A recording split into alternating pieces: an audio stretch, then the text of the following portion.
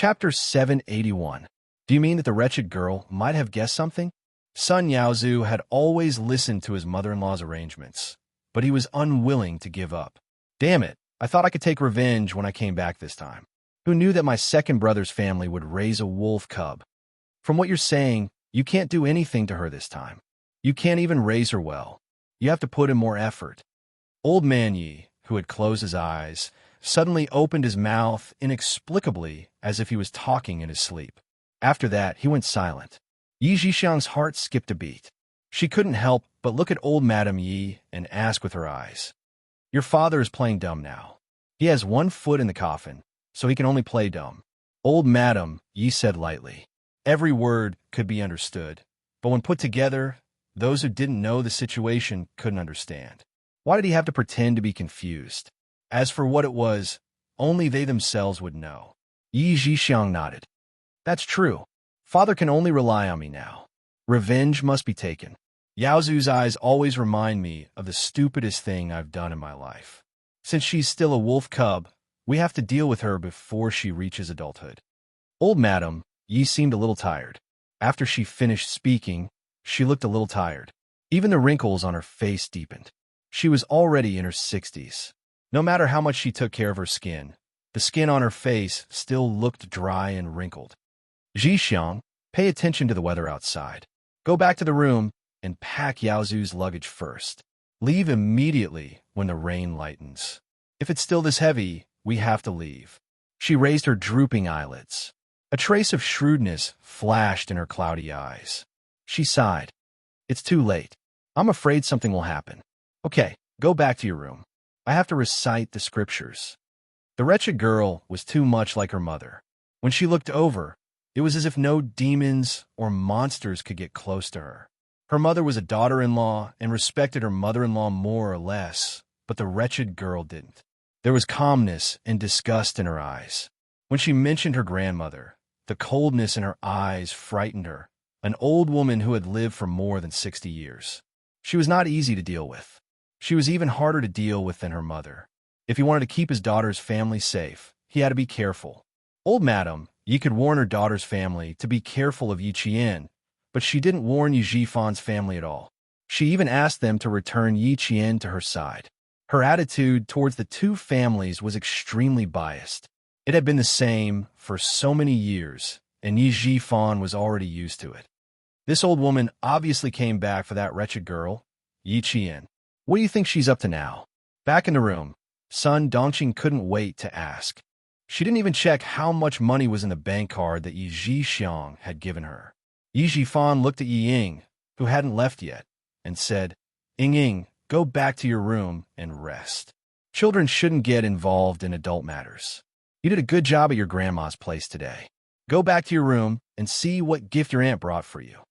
He could tell Yi Ying how to get what she wanted, but he didn't intend to tell a child everything that was too dark. If he did, it would harm the whole family. Chapter 782. When Ying heard this, she pouted unhappily. Dad, why can't I listen? I'm already so old. How am I still a child? Besides, I also want to know why Grandma doesn't like Yi Qian so much. She didn't like me in the past either. She likes you now only because your dad got promoted. Your grandma. You can't imagine how much I suffered because of her. Sun Dongqing didn't want her daughter to know about those terrible things, but she also didn't want her daughter to get close to a vicious old thing. She then added, You should respect her a little, but don't be deceived by her flowery words. Yi Zhifan didn't reprimand his wife. Instead, he nodded and said in a deep voice, Listen to what your mom says and remember it well. Go back to your room and sleep. Go to school early tomorrow to complete the transfer procedures. You still have to report to second high in the morning. She couldn't go to the provincial first high, but she could still go to second high. With Yi Zhifan's current connections, it wouldn't be difficult for him to find a school for his daughter. Yi Ying left unhappily, but when she returned to her room to open her present, she was happy again. In the future, don't mention the past in front of Ying Ying. If my mom finds out, you know what she'll do to make us suffer. When Yi Ying returned to her room, Yi Zhifan lit a cigarette and fell into deep thought. Sun Dongqing didn't disturb him. Instead, She brewed a cup of tea and placed it on the coffee table. Her expression was as gloomy as her husband's. She probably didn't come back because of Yi Qian. I'm afraid she came back because of me. I agreed to adopt Yi Qian and raise him according to her wishes because we agreed to give me the jade pendant and little sister the money. After a while, Yi Jifan finally brought up a deal from the past. It was a deal that even Sun Dongqing didn't know about. When Sun Dongqing, whose expression was gloomy, heard that there was such a thing and that it had been hidden from her for more than 10 years, she was so angry that she picked up a pillow from the sofa and threw it at her husband. Yi Jifan, you're working with that damn old woman to go against me. Stop being crazy. Sit tight. Yi Jifan threw the pillow to the ground and said angrily in a low voice, "You're so angry now. If I told you then, wouldn't the whole village know about it? It's very likely that my mother wants me to do something when she comes back, and this has something to do with my little sister. She knows that this jade pendant is in my hands, so she can use it to blackmail me." Sun Dongqing was so angry that her chest was heaving up and down. She gnashed her teeth and said, "You old bastard, as soon as she comes back, our family won't have a good life." After that, she asked, "Have you thought of anything else?" "Yes, resolve Sun Yaozu's identity as a fugitive." Sun Dongqing's shrill voice immediately came from the room. "Old thing, she's crazy. If she really dares to do that, I'll stab her to death. She wants to ruin your future. I'm not done with her. Keep your voice down. Do you think the soundproofing in the hotel is good?" Yi Jifan glared at them, and the couple's voices gradually quieted down. The rain did not stop, and the TV issued an orange rainstorm warning. 5 minutes later, Zhang Bin called Yi Qian back. "It's raining heavily. The phone lines in town must have malfunctioned. I called a few times, but I couldn't get through. Why are you looking for my dad? It feels like you don't visit without a reason." Zhang Bin stayed at his grandmother's house, so it was very convenient to contact him. He asked loudly, "Is there something urgent? I'll try again later." Chapter 783. If there was a problem with the phone line, she might not be able to get through even if she was late. After thinking of someone else, Yi Qian said, "It's nothing urgent. I just have something to ask Uncle Zhang. You don't have to contact him anymore. I'll think about it myself." After chatting for a while, she hung up. There was one more person she could look for, and that was Yang Heng. Yang Heng's father was the director of the Transportation Bureau. She wasn't sure if she could ask him. As she thought about it, her slender fingers had already dialed the number. She didn't know Yang Heng's home phone number, but she knew the class monitor Liu Xian's home phone number. She had to ask him first. After circling around, Yang Heng, who was wearing a tank top and shorts, received a call from Yi Qian. He was surprised and said directly, "You actually called me? You even know my home phone number?" Zhang Bin was also surprised, and now Yang Heng was also surprised. It seemed that she had to be more careful and keep in touch with her classmates. After Yi Qian explained the purpose of the call, Yang Heng immediately agreed. "I have to say, you've found the right person. My whole family is a police officer with all kinds of systems. I'll call you later." When Yi Qian heard this, he knew it wouldn't be difficult. After hanging up, he quietly waited for Yang Heng to call. The Public Security Bureau was still cooperative in investigating a fugitive, but it was after work hours, so the police on duty had to investigate. It took a little longer. Half an hour later, Yi Qian received a call from Yang Heng. "You can't find the name?" Yi Qian's eyes narrowed when he heard the news. The name couldn't be found. Maybe Sun Yaozu used a fake name. He pursed his lips and said, "What about the portrait? Can you find it?" When Yang Heng heard her asking so carefully, his heart couldn't help but sink. "Did you run into a wanted criminal? Did you contact me because you thought he looked familiar? What's your address? I'll get my uncle and the others to come over." No, don't be anxious." Yi Qian, who grew up in a police family, was very vigilant. He didn't want to alert the enemy, so he quickly said, "I didn't run into him. I'm just a little suspicious. Since you can't find the name, I'll show you the portrait tomorrow.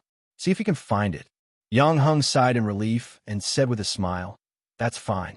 You are also very good at drawing, just like the photo. If there is really such a person, my uncle will be able to find out." "You mean after I finish drawing, you can help me hand it over to the Public Security Bureau for investigation?" Yi Qian really didn't expect to take Sun Yaozu's portrait directly to the Public Security Bureau. He was afraid that if it wasn't Sun Yaozu's portrait, the Public Security Bureau would punish him severely. If you draw a portrait of whoever you suspect is a fugitive, then everyone will learn from you. The entire public security system will be investigating who is a criminal every day. It was not even 9 o'clock in the evening, and the television was playing Romance of the Three Kingdoms.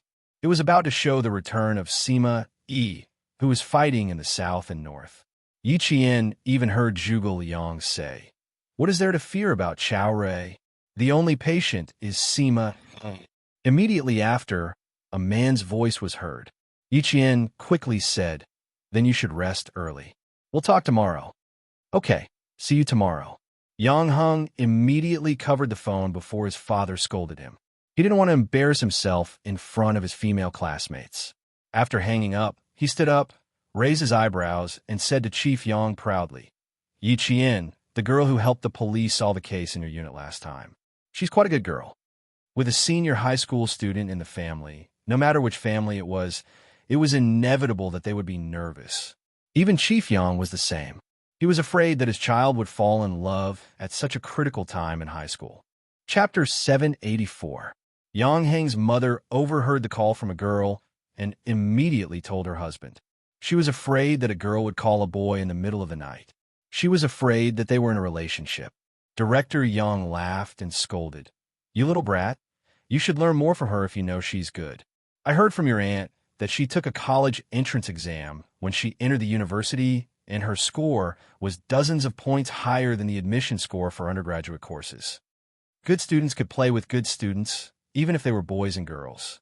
As a parent, he was assured, "That's so good. Hung Hung, isn't it your birthday next week? Your dad and I thought that you're an 18-year-old adult and wanted to celebrate. How about it? Let's have a birthday party at your grandma's house. We'll invite our friends and family and your classmates." Yang Heng's mother was relieved when she heard that the girl who called was so good. She even encouraged her son to invite the girl home. Yang Heng also felt that it was a good idea. He shook his shoulders and walked to his room. "This arrangement is good. I'll tell her tomorrow. Also, Mom, don't answer my calls secretly. If I really had a relationship, I would have been in one a long time ago." Director Yang's house was a unit of the Transportation Bureau. It had an area of about 120 square meters, with 3 rooms and 2 living rooms. It was enough for a family of 3 to live in. Yang Heng, who was walking to his bedroom, turned around and smiled at Mrs. Yang, who looked a little embarrassed. He revealed his neat and white teeth and said, "Your son, I am the most popular person in school. Since I entered school, I have received at least 50 love letters, if not 100. Therefore, if I really have a girl I like, I would have already fallen in love. You little brat, go back to your room and sleep. Don't talk nonsense with your mom all day long." In the North, it was called talking nonsense. In the South, it was called talking nonsense. Director Yang was a Southerner, so he scolded jokingly. After Yang Heng returned to his room, he whispered to his wife, "Our son has grown up. There are some things that he doesn't want us to know. Don't always eavesdrop on his calls." Last time, the colleagues patrolling the street said that they saw our son enter the internet cafe and fight. But he never told us when he came back. This shows that he knows what to do. As long as his grades are good and he knows what to do, you don't have to worry too much. A person's temper is flexible. The harder you suppress it, the stronger it will rebound. If you don't care about it and only remind him appropriately, you'll be able to reduce the pressure on your son and achieve twice the result with half the effort. Family education was also divided into high and low levels. For example, Director Yang's way of educating his son made Yang Heng know what to do no matter how much he mingled outside. For example, Luo Rant's education was piled up with money. He only focused on whether money could solve problems, but he never considered whether Luo Ran himself needed education. Another type was so strict that at home, the parents were the sky, and the children could only listen to them. If they didn't listen, they would be beaten or scolded. After a long time, the children would be pressed into a tight spring, and once the rebound situation became serious, no matter what kind of parental love it was, Yi Qian would never get it. After hanging up the phone, She sat in the lounge chair and remained motionless in the same position for at least half an hour. When Yi Qian sensed that the storm outside the window had lessened, he stood up and walked to the window to take a look. Then he looked at the time. If the flight had not been delayed, Xia Jinyuan would have already boarded the plane. When they were on an emergency mission, they would only take the shortest time and the best route. Chapter 785. The rain was getting lighter, and the water level of the river had just reached the warning line. Old Madam Yi came out after chanting the Buddhist scriptures and saw that the rain was getting lighter, so she called Yi Zhixiang. The rain is getting lighter. Let Yaozu go first. Tomorrow, I will discuss with your second brother how to solve the problem of Yaozu's identity. Old Madam Yi did not know if Yi Qian would really investigate, but when she thought of his clear and sharp eyes, she could not help but think about it. Regardless of whether he would really investigate, it was better to be cautious and prepare for a rainy day. Sun Yaozu did not have much resistance to leaving first, but he was not satisfied that he did not teach Yi Qian a lesson when he came back. He took his passport and said before he left, "Honey, since you're going to stay for a few more days, please be careful. Once I return to the southern province, I will be in trouble." He did not go through the customs to go to Hong Kong, but he had a special method. As long as he left the southern province, everything would be fine. "Okay, since when did my mother and I make you worry? It's good to go to Hong Kong. Let's see if the gangster there has settled your Hong Kong identity. You can pay as much as you want." Yi Zhixiang was not afraid of Sun Yaozu fooling around, but she was afraid that he would forget about business. Although she and old Madam Yi handled the family business, Sun Yaozu handled many of the underground businesses, which are the most profitable ones. If something happened to him, the whole family would be finished. "Manager, the guest in room 809 has left." The hotel staff on the 8th floor reported the situation to the hotel manager. Not long after, in Ho Zi's room, the TV that was playing a movie cut to the video of the hotel elevator. A short man, who was at most 1.7 meters tall, with short limbs, was seen entering the elevator with his luggage. Ho Zi did not switch the video back to the TV until the man left the hotel. There were too many people in the underworld, and he did not know every single one of them. These were not important. What was important was that they knew him. After watching the TV for a while, he looked at the time. It was already 10 o'clock at night, but the person he was waiting for had not arrived. Guan Lai frowned and showed a trace of annoyance. Then, Ho Zi ordered, "Go and find out which underworld this family is from, and give me their information." He didn't know why Yi Wei was angry, but he had to coax her. She didn't care about gold, silver, and jewelry, and she didn't lack luxury brands. He could only find another way. Family Xia, the girl that old Six had taken a fancy to, was in trouble, and the trouble came from her family. It would be better to buy a favor from the girl that he admired, and then hand over the information he found to Yi Wei as a reward. Once Ho Zi made up her mind, she began to investigate Sun Yaozu. However, she did not expect that Xia Yi Wei's current attitude was not something that could be easily coaxed. Yi Qian did not know that Sun Yaozu had already left. She woke up punctually at 5:30 a.m. the next day and started her morning exercise. The garden design of the 5-star hotel was very good. There was even a large open-air swimming pool at the back.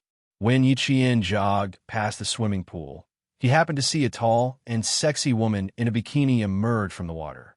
As the water splashed, the woman raised her head and let her long hair swing behind her back. That action, it was so sexy that she could not help but stare at it. She even stopped jogging. The woman who had just stood up and was about to get out of the pool had her hands on the metal handrail when a pair of slender hands reached over. Someone chuckled and said to the beautiful woman who just came out of the bath, "Seeing a beauty coming out of the bath early in the morning. My luck is not bad." Chapter 786. Yi Qian quickly averted her gaze, not because the man was only wearing a pair of shorts, but because the man who spoke was Ho Zi, a handsome man paired with a beautiful woman. It was a beautiful scene. "What did you arrive last night? Why didn't you call me? Not only did you not call me, you even told the front desk not to tell me." Ho Zi draped a white towel over Xia Yi Wei's shoulders like a gentleman. His gaze landed on her cleavage that extended into her swimwear, and he narrowed his eyes slightly. Do you want to go to my room to change?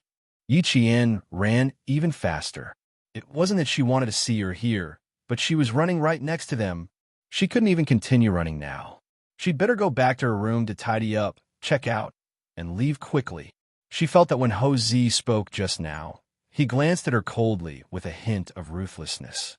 After yesterday's heavy rain, the sky looked as if it had been washed by water today. Yi Qian took a few deep breaths of fresh rainwater and stealthily avoided the men in black who were looking for her. When she realized that they were looking for her, Yi Qian knew that she couldn't avoid them anymore. She was mesmerized by the beautiful woman's figure just now and didn't see Ho Zi coming over. Now, she was being targeted by this gangster. Instead of waiting for them to find her, she might as well stand up herself. Otherwise, when Ho Zi found out it was her, he would suspect that she purposely appeared in the garden to get close to him. She stopped avoiding the men who were looking for her and smiled. I was nearby just now. I can go with you guys to explain to Brother Z. After National Day, there was another heavy rain. Yesterday morning, she could still wear short sleeves, but today she could wear long sleeves. If she was afraid of the cold, she could even cover herself with a thin jacket. The water in the pool wasn't warm, but fresh water that was changed this morning. Against the sky-blue tiles of the pool, the water in the pool looked clear and clean. Xia Yiwei was used to swimming in the morning. As long as she had the time, she would swim half an hour earlier than usual. She had specifically instructed the front desk when she came over last night, but she did not expect to meet the man who had been entangled with her for 17 years in the morning. She did not accept his invitation and said faintly, "No, I still need to swim for a while. Bosso is very busy. If there's nothing else, please leave as soon as possible." The cold feeling came again. This time, there was no need to guess. He could hear it just by listening. What's wrong? What's not going well at work? Let's hear it and see if I can share a burden. Last night, I heard someone on the phone saying that the water level in the river is rising very fast and they need to organize a retreat. Did the work last night not go well? Ho Zi didn't realize that Xia Yiwei was starting to distance herself from her. She smiled and coaxed her. At the same time, she reached out to pull the beauty into her arms so that they could sit together in the pool umbrella chair. Xia Yiwei wasn't a soft person. She slapped his hand away and said with a faint smile, "Boss Ho, I'm tired. Please let me go." Ho Zi's expression changed when she heard the double entendre. Third master. The bodyguard who had been standing by the side saw that the person below had something to report, so he reminded him softly, "I've brought her over." Ho Zi, who was staring at Xia Yiwei, was in a very gloomy mood. When he heard this, he narrowed his slender phoenix eyes and a trace of malice flashed through them. Who's sneaking around here? Chapter 787. Don't take it out on others. All right, I'll go upstairs. You deal with your own business. Having known him for 17 years, Xia Yiwei could tell why the man beside her was angry. Without hesitation, she pried his hand away, wrapped the towel tightly around her, and left without looking back. When Yi Qian came over, he saw the expressionless beauty who had just come out of the water walking towards him. He suddenly felt a sense of familiarity. The beauty was extremely beautiful and even had a hint of aggression. However, Yi Qian saw a resemblance to Xia Jinyuan in her beautiful facial features. Her eyes and expression were the most similar. They had the same cold gaze and the same arrogant expression. It was the kind of arrogance that came with being born into a good family. It wasn't annoying, but one could tell at a glance that she had a noble temperament and family background. Xia Yiwei also saw Yi Qian walking towards her. She raised her eyebrows with a faint smile. Wasn't this the girl that old Six had taken a fancy to? She was much prettier in person than in the photos. No wonder even a man like Ho Zi, who had high standards, said that she was not bad and was good-looking. What was rare was the tenacity in her eyes. It was unforgettable. So, it's a little girl jogging nearby. I thought it was some lecher who came to the swimming pool early in the morning to look for a romantic encounter. Not bad, little girl. You're already consciously exercising at such a young age. Xia Yiwei stopped and looked at the girl who was looking at her with a smile in her eyes. If I had known, I would have gone for a morning jog with you. Sorry, I didn't notice that there was a swimming pool here when I was jogging. Sorry to disturb you. He had used a Ms. Xia's VIP card to book a room. Now that there was a lady who looked a little like Xia Jinyuan in front of him, he guessed that she was the Ms. Xia who had the VIP card. Yi Qian had even met Commander-in-Chief Xia before. Facing this lady who was related to Xia Jinyuan, Yi Qian didn't feel nervous at all. He spoke calmly, but there was a hint of lightness in his tone. This lightness made Xia Yiwei raise her eyebrows again. She said with interest, "Why do I feel like you know something?" "Know what?" Hosey walked over with an unhappy expression. Even her voice was a little heavy. When she looked at Yi Qian, there was a hint of a smile in her eyes. "Were you the one running just now? Could it be that you didn't sleep well last night?" So it was this little girl. It seemed that he was overthinking things. Yi Qian looked at the intimate couple standing side by side. He pursed his lips and said embarrassedly, "I'm sorry, Brother Z. I was jogging nearby and didn't mean to interrupt your swim with Miss Xia." It seems like he really knows something and not just seems to know something. Xia Yiwei smiled brightly and extended her hand towards Yi Qian. She introduced herself. "I am Xia Yiwei, Xia Jinyuan's cousin, and also his closest cousin. You can call me Sister Wei like him. Don't call me Ms. Wei. It sounds a little awkward." Hosey took the opportunity to put her arm around the shoulders of the woman next to her and said to Yi Qian, "Last night, someone asked for your room information at the front desk. The lobby manager called me, and your Sister Wei also informed me. It was your Sister Wei who insisted that I come to the hotel. She even said that this little girl was the one that their sixth brother had taken a fancy to. If I didn't go, your Sister Wei said that she would wait for her to deal with me. Their relationship was a little stiff just now, but now, in front of Yi Qian, her tone was sweet and there was no sense of distance between them." Chapter 788. Xia Yiwei's beautiful eyes glanced at the man who was trying to claim credit in front of her. The coldness in her eyes made Ho Zi's heart sink slightly. It was as if something was being separated between the two of them, making his heart flustered. After 17 years of interaction, even their quarrels were well hidden.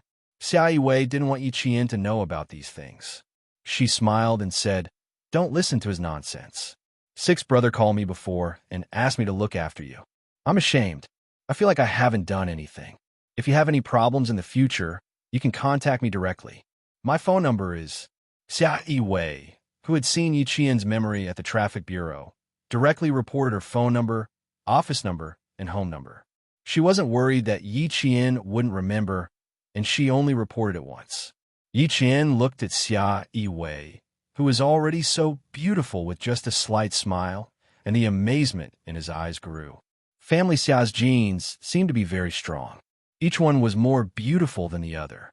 Hosey's eyes flashed with a hint of haze as he teased, "You're not sincere as an elder sister. You only reported your phone number once out of 3, and you didn't even write it down for the little girl. How is she supposed to contact you?" After that, he asked his subordinate to bring a pen and paper over. "It's fine if you can't remember, but why do you think Yi Qian can't remember? I heard from Sixth Brother that her brain's memory is so strong that she can clearly remember where she was, who she met, what she said, what she was doing at that time, and what she said in the past few months." After Xia Yiwei finished speaking, even Ho Zi, who had seen many storms in his life, was shocked. This wasn't an ordinary ability. How amazing must she be? How strong must her memory be? That amazing? That's incredible. If Sixth Brother of Family Xia dares to do something bad in the future, I'll find out everything he did. I can already see that he's living very carefully in the future. Although she said that she was teasing Yi Qian, she was actually looking at Xia Yiwei. Sometimes it's really scary when women dig up old scores. I hope Family Xia doesn't give his woman so many old scores to dig up. What she said. Yi Qian wanted to cover his ears. Ever since Commander-in-Chief Xia came, she realized that she kept hearing things that she shouldn't hear. She couldn't leave even if she wanted to, but she could still hear things even if she covered her ears. It was all personal matters. Xia Yiwei's expression didn't change. She smiled coldly at Ho Zi, then turned to Yi Qian and said, "Old people sometimes like to recall their past mistakes. Don't take it to heart. You still have class today, right? It's already 6:30. Go back to your room and pack up. I'll send you to school." She wanted to get rid of Ho Zi. As she spoke, she gave Yi Qian a look. At the same time, she rolled her eyes slightly and elegantly. Yi Qian quickly nodded and naturally said politely, "Thank you, Sister Wei. I was just thinking if I should take a taxi to school. I didn't expect it to be resolved so quickly." The woman beside her was determined not to talk to her. Hosey suppressed her anger and maintained the demeanor of a mature man. She sighed and said, "Aren't you afraid of scaring your brother's sweetheart? Don't scare her. She's still young and can't be scared." When she looked at Yi Jian again, she seemed to say meaningfully, "Your sister Wei has been unhappy at work these days. If she complains later, for the sake of Yuan, don't make a fuss about it with your sister Wei." Chapter 789. The two of them were exchanging puns. Fortunately, Yi Jian was smart enough to notice the difference. If it was someone else, they probably wouldn't have understood a single word.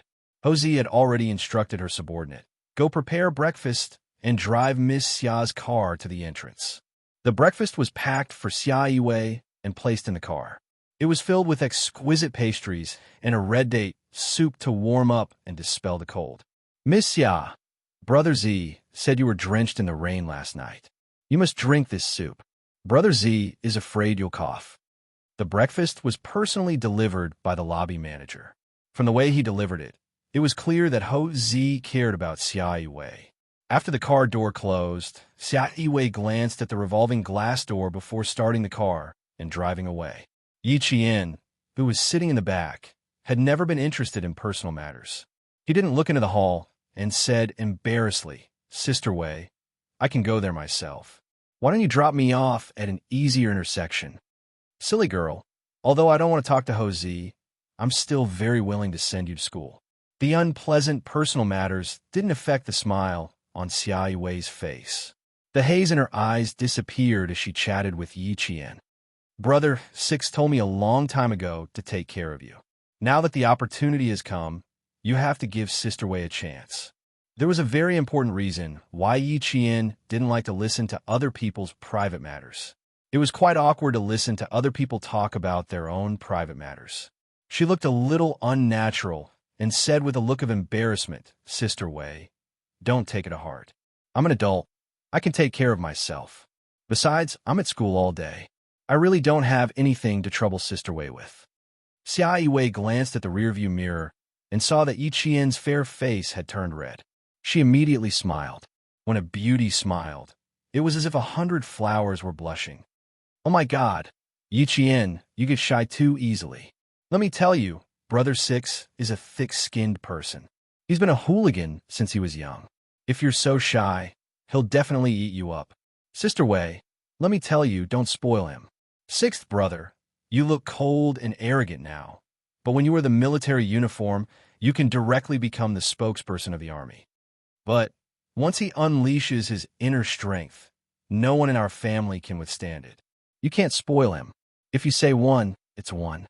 If you say two, it's two. If you say one, it's two. He has to listen to you." Yi Qian was speechless. First, there was Commander-in-Chief Xia, who taught her how to subdue Xia Jinyuan. Then, there was her cousin who taught her how to tame Xia Jinyuan. She was really a little curious. Just how much of a fool had he been in the past to give his family such a headache? Sixth brother is disobedient. Even now, old Madam says that she has never seen a child as shameless as him. He's so disobedient, but no one can blame him for the things he does. Although Xia Yiwei and Xia Jinyuan were cousins, she had always been studying in the capital. She even completed her university studies in the capital. Thus, she became Xia Jinyuan's cousin who had spent the most time with him. Naturally, they became the closest cousins. When she mentioned her younger brother, she had a look of disdain on her face. However, her expression was extremely proud. There were many things that Commander-in-Chief Xia didn't know, but Xia Yiwei definitely knew. For example, Xia Yiwei and Ho Zi's secret relationship lasted for 17 years. No one in the family Xia knew about it, but Xia Jinyuan was the first to know. He was also the only one in the family Xia who knew about it.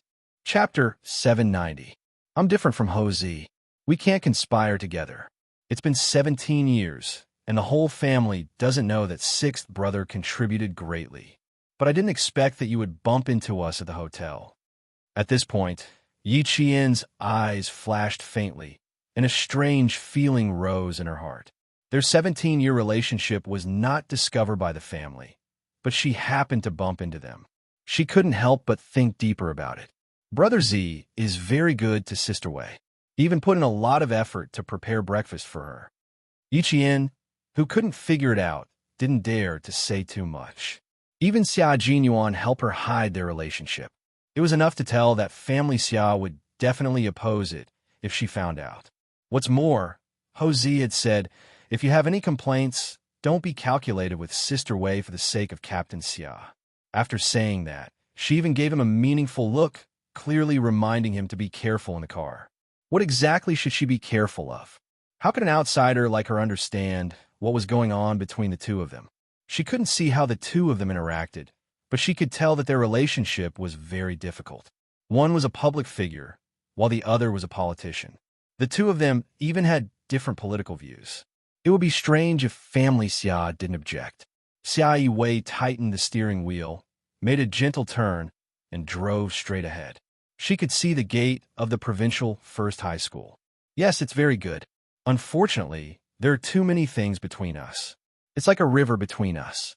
We can only shake hands across the river, but we can't get close. You're different from sixth brother. Although you're young now, sixth brother is young too. You're only 6 years apart. When you come out, sixth brother can give you some advice. I'm very optimistic about your relationship, and I look forward to seeing you at home one day. Forget it. The young lady had probably guessed that she wanted to take one last gamble. She wanted to gamble that the young lady would inadvertently mention her relationship with Ho Zi in front of her uncle. In the end, the relationship that had been hidden for 17 years would be exposed. It was a ridiculous gamble. There was no hope at all. It was ridiculous that she wanted to try it on a young lady. At 7:30 in the morning, there were already countless students entering the school gates. Yi Jian waved her hand and sent Xia Yiwei off. Then, she carried a paper bag with camouflage uniforms and raincoats into the school gates. Good morning, Yi Qian. Good morning, Yi Qian. Morning, Yi Jian. You didn't even get tanned after a few days of military training. I've become black-skinned. Yesterday, when I entered the house, my mother said, "Where did this child mine worker come from?" I felt like the sky. Yi Qian, Yi Qian Qian's, Yi Qian Qian. Qian, Qian, Qian Qian, Qian Qian, Qian, Qian Qian, Qian, Qian, Qian, Qian, Qian Qian. Amidst the greetings, Yi Qian revealed a bright smile that only a student could have. It was like a blooming flower that exuded pure beauty. Due to the heavy rain yesterday, the students who didn't board at home didn't come to school. Now that it was almost time for the morning self-study session, more students came in. Yi Qian was quite lucky. He just missed the peak period. He returned to the dormitory and put his clothes away. Then he immediately picked up his textbooks and went to the classroom. Year 2 Class 1 had always been good at self-learning. When Yi Qian entered the classroom, all the students had their heads lowered. They were either working on a project or memorizing it silently. Year 2 was here, and the college entrance examination was not far away. It was time to study hard and prepare for the college entrance examination. Chapter 791. As soon as she sat down, Jiao Hai walked over with a test paper in his hand. Yi Qian, let me take a look at this. I couldn't figure it out last night. Yi Qian could already foresee that this question would be extremely difficult. Even the top student in the first grade was stumped by it. Sitting in the classroom, Yi Qian stopped thinking about the outside world. Instead, she and Jiao Hai worked on the problem. They had never learned it before, but both of them had learned it on their own. Yi Qian was very familiar with the formula. After adding in 2 formulas, she overturned the rest of Jiao Hai's calculations. This formula is quite unfamiliar. I don't think I've seen it before. Jiao Hai saw her moving her pen quickly and adding in a formula that he had never seen before. He couldn't help but ask, "Where did you see it?" Yi Qian's mind was very rigorous. At the same time, she had been trained by Principal Chun to be able to multitask even if there was a disturbance in the outside world. She smiled and said, "Advanced mathematics is actually matrices." Matrices were mentioned in high school mathematics, but they could be classified as university geometry. Furthermore, their mathematics teacher hadn't taught them yet, so Jiaohai didn't touch on them. This made Jiaohai realize once again the gap between himself and Yi Qian. After she finished explaining to him, he smiled and sighed. Studying is indeed a talent. I study late every night, but compared to you, I'm still a far cry. Yi Qian didn't study in the classroom at night. According to her roommates, Yi Qian also didn't read much in the dormitory. However, she read very quickly. They often saw her borrowing books from the library and returning them. They didn't know whether she was reading seriously or not. It felt like she was, but it also felt like she wasn't. You're not worse than me. It's just that I'm involved in a wide range of subjects. That's why you feel that way. Yi Qian didn't know that she was constantly comparing herself with her classmates. She wanted to know that sometimes comparisons could hurt. She would help any of her classmates, but she didn't want them to think that she was worse than her. As they were talking, Lu Xian rushed into the classroom. When he saw Yi Qian, he ran over and said, Ying is in the process of transferring schools. I saw her in Teacher Tong's office. Ying is so arrogant. She even said, since Teacher Tong doesn't like her, then she can only transfer to a school that can tolerate her. If I didn't hear her say that with my own ears, I wouldn't believe that Ying would say something like that. After the military training incident, the entire class's impression of Ying could not be any worse. Now, if the class were to vote for who they hated the most, it would definitely be Ying. Yi Qian closed the papers and handed them to Jiaohai. He looked up and smiled faintly. Since she doesn't think it's her fault, she'll naturally think it's someone else's fault. For a person who doesn't like to admit her mistakes, anything she says is normal. Then, there's nothing to be surprised about. It was Yi Ying's style to be able to say such words. Even if she left, she would leave in a way that would upset the people who stayed behind. What you said makes a lot of sense. Lu Xian scratched his head. When he looked up, he saw that more than 10 students who were originally sitting in their seats had gathered around him. He chuckled and said, I came over to tell you that Ying has transferred schools. In the future, our class will have one less pretty girl. It's quite a pity. Boys were not used to speaking ill of girls. Lu Xian didn't like Ying either, but he wasn't used to speaking ill of her. Chapter 792. So what if she's pretty? No matter how pretty she is, what she does isn't pretty at all. A girl curled her lips in disdain and rolled her eyes. It's a good thing she transferred away. If she didn't, the whole class would be in a mess. The 3 dormitories of the science class 1 were full. There were only 6 girls in each dormitory, so there was a total of 18 girls. None of them had a good relationship with Ying. No one was reluctant to see her leave. I really couldn't tell that she was this kind of person. She even dared to talk back to the teacher. It's fine if she left. The things she does really make people feel uncomfortable. She likes to wrongly accuse people. I went home yesterday and told my mom. The students who were gathered around gradually dispersed. They spoke softly, as if they had sent away a troublesome person. Not only did the students feel relieved, even the teacher felt relieved. It's good to go to another school. A new environment is a new starting point. I wish you good results in your new school. In the face of the silent student, Teacher Tong just smiled. You are a smart student. I believe that everything will get better. Not every student was incorrigible. Yi Ying's performance in the first semester of high school was indeed excellent. Hopefully, without Yi Qian's influence, she could return to her good performance in the first year of high school. Sun Dongqing, who had accompanied her daughter here, pulled a smile on her round face. She said coldly, a teacher is a teacher. You can say high-sounding words as soon as you open your mouth. My daughter will naturally get better. How could she not get better without a biased teacher like you?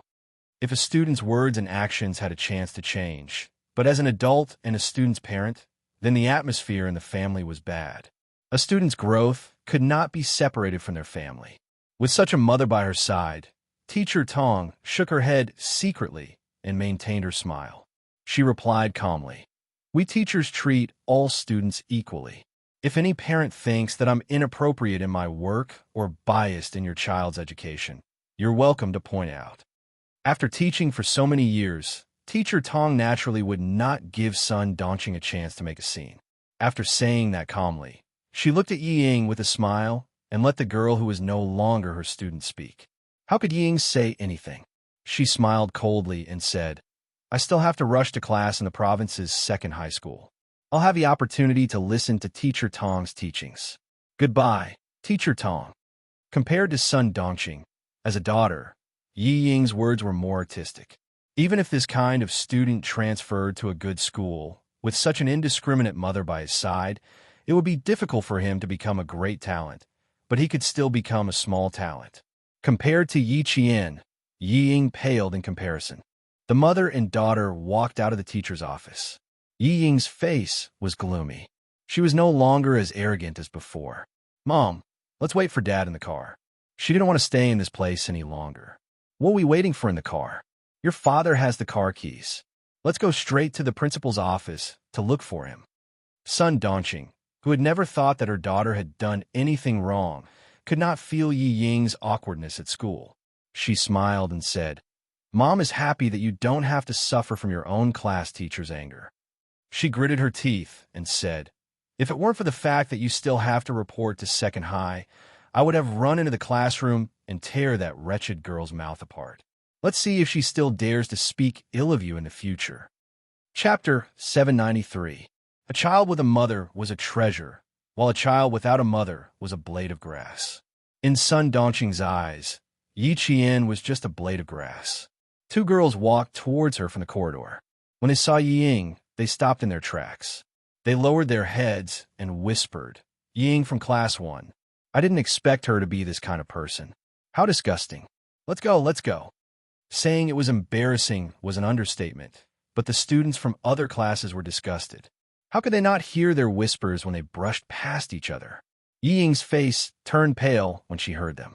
She was so frustrated that she wanted to disappear. Mom, let's go. She pushed Sun Dongqing, who still wanted to ask where the principal's office was. Yi Ying, who was so frustrated that she was about to cry, was so angry that she wanted to rush into the classroom to settle the score with Yi Qian. But she didn't have the guts. The 2 lessons from the military training made her realize that Yi Qian wasn't someone she could touch. She wanted to, but she was powerless. But she wasn't in a hurry. Grandma and her aunt's family were also waiting to deal with Yi Qian. Then, she wasn't in a hurry. There's no hurry. I have to endure. If I make another mistake, even Dad won't forgive me. Endure for a while and calm down. Take it slow. Take it slow. There's still a long way to go. Yi Ying lowered her head and stared at her toes.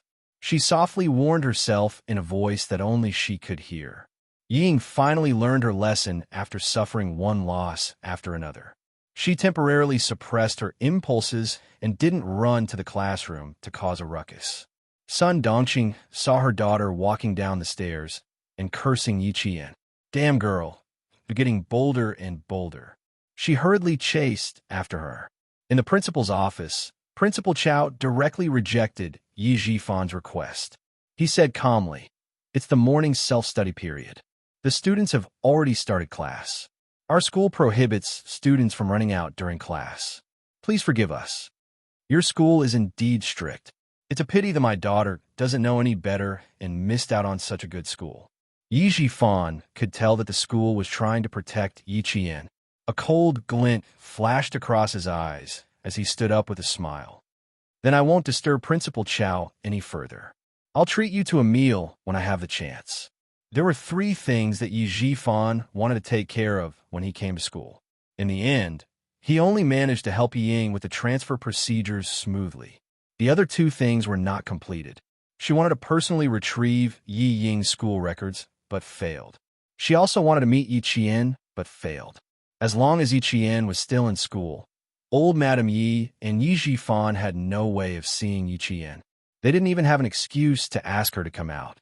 Principal Chow politely walked him to the office door. Mr. Yi, you're too polite. You're doing this for the children, but our school is doing this for the students. Since the students can no longer study well in school, we can only ask the parents to worry about them. We will pay more attention to the child's growth. Principal Chow, please stay. I won't disturb you any further. They were both polite and courteous. Yi Jifan left the office with a smile on his face, maintaining the modesty of a government official. As soon as they left the school gate, Yi Jifan's face darkened. He left with the mother and daughter who were waiting for him. Ying, this is your last chance. I don't want to go to the provincial second high school just to clean up your mess. I hope to hear good news about you in school. This is my last and only request for you. The family of 3 left in a hurry. They didn't notice a second-year girl hiding behind a camphor tree. It was only when they left the school gate that she came out. Chapter 794. Oh my God, I'm happy to hear such good news so early in the morning. Even if I get punished for being late, I'm still happy. And Justin giggled as she dashed back to the classroom like a gust of wind. At this time, the morning self-study session had already started 5 minutes ago.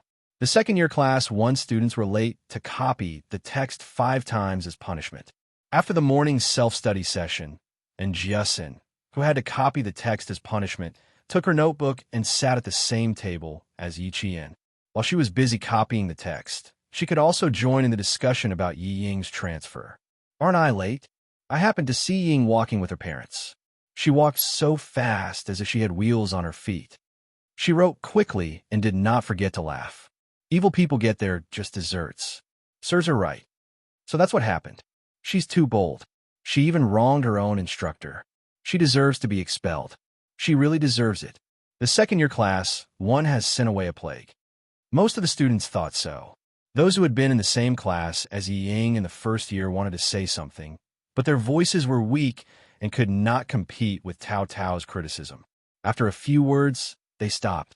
She had already left. There was nothing left to say. At this time, Ying appeared in the second-year class of the province's second high school. Because of her excellent grades, she was naturally assigned to the experimental class. After the morning self-study session, by the time the first class started, all the second-year classes knew about Yi Ying's transfer.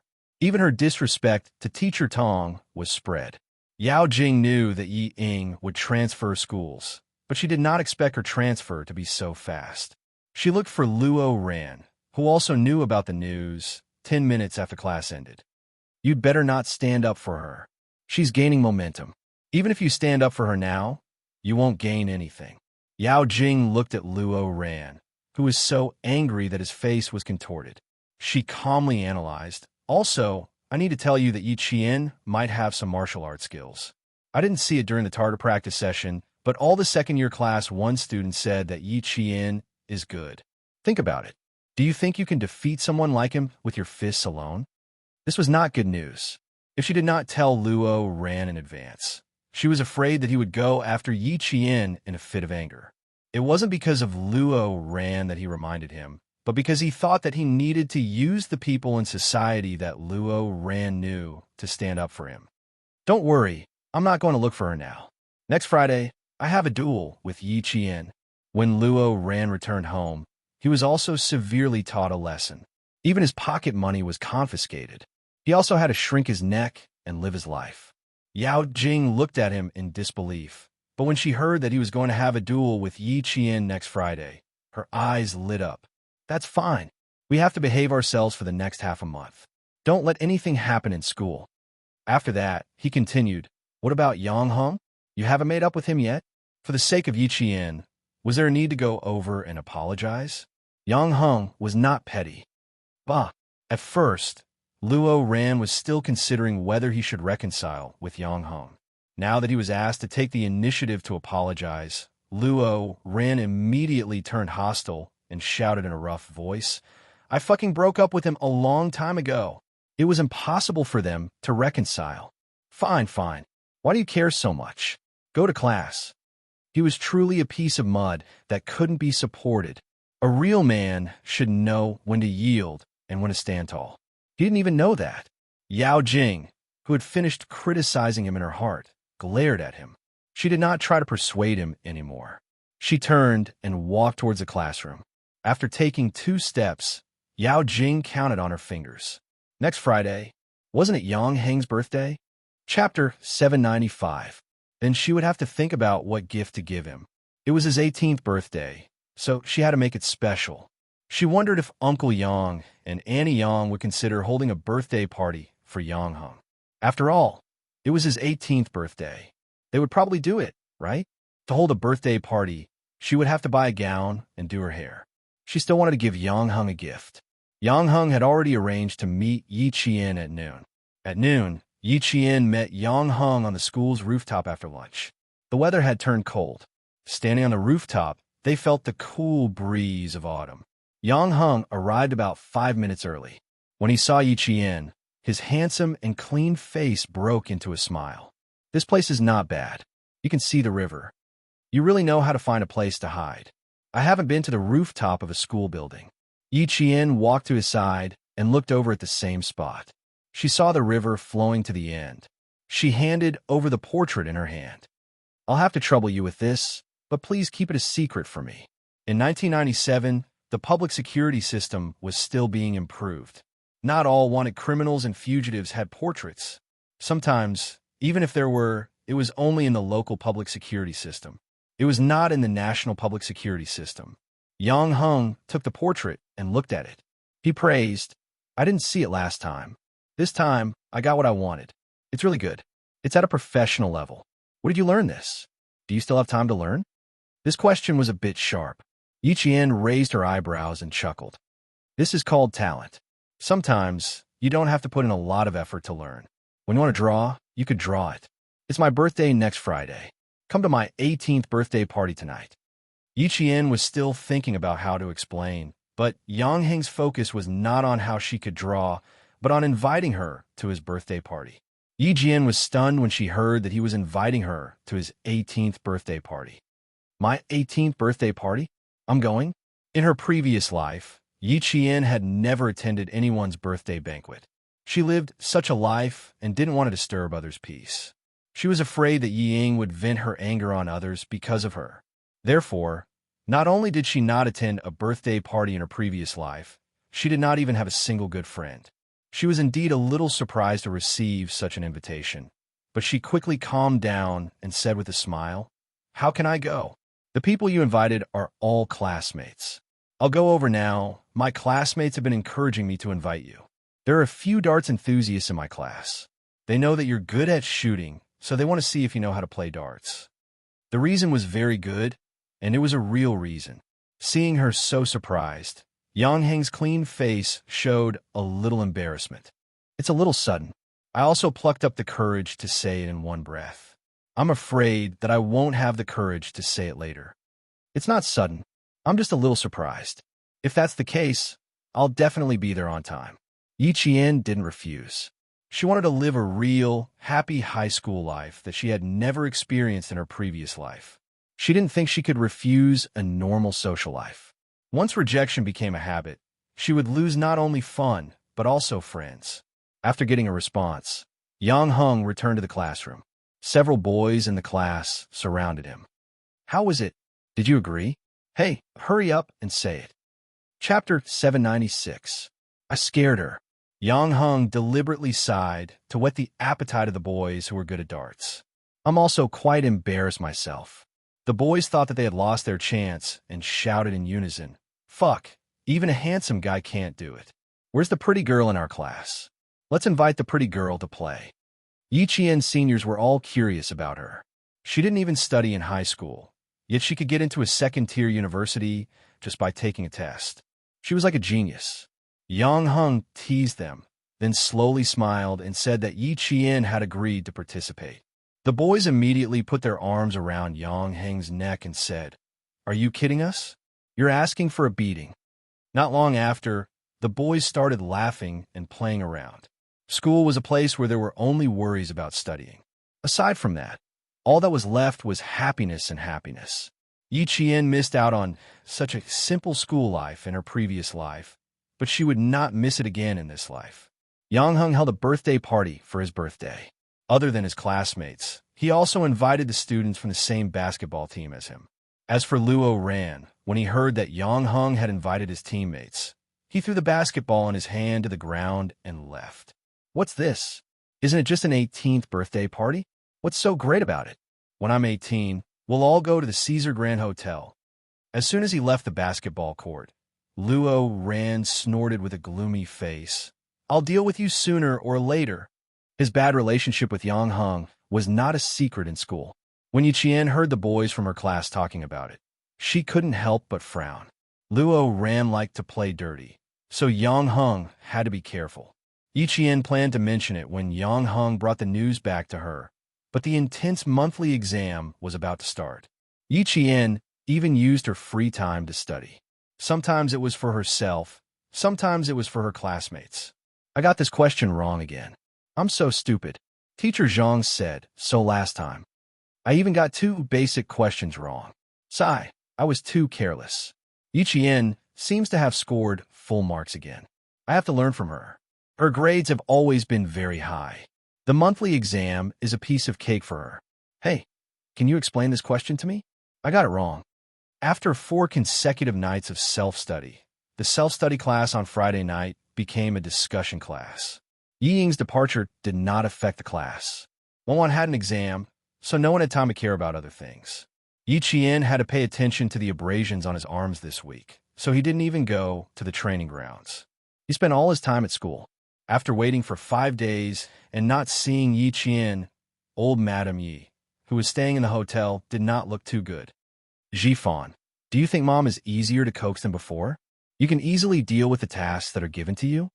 Without Sun Dongxing in the room, old Madam Ye's face lost its usual friendliness. It seems that you become a high-ranking official and have begun to play tricks in front of me. Yi Zhifan, who was sitting on the sofa in the office, smiled helplessly and said, Mom, look at what you're saying. Which task of yours did I not do well? Yi Qian is at school. I can't just barge in. Also, I took half a month off because of what you asked me to do. I want to help you relieve your worries. Tomorrow is Saturday. Let's see if she'll come out. I've got people watching at the school gate. As soon as she comes out, I'll immediately bring her to you. Yi Zhifan was telling the truth, but in old Madam Ye's ears, it sounded like a perfunctory remark. Chapter 797. You're much more eloquent than before. Although I'm happy to hear that, I'm still upset that you didn't get what you wanted. Old Madam Yi sighed as she spun the prayer beads in her hand. There was an indescribable sadness in her heart. She didn't see this girl. So be it. There was another thing to talk about. Old Madam Yi spun the prayer beads in her hand faster as she thought about it. Old Madam Yi had the habit of chanting Buddhist scriptures in the morning. She spun the prayer beads in her hand once before putting them back on her wrist. She picked up the black tea that Yi Zhixiang had brewed for her and said, Your sister's tea skills have improved. The tea leaves are of high quality. You can try it. If you like it, you can take 2 bottles back and keep it for yourself. It's not bad to give it away. Old Madam Yi had spent the most effort on her daughter's matters. She only hoped that her daughter's family would be safe and sound. As for her son, the old man had already said that he would never grow up well. Mom, you know that I don't have the habit of drinking tea. Drinking a few mouthfuls of water can also quench my thirst. Yi Zhifan had been an official for many years. He was no match for old Madam Yi in the past, but that might not be the case now. After a lukewarm rejection, Yi Zhifan looked at old Madam Ye's face darkened. He smiled faintly and said, Mom, you've been living with little sister for so many years. It's normal that you don't know my living habits. Don't blame yourself. I'm not blaming you. Old Madam Yi used to speak like this, but now Yi Zhifan was giving her a taste of her own medicine. Old Madam Ye's eyes instantly darkened. You've all grown up. You've all grown up. Now that you've grown up, you don't take me seriously. Although old Madam Ye's expression was not good, her tone did not change at all. Her voice was so old that it sounded a little bleak. For your sister's sake and your 2 nephews' sake, think of a way to use some connections to get rid of your brother-in-law's identity. You should try your best to get this done. Your brother-in-law's identity isn't very good now. It wasn't easy for our family to have you as an official. Mom hopes that our family will be safe and sound. Money is not a problem. It's fine as long as it can be solved. Just as Yi Zhifan had guessed last night, old Madam Yi had brought her daughter's family back to solve Sun Yaozu's identity as a fugitive. She wanted to use Yi Zhifan's connections to try. It would be a good thing if it succeeded, but if it didn't, it wouldn't affect anything. At most, he would let his daughter and son-in-law go abroad to avoid it. Now that he had money in his hands, it was easy to get things done. Hearing this, Yi Zhifan threw the teacup in his hand onto the coffee table and sneered, Mom, you're really considerate of Zhixiang's family. Using my future in exchange for son Yaozu's identity? Mom, are you still treating me like a fool? You're almost 40 years old. Why are you still so impatient? When did I ever want to gamble with your future?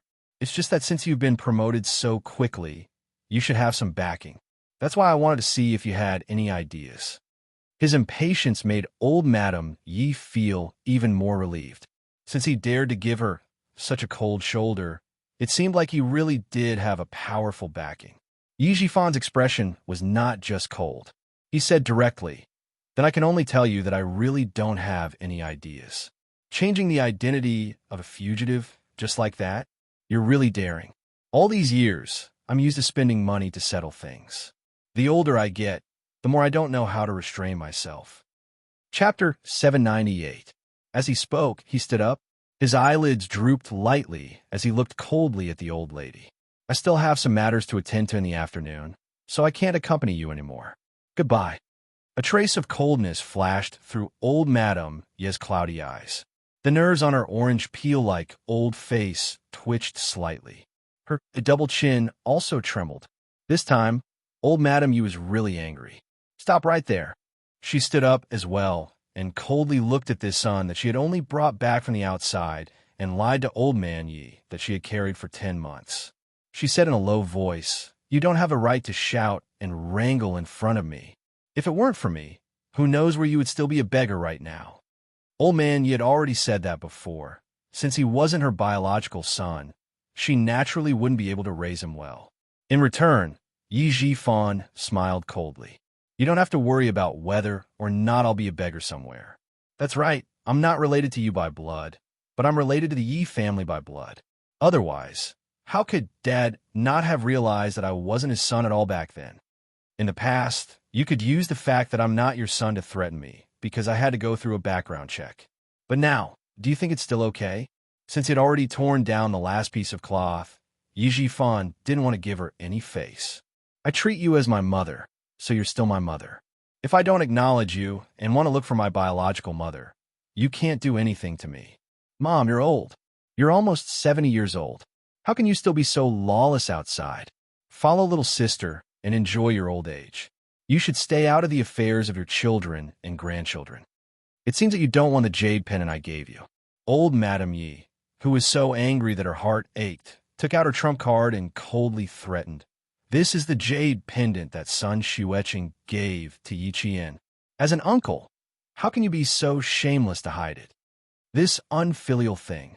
Was this how he repaid her, his mother, by raising him? She wasn't his biological mother, but she had at least fed him and raised him." Yi Jifan, who had already guessed what would happen last night, would not be threatened by her. With a faint smile, he looked at the angry old lady and slowly said, "Mom, you really don't have to worry.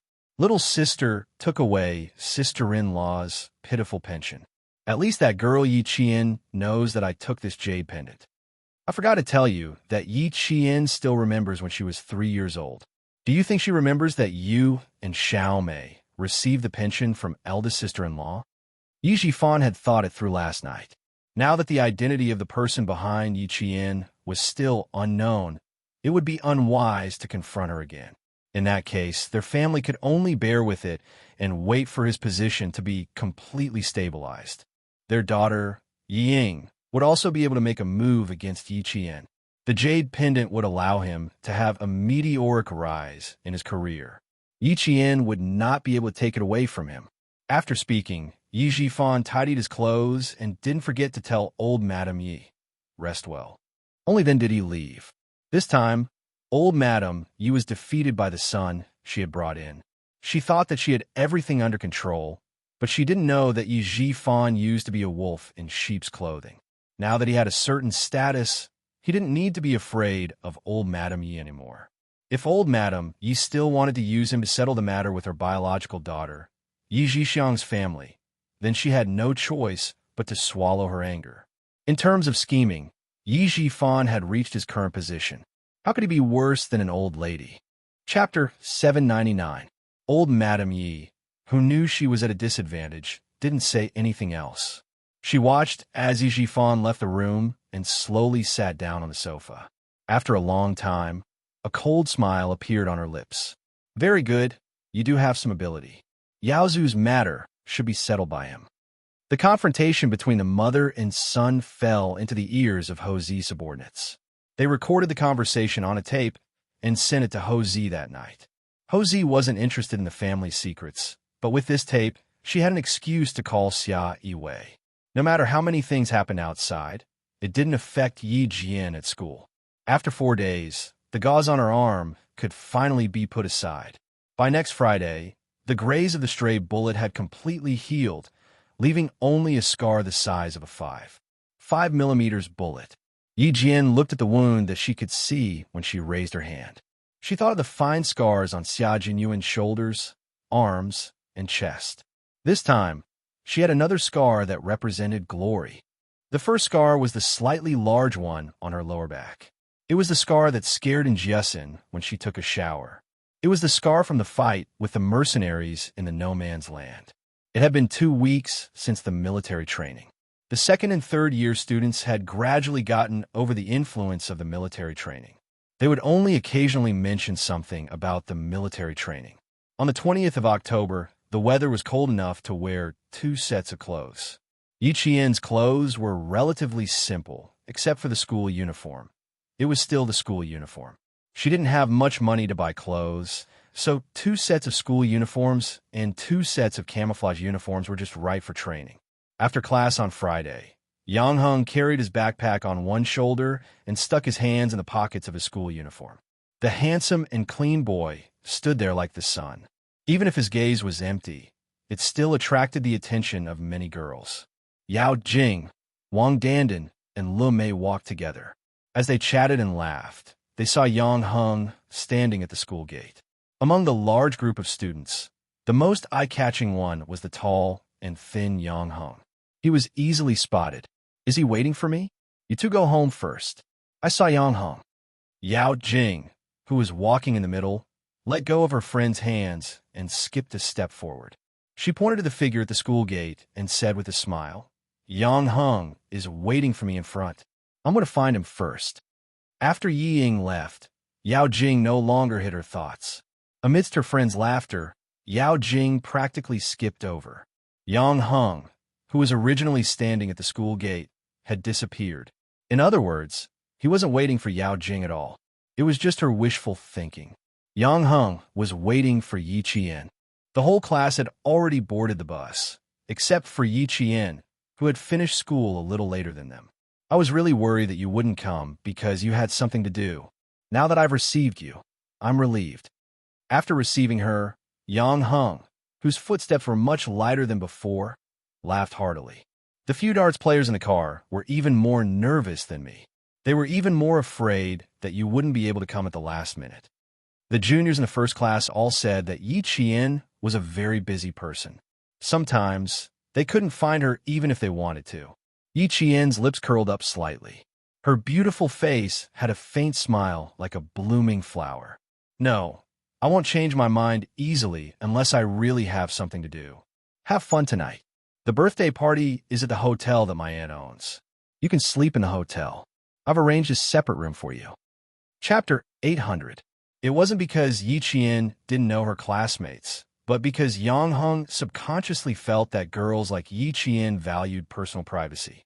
Like himself, he lived in the same dormitory. Even though they were all boys in the same class, he rejected asking about their privacy. Although Yi Qian was 1 class lower than them, in the eyes of the boys and girls, she was a mysterious shining light.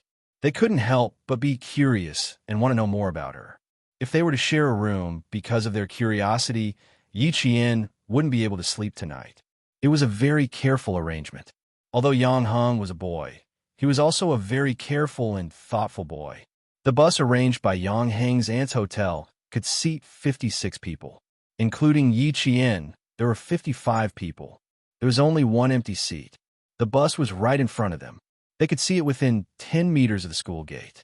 Yao Jing, who chased after them, didn't see Yang Heng but saw the bus. The name of the hotel sprayed on the bus made her smile. The 18th birthday party was indeed lively. Even Annie Song's hotel bus was here to pick up her classmates. Annie Song was Yang Heng's aunt. Yao Jing was familiar with the Yang family and Yang Heng's maternal relatives. When the seniors in the bus saw Yi Qian coming up with Yang Heng, the boys clamped their lower lips with their fingers and whistled sharply. The girls, on the other hand, laughed. Their laughter was somewhat ambiguous. Yang Heng was a popular figure in the school. He was also the Prince Charming in the hearts of the girls. Prince Charming was handsome, good at basketball, and was not a playboy. There had never been any rumors of him being particularly close to any girl in the school. Oh, except for a junior named Yao Jing from grade 12 class 6. However, he had never brought anyone to his class to play. This time, not only did he invite Yi Qian, but he also personally picked her up. TSK, TSK, TSK. No matter how one looked at it, it felt like Sima Zhao's intentions were obvious. All of you, retract your gazes, retract them. Don't scare junior sister Yi Jian. You guys want to play darts, but I had to shamelessly invite her over and scare her away. You guys are responsible for coaxing her back. In the class, Yang Heng had a good relationship with his classmates. One sentence from him was enough to make them laugh. Facing his senior brothers and sisters, Yi Qian laughed and said gracefully, "Greetings, senior brothers and sisters. I'm Yi Qian." It was very generous and wouldn't steal the limelight. It could be accepted by people who didn't like hot-tempered people, and it could also be accepted by people who liked straightforward people. It was polite and not invasive, and it was easier to get a good impression of people who weren't familiar with them.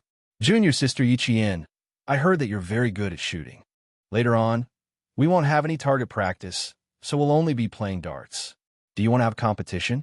The ones who shouted the loudest were the few boys who wanted to compete with Yi Qian in darts.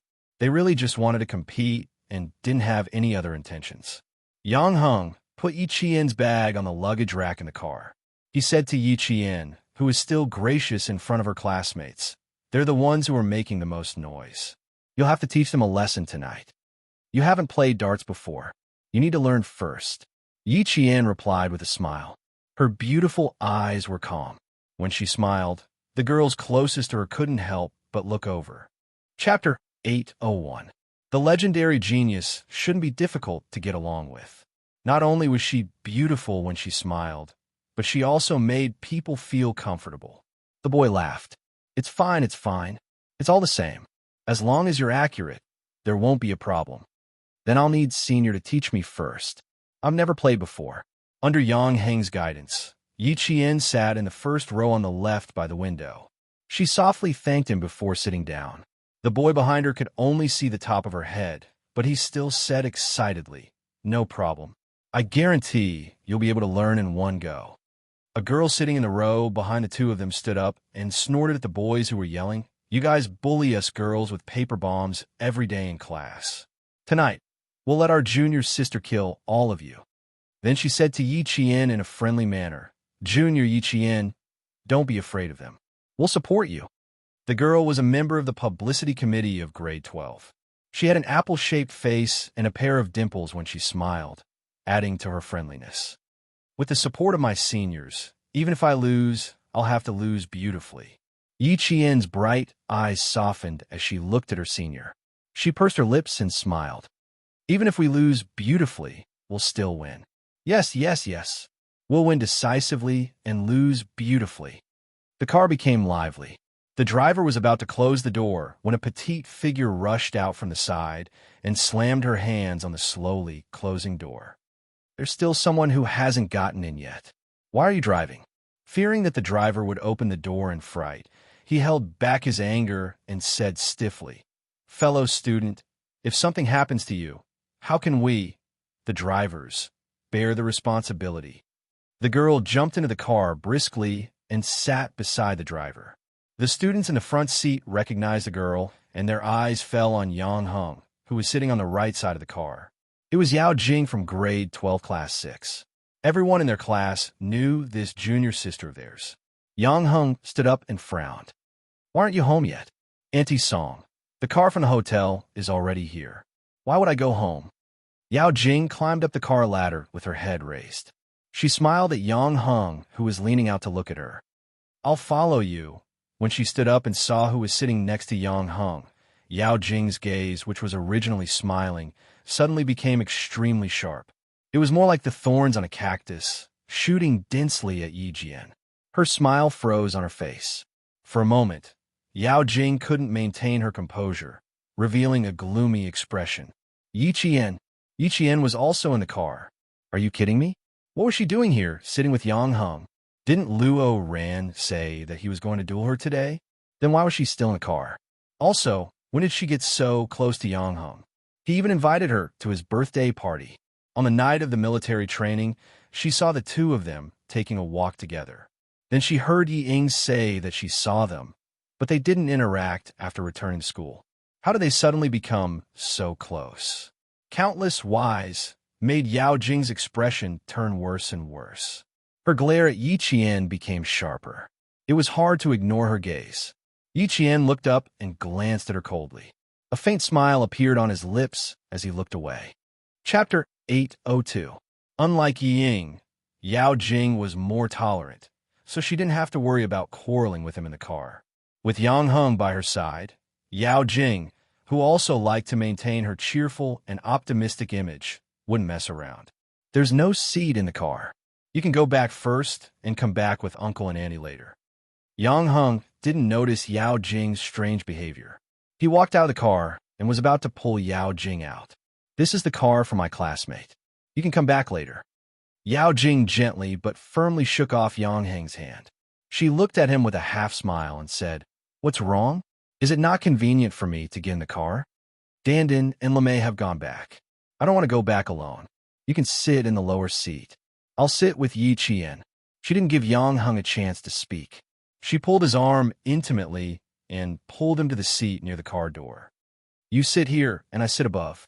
The seats are just right, aren't they?" Yao Jing. Yang Heng didn't like her behavior. It seemed easy to negotiate, but in fact, she was arbitrary. His clean and handsome face darkened. "Today is my birthday. I don't want to quarrel with you." He didn't invite Yao Jing, but his parents invited Uncle Yao. Naturally, Yao Jing was also invited. "I don't want to quarrel with you." Okay. You always like to be difficult with me." Yao Jing stuck out her tongue playfully. She stuck out her tongue at the two girls in front of her and said helplessly, "Seniors, is Yang Heng always so difficult in front of you?" The two seniors laughed. "Ha ha ha. It's okay. It's okay." Junior sister Yao Jing was indeed naughty and irresistible. "It's okay. Why do I feel that it's not okay at all?" Yao Jing curled her lips and put on a beautiful smile. She stood in the middle of the road and said in a crisp voice, "Greetings, senior brothers and sisters. I am Yao Jing. I grew up following Yang Heng. Tonight is Yang Heng's 18th birthday party. I'll hang out with seniors tonight. We must play until dawn and have a good night. That's what I call having fun." Her voice was clear and sweet, and the space between her brows was also natural and unrestrained. However, for some reason, the words that came out of her mouth sounded indescribably awkward. As for what exactly was awkward, it was hard to pinpoint. If he really had to say it, it would be like, "Everyone should listen to me. I'll make the decisions." Girls were usually sensitive. After hearing the voice, she glanced at Yang Heng and saw that his expression was also normal. She probably understood that this was an uninvited guest. Boys, on the other hand, liked to listen to it. Yang Heng didn't say to drive, so the driver waited. Yao Jing, who was talking to the boy, turned her head and said with a smile, "Sir, you drive. Yang Heng, let's go there early so we can treat your classmates to some snacks." Annie Song, the dessert chefs in the hotel, are all from Harbor City. Their skills are very good. Senior sister and senior brother, you can try it. It's really good. Yi Qian, you haven't eaten it yet, right? You should eat more. It's hard to eat outside. They chatted and laughed as they sat beside Yi Qian. She introduced enthusiastically, "Annie Song, the landscapers in the hotel are all from Harbor City. There are 2 swimming pools. One is outdoor and the other is indoor. I'll take you to the swimming pool. What's so fun about following Yang Heng? Follow me. You can play all the games in the hotel." Chapter 803. Yi Jian was not interested in any of Yao Jing's questions. Her sense of superiority was the same in front of other students. Now, She was asking her questions just to make fun of her for not having eaten the desserts in Harbor City and not having stayed in a good hotel. Huh, a good hotel? Caesar Hotel was the best hotel in the city. She stayed there for a night and even went for a morning run in the back garden. Speaking of a good hotel, she had to mention the hotel she stayed in when she went abroad with the leaders. The security was good, and the guard were either special forces or bodyguard from Zongnanhai. Yi Qian, who had no intention of competing with Yao Jing, smiled faintly at Yao Jing, who was sitting beside him. He did not take her subtle provocation to heart. The car started, and Yang Heng gave Yi Qian a look, hinting Yi Qian to ignore her. He said to Yao Jing, "I'm afraid your parents are waiting at home. Give them a call when you arrive at the hotel." I know. You're so strict." Yao Jing frowned. She glared at Yang Heng and snorted. "If I don't remember, it's enough for you to remember. Yi Qian, don't you think so?" In fact, there was no need to drag her along. Yi Qian raised his eyebrows and looked at her. He said slowly, "You don't have to ask me. Ask yourself. I'm really not interested in your relationship with Yang Heng. What I'm interested in is defeating the boys who want to challenge me with my senior sisters. As for food and swimming, I'm not interested." The girls on the left nodded in agreement. "We'll cheer for you later. Don't brag all day long about how powerful you are. You're pissing us off." My forehead was hit by Wang Jin's paper bullet today. There was a small red mark. These guys need to be taught a lesson. A few girls walked past Yao Jing and started chatting with Yi Jian. Yi Jian naturally ignored Yao Jing's questions that made her feel superior. She didn't like talking to Yao Jing, but since it was Yang Heng's birthday today, she had to be discreet even if she didn't want to talk to her. Yao Jing thought that Yi Qian would at least answer her. If he did not answer her, she would have a way to let Yang Heng see Yi Qian's unreasonable behavior. But who knew that Yi Qian would not only answer her, but also bring the senior sisters into the conversation. This way, if she opened her mouth to talk about something unrelated, it would give the impression that she was showing off. "Yi Jian, you're really something." She was indeed cunning. No wonder she kicked a smart person like Yi Ying out of school within a month. Yao Jing, who was stuck in the middle of the conversation, tried to interrupt several times, but failed. Seeing this, she did not force herself to participate in their conversation. Instead, she looked at them with a polite smile. Yao Jing was able to keep her composure. Moreover, she had suffered a big setback at the hands of Yi Qian last time. She would not allow herself to fall into the same trap again so easily. "How do you usually revise?" The girls in the science class are really suffering. "I have a headache just looking at some of the questions, and I don't know where to start." Boys are really quick-witted. Just a few words of advice, and you know how to calculate. For good students, the usual topic was how to study if they did not leave the topic. As for the senior sisters, it was not that they deliberately ignored Yao Jing. It was just that every word she said had a strong sense of self-awareness. It was as if she was implying, "This is what I said. You can't refute me. Listen to me." After a few words, they lost interest. Chapter 804. When talking to Yi Jian, she would politely ask a few questions. Therefore, Yi Jian was interested in continuing the conversation and was willing to talk with her. After all, no one liked it when someone made a decision for them when they didn't even express their opinion. Every time Yi Qian asked her how to study, she felt a little embarrassed because she really didn't know how to study. If it was reading, then forget it. "I like to read and memorize formulas. Then I find a similar question and do it again. As long as I can understand it, it's usually not difficult." She gave a normal answer without any sense of superiority. She even felt a little embarrassed, which made the senior who asked her feel embarrassed. Yao Jing sneered inwardly. When no one else spoke to Yi Qian, she laughed softly and said, "They're about to graduate. You don't have to be so nice. It's fine as long as you don't embarrass them. There's no need to be so intimate. Being nice and being polite are two different things." "I'm just trying to be polite," Yi Qian replied calmly. He didn't seem interested in talking to her at all. People who were close to Yi Ying were basically like this. Their auras and magnetic fields did not match. "I didn't expect you to be so polite." "Not bad. Uncle Yang and Auntie Yang like polite girls. I'll introduce them to you." She naturally revealed how close she was to the Yang family. She was also warning Yi Qian to stay away from Yang Heng. Yi Qian glanced at her and smiled. Okay, we'll talk about it then. I'll definitely introduce them to you. It's rare for Yang Heng to invite his classmates to his house. Aren't you his classmate? Since you've invited him, it can be seen that you have a good relationship in private. There were several meanings in her words. Yi Qian pretended not to understand. Compared to Ying, Yao Jing was much harder to deal with. The hotel wasn't far from the school. It was just opposite the Caesar Hotel. Yi Qian got out of the car and looked at the hotel. Old Madame Yi and her family should have left already. There was still no news about the portrait that Yang Heng had given her uncle. At this moment, she hoped that Sun Yaozu was still in Southern Province. Once they found out, it would be difficult for Sun Yaozu to leave Southern Province. The hotel had already arranged for the staff to arrange the rooms. One by one, they collected their keys and put their school bags back in their rooms. After resting for a while, they went to the hotel to have a buffet and then had some entertainment. Why don't I have a room?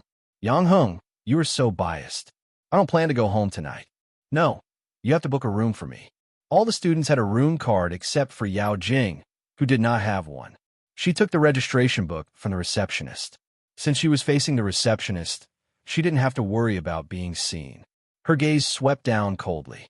When she saw Yi Qian's name, a dark haze flashed across her eyes.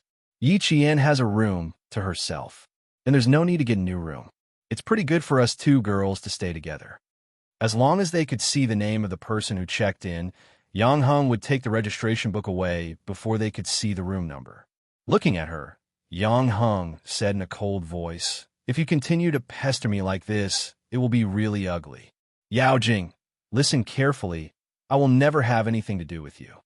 I know what happened in middle school. I just didn't want to say it out of respect for Uncle Yao and Annie Yao. Yao Jing, you're on your own." Chapter 805. Yao Jing's face turned pale for a moment, and there was even panic in her eyes. He knew that she liked him, and he knew all along that she liked him. He obviously knew, but he pretended not to know. Too much, too much. Yao Jing's fingertips trembled slightly as she raised her head. Her smile was a little forced. Yang Heng, you really don't leave me any face.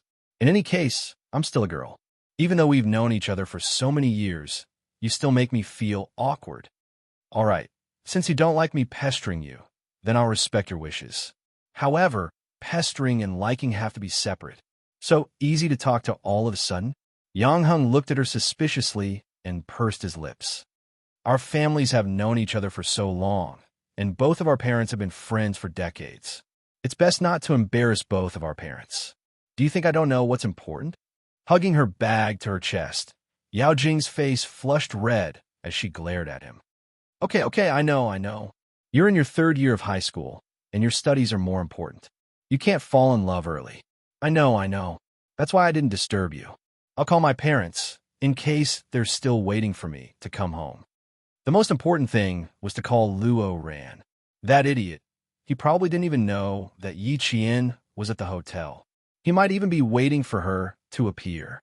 Idiot, don't you know what you're doing? Luo Ran really didn't know about this.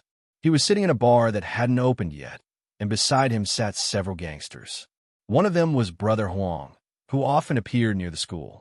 He was a gangster with a dozen underlings who started to dominate the area around the school.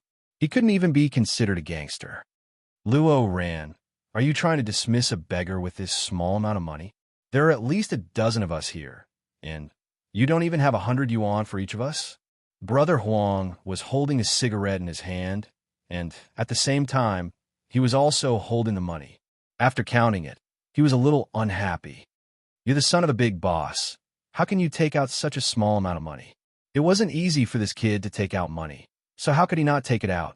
He said that he didn't like the money, but he had no intention of letting go of the money in his hand.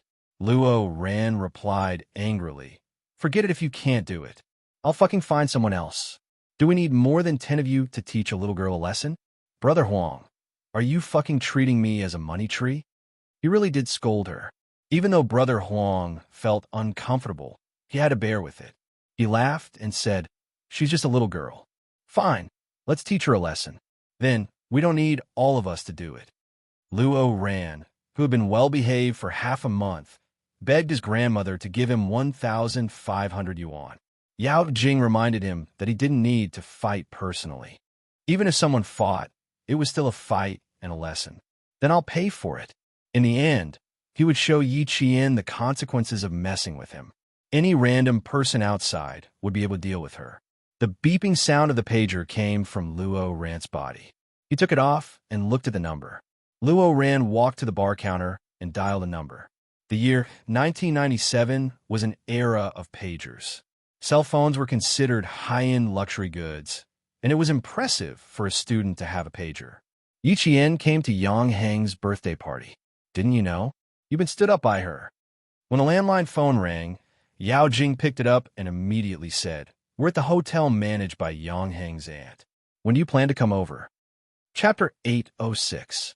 Luo Ran jumped up. "Damn it! How dare you stand me up? Wait for me. I'll bring my men over now. Stupid bitch, how dare you tease me?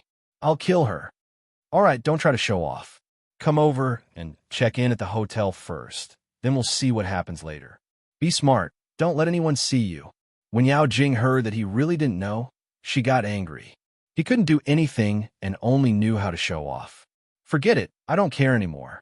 If Luo Ran really understood what she said, he would let the people in society deal with Yi Qian. She would just stay out of it. Yao Jing didn't expect to face Yi Qian directly. Naturally, she was afraid of the military officer who appeared in front of her the other day. She didn't dare, so she let Luo Ran and the other gangsters deal with Yi Qian. She didn't believe that a few people couldn't deal with Yi Qian. At 6 o'clock in the evening, the sky gradually darkened. The hotel reserved a large banquet hall for Yang Heng to celebrate his birthday. It wasn't extravagant, but it was equivalent to treating his classmates to a buffet in his own restaurant. The moment the 50-plus students entered the banquet hall, they could only smell the fragrance of the food. The male students' gazes immediately landed on the various delicacies placed on the table. There were prawns, fish, crabs, fried, roasted, and steamed. There was nothing missing.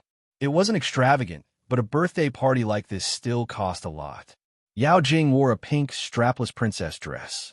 Her hair was tied up, and she wore a crystal princess crown. She also wore a pair of 5-centimeter white high heels with pink crystals embedded at the tips as she walked in. She instantly became the center of attention among the students in school uniforms. Beautiful, much prettier than wearing the school uniform. Silly, how can she not be beautiful? One look, and you could tell that she's specially dressed up. A pink swan in a group of ugly ducklings. How noble. Looks like Yao Jing's family is not bad. That dress must be expensive. Just looking at it makes me feel that it's expensive.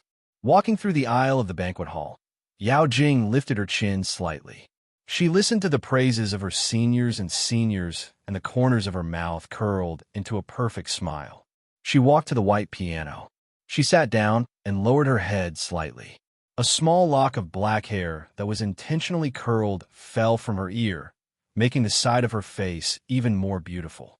Her slender fingers gently rested on the white piano keys. After a while, beautiful piano music flowed out. It was a song that everyone was familiar with to Alice. The familiar piano music started Yang Heng's birthday party. Yang Heng's parents also appeared during the piano piece, and Yang Heng, who was standing beside his parents, wore a black suit. The tailoring of the suit accentuated the young man's thin figure, and the clean aura he exuded was overwhelming. The young man was like a piece of jade, attracting the attention of many people. The meal was divided into 2 banquet halls, one for the adults and the other for the students. This was a deliberate arrangement so that the students would not feel restrained. When Father Yang and Mother Yang walked to the main stage, Yao Jing stopped playing and stood beside Director Yang. Yang Heng stood beside Mother Yang.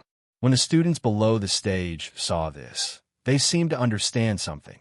Both of them stood beside Yang Heng's parents so naturally. Wasn't this like a future daughter-in-law? No one noticed that Mother Yang frowned slightly when Yao Jing suddenly stood up. However, she quickly concealed it and did not let the group of children see it. Chapter 807. I'm Yang Heng's father. I'm very happy that all of you are here to attend Yang Heng's 18th birthday party. Yang Heng's father was a bureau chief, so he spoke in a dignified manner. He was both a leader and a loving father. During the speech, Yang Heng's mother asked her son softly, "Who is Yi Qian? Point her out to me." "She's at the back. She's a girl who doesn't like to be in the limelight. She's quiet, so I'll introduce her to you later." Yang Heng couldn't help but laugh when he saw that his mother still wanted to meet Yi Qian. "I really don't have anything going on with her. We're just friends who think alike. Don't misunderstand." Yang Heng's mother pursed her lips and smiled. "With Jing around, you won't even have the chance to create a puppy love story. You're wise." Yang Heng smiled. He knew that Yao Jing had made his mother unhappy, so he coaxed her softly. "Don't be so calculative with her. Just mention it to Uncle Yao later." Yang Heng's mother still had a smile on her face, but her tone was cold. "Your Uncle Yao's family is probably happy to see this. Just now, during the party, he intentionally or unintentionally revealed that you're close with Jing. What's there to be angry about? Boys are said to be romantic, but girls are said to have no self-respect. I'm not close to Yao Jing, but after some time, those who pay attention to our family will be able to tell." Yang Heng's mother came from a scholarly family, so she was a stickler for rules. She wasn't happy with Yao Jing's behavior. In junior high, Yao Jing forced a girl to drop out of school. There were rumors that it was related to Yang Heng, so Yang Heng's mother did a private investigation and found the girl. She confirmed that she was indeed related to Yang Heng. However, because the girl attended a school party with Yang Heng, Yao Jing held a grudge against her. After that, Yang Heng's mother had a knot in her heart. She reminded Yang Heng to keep a distance from Yao Jing. At the same time, she even moved her family away to avoid trouble. The Yang family didn't express their attitude, and the Yao family didn't say anything either. They just got along like this, so they thought that the two families would continue to get along well. The mother and son spoke softly. Chief Yang didn't talk for too long. It was only a matter of 2 minutes before he passed the topic to Mother Yang. Mother Yang's words were gentle and clear. She could be compared to an announcer. She said simply and happily, "It's fine as long as you have fun. You're an adult after 18 years old.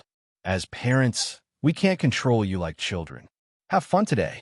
If you need anything, you can look for me and the staff at any time." The parents' open-minded attitude made the students who came to the birthday party relax. When Yang Heng spoke, he was even more straightforward. "Eat and drink well. Sleep well at night. Also, the brothers in our class want to play darts with Yi Qian. You guys need to eat more. Only then will you have the strength to play against Yi Qian." The smile on Yao Jing's face deepened. So Yi Qian was invited here to compete with her senior brothers. Yang Heng did not specially invite him. That's more like it. Otherwise, she would have talked to Annie Song tonight and let her and Yi Qian have to bear the consequences. The buffet was a relaxing meal. As they ate, they watched the programs organized by the third-grade students. Yang Heng's birthday party wasn't a high-class event, but it was exceptionally lively. Chapter 808. Mom, this is Yi Qian. She's famous in our school, a genius. During the meal, Yang Heng brought Mother Yang to Yi Qian's table and introduced her to the girls. She represented our country in the World Mathematical Olympiad in the second year of junior high. She was still in junior high at that time. She was involved in advanced mathematics in university and won an individual gold medal for our country. Hearing this, the smile on Mother Yang's face deepened. This little girl also looked fresh and refreshing. Wearing the school uniform, she exuded a temperament like a winter plum blossom. When she smiled, the corners of her mouth were slightly pursed. Not to mention her grades, just looking at her was pleasing to the eye. Good. You went abroad to win glory. You're really a good girl and a good student. Your parents must be proud of you. Mother Yang praised her sincerely. She didn't know that the girl's parents were absent. Yang Heng couldn't stop her in time. The girls sitting at the same table looked a little awkward. They all looked at Yi Qian. Without parents, no matter how good the child was, they couldn't see it. Yi Qian knew that Mother Yang didn't mean it. He smiled calmly and naturally. "Thank you, Annie. Yang Heng is the same. He's very good in school and is a role model for us." The girls heaved a sigh of relief. Yang Heng also heaved a sigh of relief. Even if the topic of parents' absence was unintentional, it was still a sad thing. He gently winked at Yi Qian to express his gratitude. He said to Mother Yang, "Mom, now that you've met Yi Qian, can we go to the adults' banquet hall? If I don't go and see Grandpa, Grandma, Grandpa, and Grandma, the four elders will say that I'm playful. You're just celebrating your 18th birthday. Why do I feel like you're an adult now? You're starting to think for the elders. Mother Yang teased her son. She looked proud and said to the girls sitting with Yi Qian, "Come and play at Annie's house when you're free. It's big and quiet. Annie welcomes all of you." Yao Jing walked over and overheard the conversation. Since Yi Qian was standing beside Mama Yang, she assumed that the conversation was directed at Yi Qian. She clenched her fists and walked over in a ladylike manner. "Auntie, I'll accompany you to the hall next door. I can also help Yang Heng drink a little. I just saw some people from Uncle's unit. They will definitely let Yang Heng drink." As she spoke, she wrinkled her nose and pouted. Yang Heng's alcohol tolerance is too low. He can't even drink as much as me. Mother Yang wouldn't show anything in front of her son's classmates, but she still had to keep a distance. "You little girl, why are you drinking like an adult? Just have fun here. The boys on the stage are doing a good job. It's really nice to watch." Yi Qian raised his eyebrows slightly. So that's why. No wonder she didn't dare to reveal that she liked Yang Heng. It was because of Mother Yang. The four boys on the main stage were performing a street dance. This was a dance that had just spread to the country. Very few people knew how to dance. Now, there were four boys performing at once, and they danced quite well. Yi Qian watched with great interest. She didn't even notice when Yao Jing had left. When the dance was over, two hotel staff carried 3 wooden racks for darts onto the stage. They then placed the 18-inch darts plate on the racks. The audience immediately applauded. "Come, let's invite our junior, Yi Qian, up." 5 boys gracefully jumped onto the main stage. One of them held a large microphone and loudly invited Yi Qian up. "Students, let's give her a round of applause." Chapter 809. Junior Yi Qian, you can do it. You can do it. Wang Jin, don't be so smug. Junior Yi Qian is very strong. The one holding the microphone was called Wang Jin, a professional darts player. Rumor has it that he's even participated in competitions before. Amidst the applause, Yi Qian calmly walked up the stage with a confident smile. Looking at the red, black, and white color darts board, the center point was the smallest circle, then the center point was the smallest circle. Then the center point would expand to a total of 5 circles, with the numbers 1 to 20 on the edge. Yi Qian looked at the darts board. She's never played before, so she could only guess how the score would be calculated. Darts emerged in England in the 15th century. In the 30s, darts became more and more professional, appearing in professional associations and competitions. The few of us were led by me, and we played together for a few years. Wang Jingxian introduced the origin of darts. It was obvious that he respected this sport very much. The points area, double area, triple area, outer circle center, and inner circle center were all introduced in great detail. Since this was related to the score, it's only natural to go into detail. You're saying that the innermost is not the highest score, and the highest score is in the triple zone of the inner iron ball's 20 points? Yi Jian realized that her guess was wrong after listening to Zhang Xian's explanation. Wang Jin nodded with a smile. Those who haven't played darts before all think the center point is the highest score. In fact, the true highest score is in the triple area of the inner circle. The spectating students all let out a long O sound. Not only did Yi Qian not know this, many of the students didn't know either. It sounds very good. I didn't expect Wang Jin and the others to be so professional. That's right, I just found out the center point isn't the highest score area. Haha, me too. I always thought hitting the center point was awesome. Up on the stage, Wang Jin pointed at the center point. Today we won't be playing 301 or 501. We'll be competing on who can hit the designated area in one shot. The center point is the highest score. No points, only the number of times. The 301 mentioned by Wang Jin was referring to the type of darts competition. There were 10 rounds in one game. Each player would start with a score of 301, and the score would decrease with each throw. The first player to reduce to 0 wins. 501 was the same as 301. The only difference was that the score was 501. There are more than just these 2 rules in darts. Wang Jin couldn't explain them all, and the students below the stage wouldn't be interested. As for Yi Qian, she felt that it would be better for her to just play and hit the bullseye. She had no idea what 301 and 501 Wang Jin was talking about. Hearing this, he smiled and said, "All right then, we'll only count the number of times and not the points. Because if you want to play with the score, I don't understand. But just counting the number of times won't be that interesting. How about we play some more tricks? For example, 2 darts at a time, 3 darts at a time. What do you think?" As a professional darts player, Wang Jin wanted to play a little more for fun.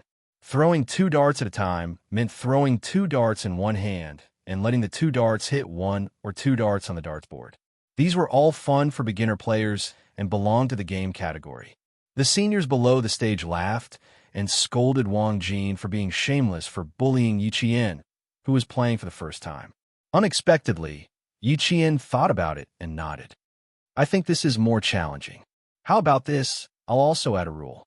Whoever loses will have to do 60 sit-ups. How about that? The time limit is 1 minute. Since the other party came up with the rules, then she would come up with the punishment for losing." Chapter 810. In the end, when Yi Qian announced the punishment, the confident Wang Jin choked on his saliva. He quickly passed the microphone to another guy. "Bro, let's send a representative. 60 sit-ups. Do it within a minute? I can't do it. It'll kill me. Damn. If you can't do it, do you think I can?" The guy who took the microphone felt like he had received a hot potato. He couldn't hold it steady no matter how hard he tried. He felt extremely guilty. The students in the class couldn't take it anymore, especially the senior sisters. They directly shouted, "Are you kidding me?" When you guys issued the challenge, Yi Qian happily accepted it. Now Yi Qian is just issuing a punishment, and you're all backing down? Are you kidding me? We will protest. Yi Qian didn't know how to play darts, but he happily accepted your challenge. Everyone could do these sit-ups. It's just that there's a time limit. Wang Jin took the microphone back and said sadly, "Beauties, 60 sit-ups in a minute. Yes, we can do it, but the time limit is the main point. The main point isn't that we can't do it. The main point is that there's a time limit." "Oh, so that's how it is. Is it very difficult to do it?" Only then did the senior sisters react and start whispering. So it was because of the time limit that they didn't dare to do it. But if even the boys didn't dare to do it, then could Yi Qian do it? Since Yi Qian dared to say that he could do 60 sit-ups in a minute, of course he could do it. Moreover, he had deliberately set the time limit so that he could intimidate the boys. Psychological tactics were important in a competition. As such, the main control was in Yi Qian's hands. Seeing that everyone was in a difficult position, he said, "Then let's do 50. I can't go any lower. If I lose, I'll do 50 alone. If the seniors lose, all of you will do 50 together. The senior sisters here will be our witnesses." Since he had already said that, how could Wang Jin and the other 4 boys say that it was difficult? Even if it was difficult, they could only brace themselves and accept the punishment. "Junior sister Yi Qian, this move of yours caught us off guard." After Wang Jin turned off the microphone, he chuckled softly and said, 50 sit-ups in a minute. I'm afraid that my back will break after I'm done." They did not expect this quiet girl to be so fierce when she opened her mouth. Yi Qian's eyebrows raised slightly. He smiled faintly and said, "Senior brother, we're all professional darts players. I've never even seen a darts player before. Why do you seem so certain that you will lose? Who will win and who will lose, everything is still unknown." That's right. It was still unknown who would win. How could he be so sure that the boys would lose? Wang Jin chuckled and said, "Even if we win, it won't be honorable. We'll still have to do 50 sit-ups." Yi Jin smiled in surprise. She didn't know who was the one who had an unfair advantage. She would wait and see. It was just a game. The darts were just ordinary brass darts. Yi Qian did not know much about them, but when he held them in his hand, he knew that they felt good in his hand and had a stable center of gravity. It was like a gun. It was just a matter of feeling in his hand. First, let's see how he holds the darts. First, find a balance. Then, place your thumb slightly behind your center of gravity. You can hold your other fingers however you want. Just raise your arm and throw the darts. Wang Jin briefly explained to Yi Qian, then raised his arm and threw. The dart in his hand was the smallest dot in the center of the arrow. Chapter 8:11. At the beginning of the warm-up, the 5 boys took turns throwing darts on the 3 dart plates. The cheers and applause from the audience came like a tide. Although they didn't understand it very well, it was also very interesting to see their tricks. Yi Qian was watching from the side. She was used to watching them play one by one. She could see that Wang Jin and the others were indeed very professional. That kind of professionalism could be seen from their expressions. Were your classmates playing? The applause is so loud, and they're all saying good things. The adults in the hall next door heard the applause from outside. Director Yang smiled and asked his son, who was talking to the adults, "Why don't we all go and have a look? We can come back after watching." The 2 halls were only separated by a wall. In the middle was a door with a folded 4-leaf screen. The students were noisy, and their laughter naturally passed through the door to the adults' ears. Yang Heng smiled and said, "There are a few boys in our class who are playing darts. They should be competing with Yi Qian now. You can go and have a look." "Then let's go and have a look." Director Yang stood up and laughed as he told his family and friends what was going on. There were only 3 tables where the adults said that they wanted to go and have a look. A woman in a dark suit who looked very professional said, "It is said that there are a group of people in Heng Heng's class who are good at literature and martial arts. Let's go and have a look and broaden our horizons." "Annie Song, you're making fun of us students. What else can broaden your horizons?" Yao Jing, who had been accompanying the adults, stood up and smiled playfully. "Later on, you will be able to see if you don't feel bored." Yang Heng's mother didn't like to hear this. She said to her sister, "Jing, sometimes your words are quite disappointing. Heng Heng's classmates specially came over to celebrate his birthday. No matter whether it is good or not, it is the children's good intentions." "Sister, how can I be so calculative with a child?" The woman, who was Yang Heng's aunt, was the manager of the hotel. She paid all the expenses for the day, including the meal. Director Yang's family didn't need to pay a cent. When they came over, Wang Jin was holding a dart in both hands. He was between the 2 dart plates. After a few test throws, he raised his arms and threw the dart in both hands at the same time. Not bad. You can even play a variety of games. This kind of game can not only entertain and relax, but also make people focus. The students in the experimental class play differently. They play things that are beneficial to them. They were all relatives and close friends, so they didn't have to pay much attention to their words. However, only Yang Heng and Yao Jing were in high school. When she heard the words experimental class, Yao Jing's expression changed.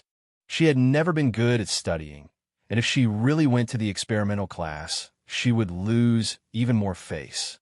However, the one who spoke was Mother Yang. Even if she felt uncomfortable in her heart, she couldn't refute her. Instead, he smiled and said, "That's why Yang Heng is so good. He's good at studying and playing basketball." Heng Heng, isn't that girl Yi Qian? She knows how to play too."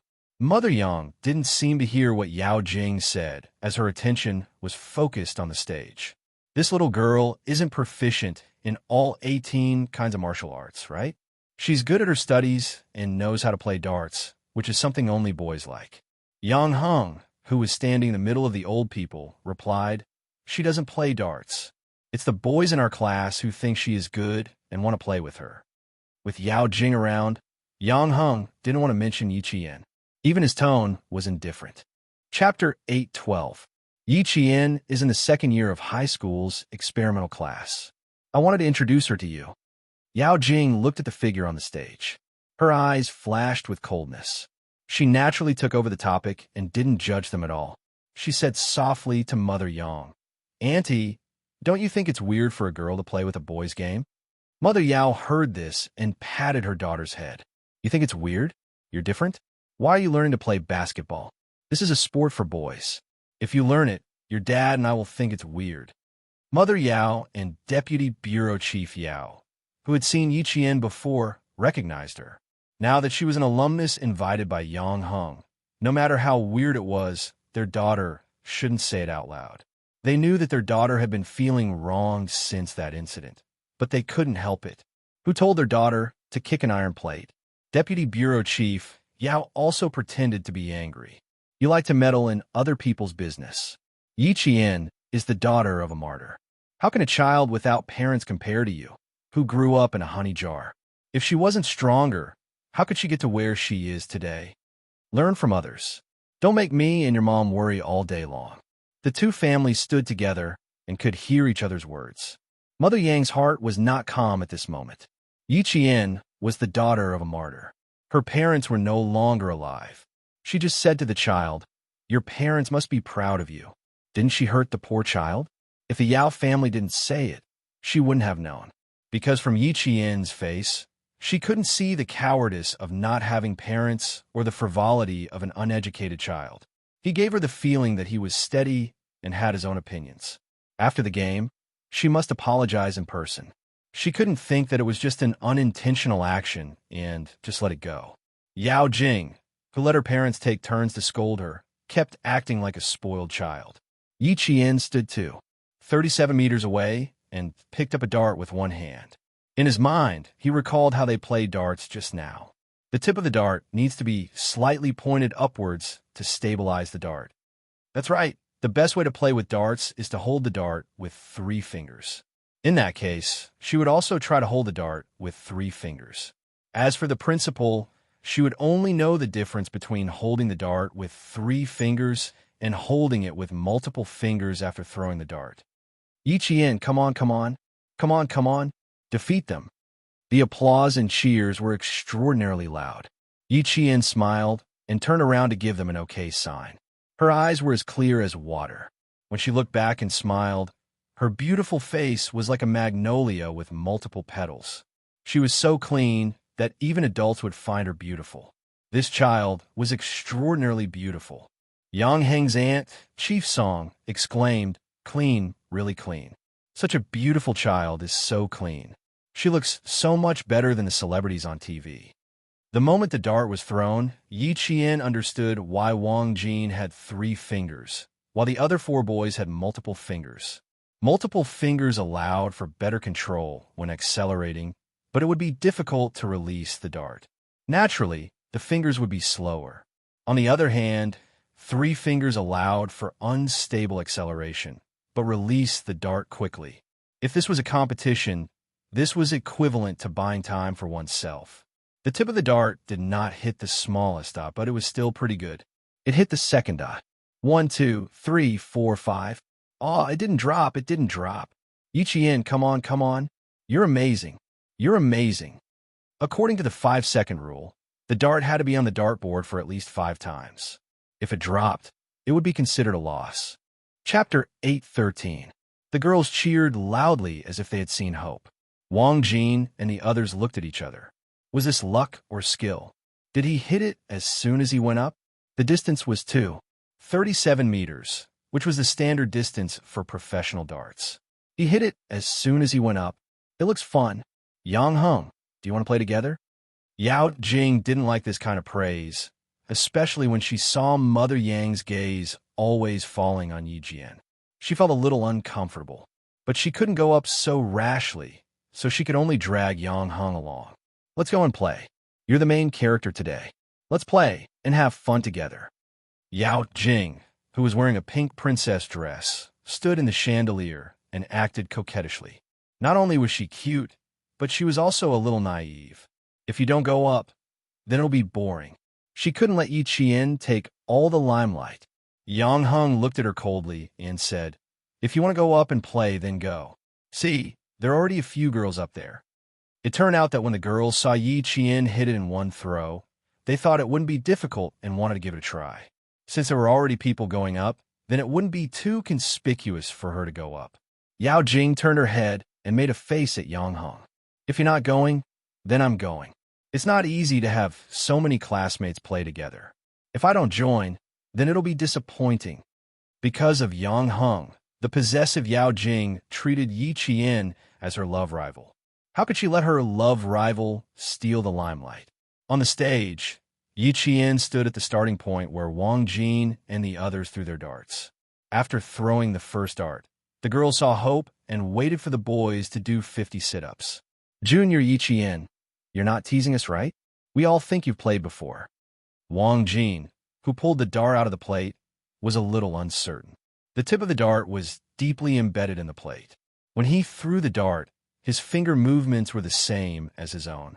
No matter how he looked at it, it seemed like he had played darts before. Yi Qian took the dart from him again. Faced with his uncertainty, he pursed his lips and smiled. I never tease people. I only tell them the truth. Indeed, I haven't played it before, but I saw you guys play it just now, and it felt quite good. The main thing was that he had a good sense of aiming. As long as he controlled his arm strength and mastered the essentials of throwing darts, there wouldn't be much of a problem. When Yi Qian was in the early stages of his sniping training, he had to carry a heavy object around his wrist. When it came to sniping training, he had to hold a sniper rifle that weighed about 5 kilograms with both hands and lie down in one place for several hours without moving. His control over his arm strength had long been trained, and his focus and aim were even better. Xia Jinyuan was racing on a rainy night. Even at such a high speed, she was able to hit the target. Coupled with her superb memory, she was able to copy the key points of Wang Jin's movements and achieve the result just now.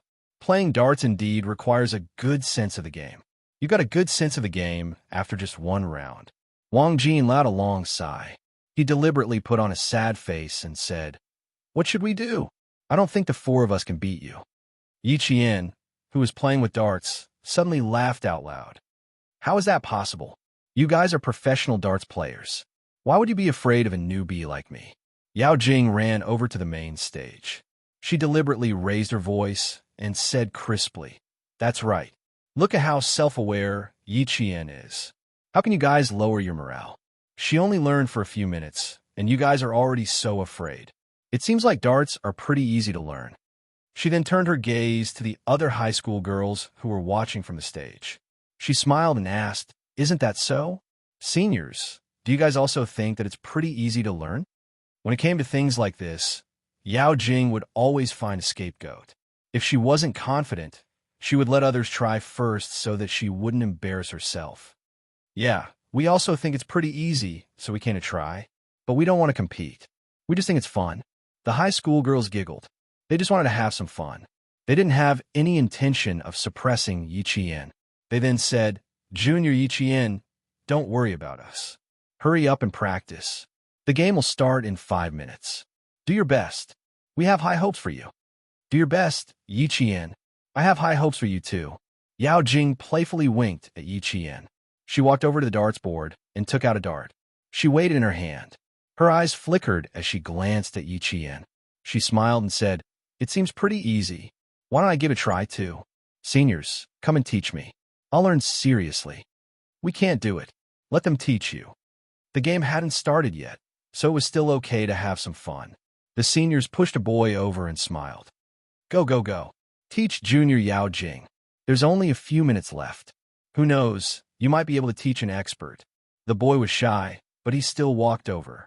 Just as he was about to take out a dart and give it to Yao Jing, he saw that Yao Jing directly took a few darts in her hand and said, "Thank you, senior brother," in a clear voice, but the darts were thrown over one after another.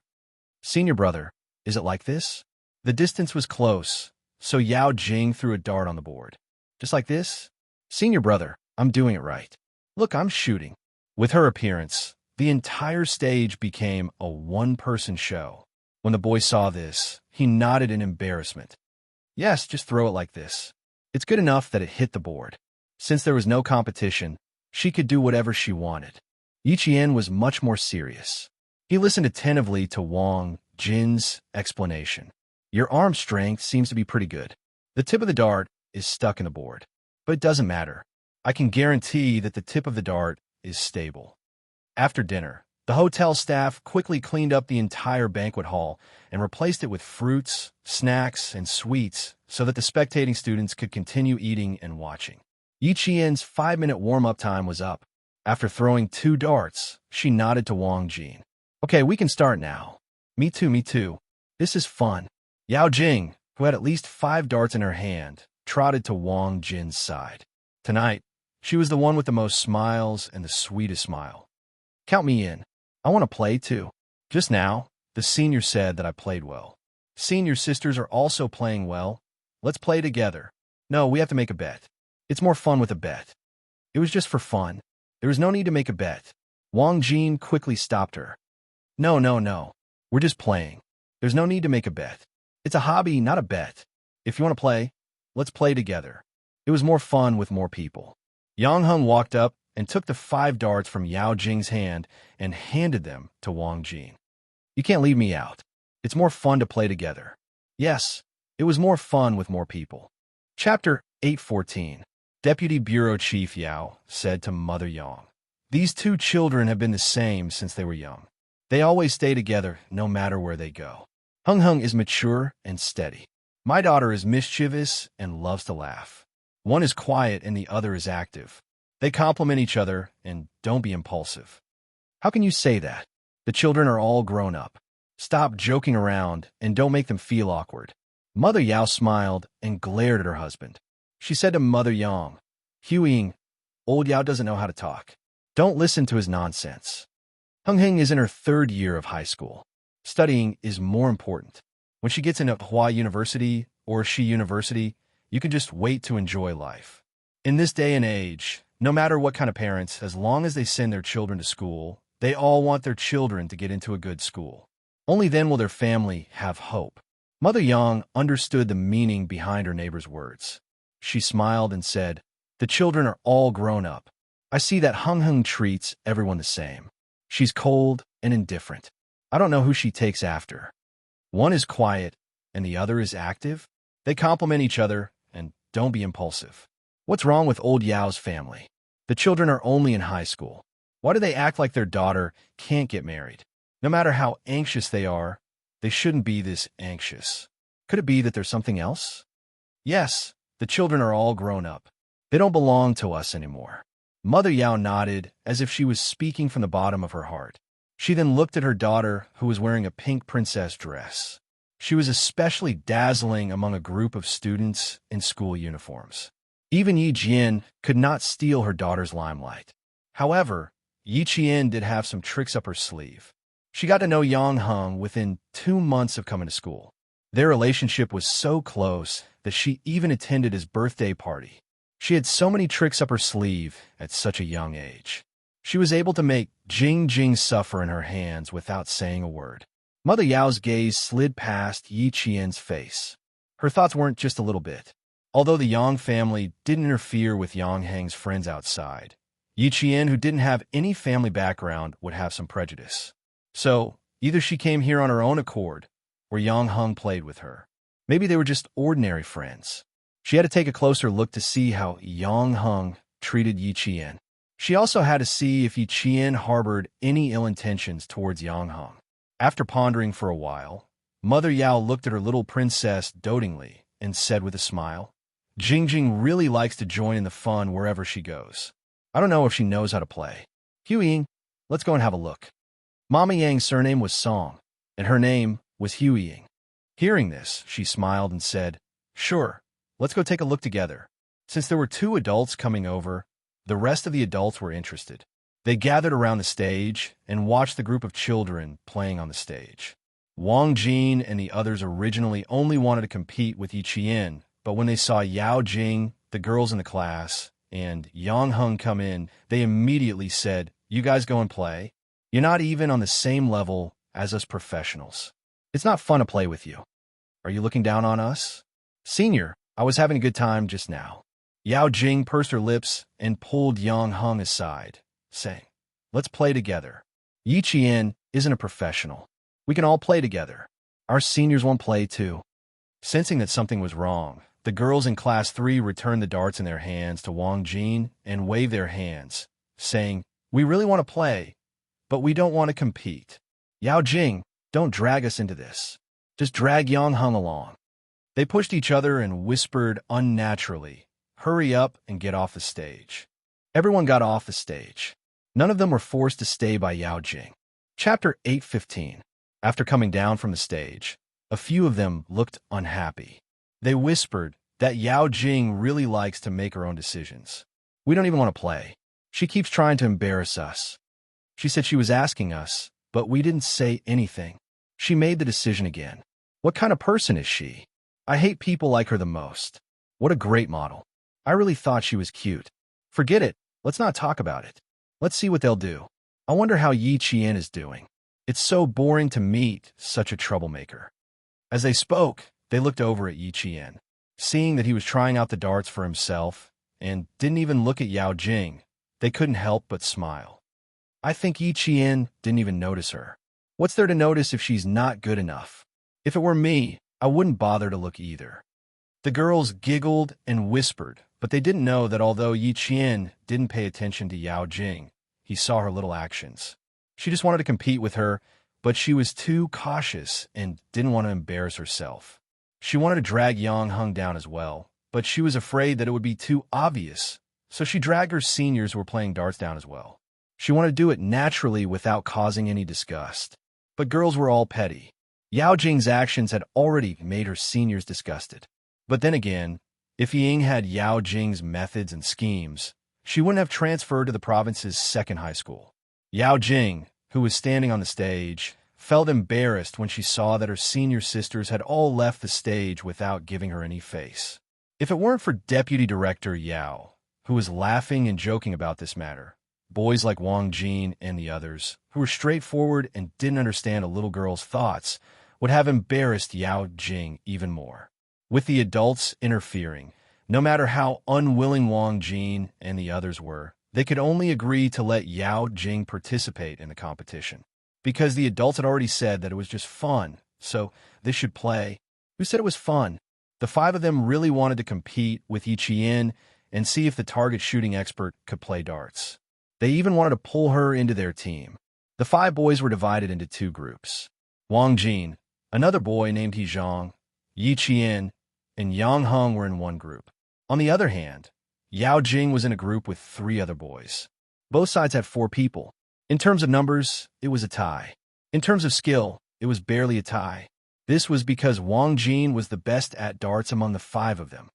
Based on the center of the circle, the team that hits the center the most wins. The time limit is 10 minutes. The punishment was to do 50 sit-ups in a minute. No one is allowed to go back on their word. 50 per person. Wang Jin repeated the rules once more. His gaze unintentionally slid past Yao Jing's face with a hint of impatience in his eyes. Yao Jing was just about to say that she didn't want to do 50 sit-ups when she saw Yi Qian staring at her with a faint smile. Her eyes darkened and she swallowed her words. "Huh, do you want to see me, Yao Jing, become a joke? Just wait and see." It was still unknown who would win and who would lose. She lifted her chin slightly and gave Yi Qian a faint smile. She winked and said, "It's so fun. The loser has to do 50 sit-ups. I wonder who came up with this idea. 50 sit-ups in a minute. Yi Qian, don't you think it's too difficult?" "It's not difficult because I'm the one who set the punishment." Yi Qian's lips curled into a smile. There was a hint of calmness between his brows. He didn't take Yao Jing's words to heart and didn't let them affect his mood. Chapter 8:16. The smile on Yao Jing's face froze, and her pupils constricted. She quickly smiled sweetly and said, "You have guts. You must win later, or else it'll be so embarrassing. Good luck, Yi Qian." 50 sit-ups.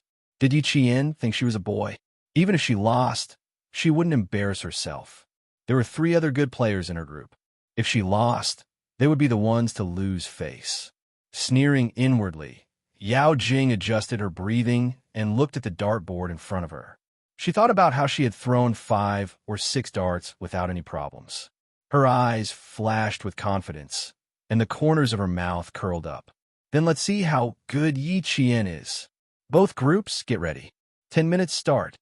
The boy in charge of counting the time shouted. The first player, Wang Jin, stood at 2:37 meters and threw. The other group also stood at 2:37 meters and threw.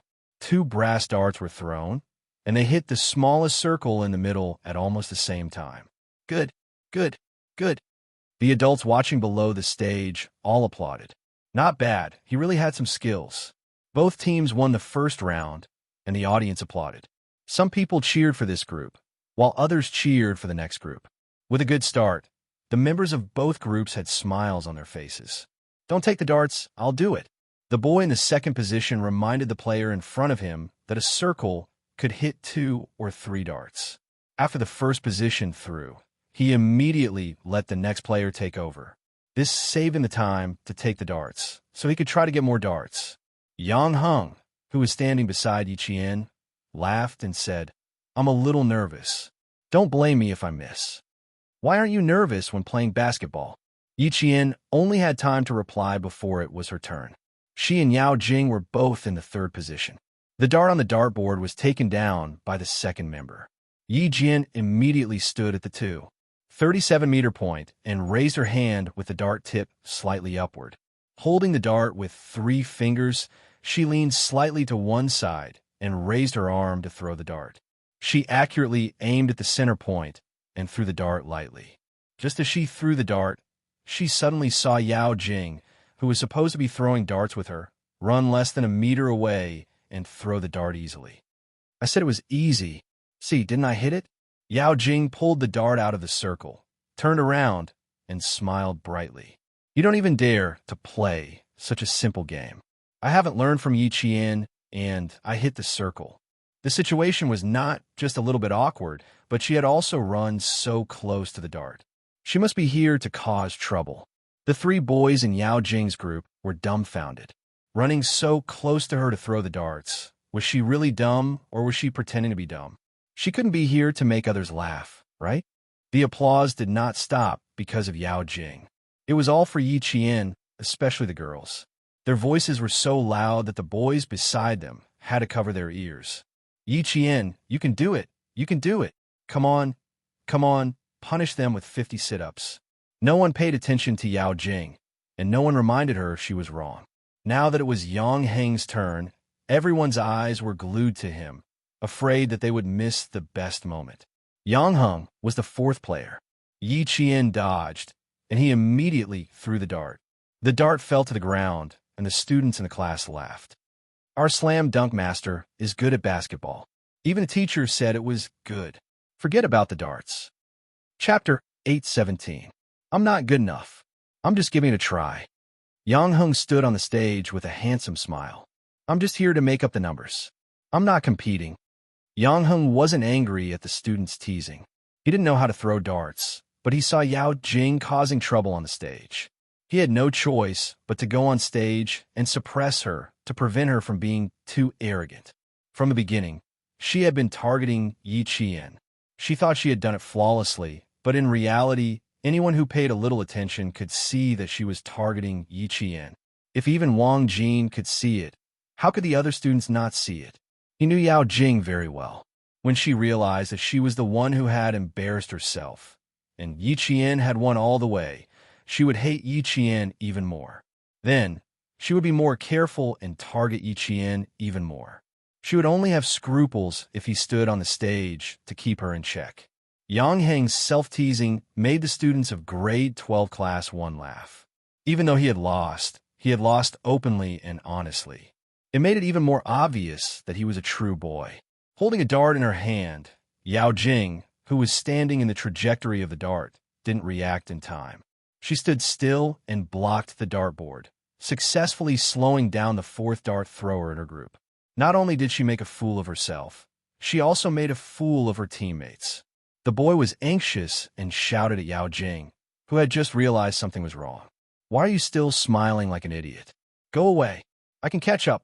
You're standing in the wrong place. Invalid throw." Standing in the wrong place? Invalid throw. How is that possible? She didn't throw the dart directly at the dartboard. Instead, she stood at a certain distance before throwing the dart, but they said that she was standing in the wrong place. Then, Yao Jing's expression became awkward. Then, she was really standing in the wrong place. Suddenly, Yao Jing realized that she had made a very serious mistake. First, the applause just now wasn't for her, but for Yi Qian, who was throwing darts with her. The boy who was standing at the 4th position tried to catch up with Yao Jing, but it was difficult for him to do so after Yao Jing's stroke. "Fuck! Quick, quick! The 3 of us and the 3 of them. Let's see if we can even out. Wang Jin is faster. Yi Qian is a little slower. If we hold on, we'll be even." She didn't know how to throw, yet she pretended to be very good at it. We were tricked by her. Soon it was King Gold again. "Fuck! Yi Qian didn't even take off his darts. The three boys did not lower their voices when they spoke. When the enthusiasm of the entire competition was raised, how could they notice that they had to lower their voices? Right now, he only wanted to win. Deputy Director Yao and Mother Yao, who had all heard it, felt a little awkward. No matter how awkward it was, both husband and wife had the ability to turn the situation around. Mother Yao sighed and helplessly said to Mother Yang, "This girl is making trouble again. Other people are having a serious competition, but she's just going up to liven up the atmosphere so easily." As parents, they always had to take care of their children. Mother Yang could understand, but she couldn't let her children be so indulgent. When it was time to say something, she still had to say something. Mother Yang, who didn't want to be upset at her son's birthday party, also smiled and said, "Little Jing has been like this since she was young. You'll get used to it." Deputy Director Yao also tried to smooth things over for his daughter. Jing, this child is making trouble. She doesn't treat this as a competition at all. Her heart isn't ordinary. Others treat it as a competition, but she treats it as having fun. Chapter 8:18. Old Yao, your words have a double meaning. Ha ha ha. If you don't treat the competition as a competition, then you're being narrow-minded? You. Director Yang laughed and joked. Let the children play around. Old Yao, you're an adult. Why are you getting involved? Deputy Director Yao laughed as well. Yes. Let the children play around. We adults will just watch. But my little girl, Jing, she's going to throw a tantrum with me when she gets home. We have to let Hung Hung persuade her. She doesn't listen to us. She only listens to Hung Hung. Her rebellious period is here. We can only persuade her. Director Yang clapped his hands and stared intently at the stage. He was very interested in what Deputy Director Yao said, and he didn't deny it. At this time, Yao Jing was so embarrassed that she bit her lips. She really didn't know that there was a distance between the darts. No one told her. She thought that she just had to find the right distance to throw the darts. Yao Jing didn't run away from reality. Instead, she openly admitted her mistake. I'm sorry. I thought I could stand anywhere and throw. I'll pay attention this round. Admitting her mistake resolved the awkwardness and made her team members look better. It's okay. You could just stand it too. 37 meters and throw. The boys in the same group didn't say much. Since the girl admitted her mistake, then forget it. Anyway, it was just a game. Admitting her mistake was more acceptable than hiding it. In this aspect, Yao Jing was much better than Yi Ying. Yi Qian's group had already thrown 2 rounds. In both rounds, Yi Qian hit the center circle. Wang Jin's heart trembled as he watched. He was really good. He didn't miss on his first try. Unfortunately, it was a 2-group competition. It would be more interesting if it was an individual competition. Yao Jing, don't go the wrong way. The second round was Yao Jing's turn. The boy beside her quickly reminded her, afraid that she would run to a distance less than 50 centimeters away from the darts board again. That wasn't throwing, that was stabbing. Stabbing the dart directly was as easy as raising your hand. A distance of 37 meters wasn't a short distance. Yao Jing stood at the distance and tried several times to throw the dart toward the center circle, but she still couldn't throw it. So far. How did Yi Qian do it? Quick. It was Yi Qian again. They're all in the 3rd round. Hurry up and throw it. Who cares if it hits or not? You have to make room for me. The guy behind Yao Jing urged. If the front didn't throw the darts, the team members at the back could only wait and waste time. If Yao Jing didn't care whether she could hit the target or not, she would have done it long ago. But because she wanted to hit the target, she kept trying. She turned her head and saw Yi Qian maintaining a slightly tilted posture as he threw the ball over effortlessly. Yao Jing heard another round of cheers and thunderous applause from the audience. She pursed her lips and felt very uncomfortable. She only knew how difficult it was after trying to hit 37 meters. It was difficult for her to even hit the dartboard, let alone hit the center circle. No, I have to learn from her posture first. Maybe I'll be lucky and hit the target. Yao Jing didn't care about the urging of the guy behind her. She imitated Yi Qian's posture and threw the dart. The dart tip was at least a meter away from the target. It didn't even touch the darts and fell to the ground. Chapter 8:19. The sensitive girls could tell that Yao Jing was imitating Yi Qian. They all pursed their lips and giggled. She was making a fool of herself. Yang Heng, who also missed his target with a dart in his hand, glanced coldly at the embarrassed Yao Jing. The corners of his mouth curled up slightly. Provoking Yi Jian? I really don't know what kind of brain she has. When it was Wang Jin's turn to throw the darts again, his team was one round faster than Yao Jing's team, and the applause was all for them. As for Yao Jing's apology, it was like throwing a small stone into the sea. It didn't even cause a splash. Do you still want to play? Yang Heng stopped playing and walked to Yao Jing, who was smiling fakely. If you want to find fault, you have to see if you have the ability to do so. If you continue playing, don't blame me for not reminding you. You'll be the one making a fool of yourself. Yao Jing knew that she would be the one making a fool of herself if she continued playing, but she couldn't just quit like that. How embarrassing. She pouted and said unhappily, I don't want to play anymore. It's not as fun as I imagined. Come down with me. This kind of competition wasn't something she could handle. It was better for her to quit early and not embarrass herself even more. A cold light flashed in Yang Heng's eyes as he walked down the stage with a smile on his handsome face. A few men who were close to him reached out their hands and clapped happily. A boy said, with you as a comparison, we'll enjoy watching. Wang Jin and the others do have some skills. Yi Qian is even better. She has never thrown before and hasn't missed in 4 rounds. She's good at playing and learning. Most importantly, she's so beautiful and has such a good personality. I had some evil intentions at first, but I don't dare anymore. I'm afraid I'll blaspheme her. Yao Jing, who originally wanted to continue following Yang Heng, heard this.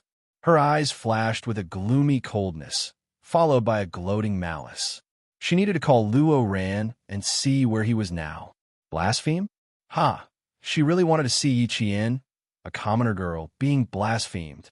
She quietly walked out of the banquet hall and saw a few taxis stop at the entrance of the hotel. The first one to get out was Luo Ran. He got out in a huff, and even the door was on fire. Luo Ran. She motioned for Luo Ran to speak with her outside the hotel so that no one could see them. Without Yao Jing and Yang Heng, it became a 3-on-3 competition. The whole process was very exciting. Wang Jin and the other 2 boys had to draw a line every time they threw the darts, but Yi Qian only needed to stand at a distance of 37 meters, and his throwing speed was only slightly slower than Wang Jin and the other boys. Mother Yang listened to her son's classmates excitedly discussing. She had always thought that Yi Qian had also learned how to play darts. Only now did she realize that Yi Qian had only learned it for a while. She said in surprise, this child is really good at both civil and martial arts. Maybe it's because I grew up in the army, so I'm familiar with these boys' games. Compared to the smile on Mother Yang's face, the smile on Mother Yao's face was much lighter. When her daughter came down from the stage, the smile on her face disappeared. Originally, her daughter was the most outstanding one. Who would have thought that she would be suppressed by Yi Qian again and successfully attract the attention of a Yang family? Her methods were so high that it made her, an adult, tremble. She said, it's not good for a girl to be too outstanding. For families like yours and mine, the most important thing is character. Chapter 820. Mother Yang glanced at her former neighbor and frowned slightly. Was she telling her that Yi Qian's character wasn't good? Over the years, she didn't like Jing's overbearing personality, so she didn't interact much with the Yao family. She didn't expect the old neighbor to have changed so much. She even liked to gossip behind her back. Her own child was excellent, but other children were also excellent. How could she say that other children's character wasn't good? She didn't have the grace and tolerance that an adult should have. I think they're all good. Those who can go to the experimental class and represent the country can't be too bad. Mother Yang said faintly and clapped with a smile. The 10 minutes of competition on the stage had already ended. Mother Yao's expression stiffened. Her old neighbor meant that those who could go to the experimental class and represent the country were good children, but those who didn't go to the experimental class and didn't go abroad to compete weren't good children. Why did it sound like she was talking about Jing Jing? Mother Yao, who felt uncomfortable in her heart, wanted to say a few more words. However, when she saw Mother Yang's elegant expression, Smiling and applauding for the wonderful performance on the stage, she frowned and thought to herself, Hu Ying seems to treat Yi Jian differently. Mother Yao adjusted her expression and clapped with a smile. She didn't want to affect the relationship between the old neighbors. No matter what, her family had a good relationship with the Yang family. As long as Jing Jing and Yang Heng continued their relationship, it wouldn't be difficult for the two families to become in-laws. How could the picky Mother Yang take a fancy to a girl who had suddenly appeared out of nowhere? For Yi Qian, she didn't care about other people's opinions when she was reborn. Especially for an adult like Mother Yao who was picky about other people's children, she wouldn't care. Yi Qian's team will definitely win. She only missed twice. Forget it. I think the two teams are about the same. But Li Qian's team is 2 rounds slower than Yi Qian's team. It's a bit difficult to win. While the students were discussing, Yi Qian's team did indeed win after calculating the center circle of the two teams. Based on the individual probability of hitting the center circle, Yi Jian only hit 2 fewer center circles than Wang Jin, which was the same as the other 4 boys. After careful calculation, the boys still lost. I can't believe this is your first time playing. How can the 5 of us believe such a high hit rate? Wang Jin and the other 4 looked at Yi Qian's individual score and were all in disbelief. Only 2 points less than Wang Jin. They had been practicing for a long time, but they were defeated by Yi Qian so easily. They couldn't accept it, and at the same time, their fighting spirit was ignited. Why don't we play with 2 darts and 3 darts again? Wang Jin's interest was piqued. He was reluctant to let go of his opponent. Yi Qian didn't want to play anymore. He smiled and said, I've never played darts before, but I like to play with a slingshot. It's the same hit rate. I just need to find the feeling. I can still throw a center circle. I'm afraid I won't be able to do it if I play a bigger one. How could Yi Qian, who was more thoughtful than the boys, agree? After all, it was Yang Heng's birthday party. It was Yang Heng's main venue. They played darts for the students to have fun, not for the guests to play. Chapter 8:21.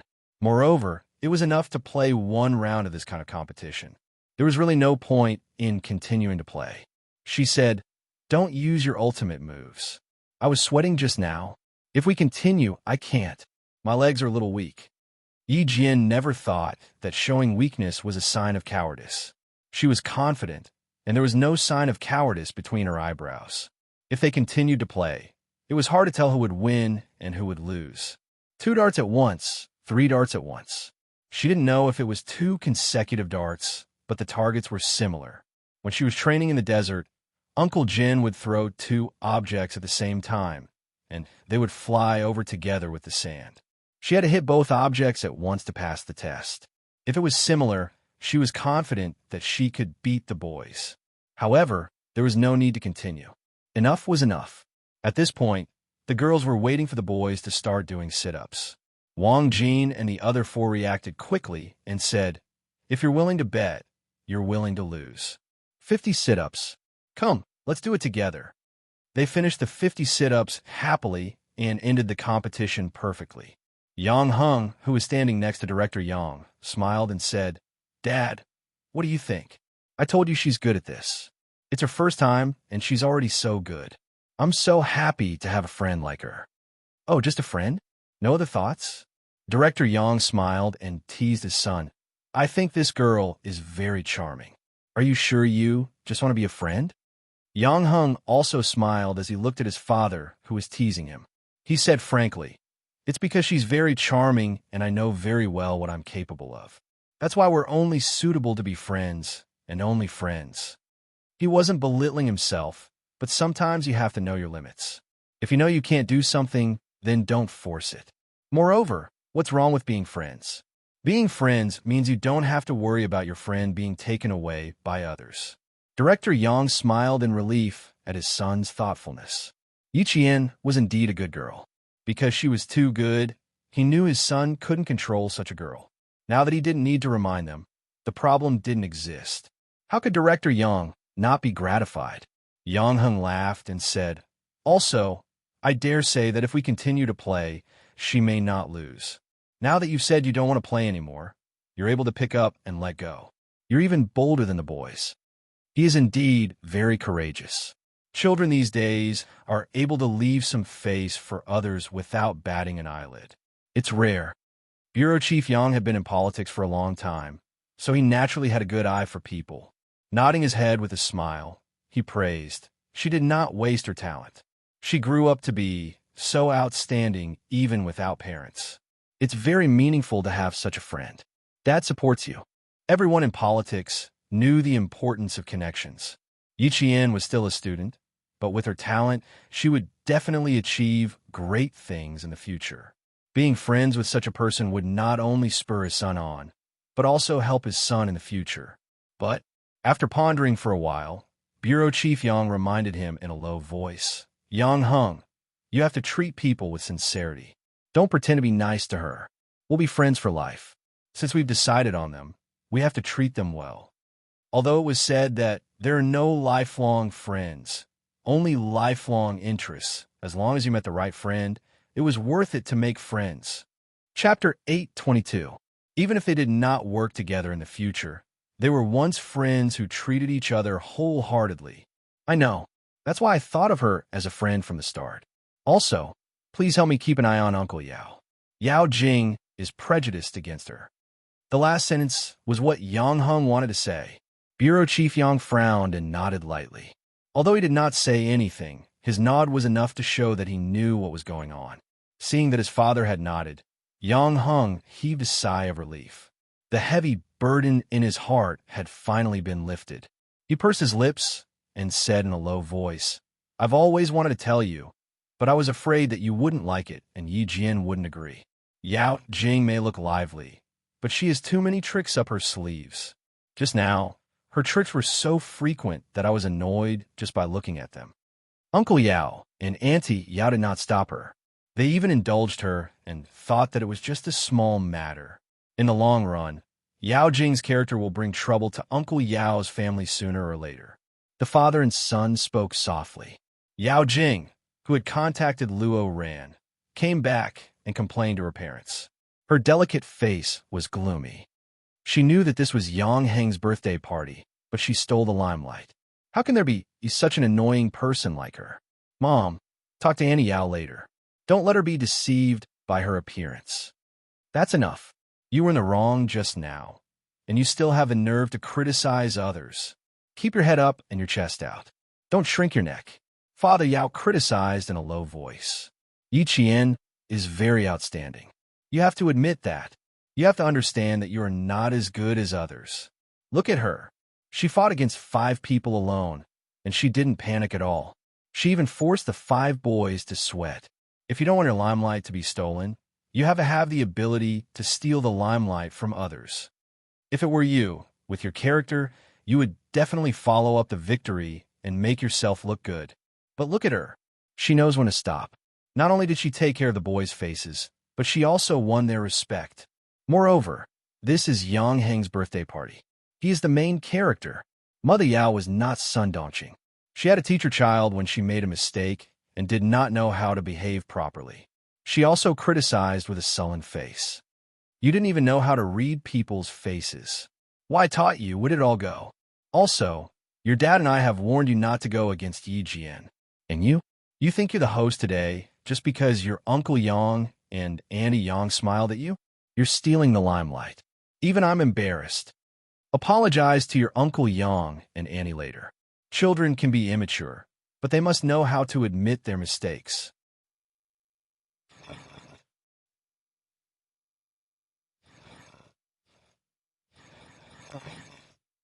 Calm as. The couple was not in the mood to watch anymore. They discussed in secret. At 9:30 p.m., a huge birthday cake was pushed up. The applause of the whole class did not stop. The candles were lit, and the entire banquet hall was brightly lit. Only a few small lights were left on. In the faint candlelight, a happy birthday song was played. Chapter 8:23. Yi Qian looked at the clock on the wall. It was almost time to leave. Today was the day she decided to meet Luo Ran. Now she was going to meet him at the back alley of the bar. In the cheerful birthday song, Yi Jian accurately walked to Wang Jin's side and said softly, I have something to do. I'll be back later. Okay. I'll leave you a big piece of cake to smear on Yang Heng's face.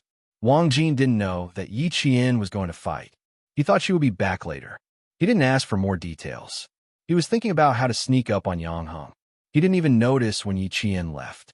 When Yi Qian left, she took 10 darts with her because she realized they were pretty good as weapons. When the lights came on and the cake was cut, no one ate it. Everyone was playing with the cake.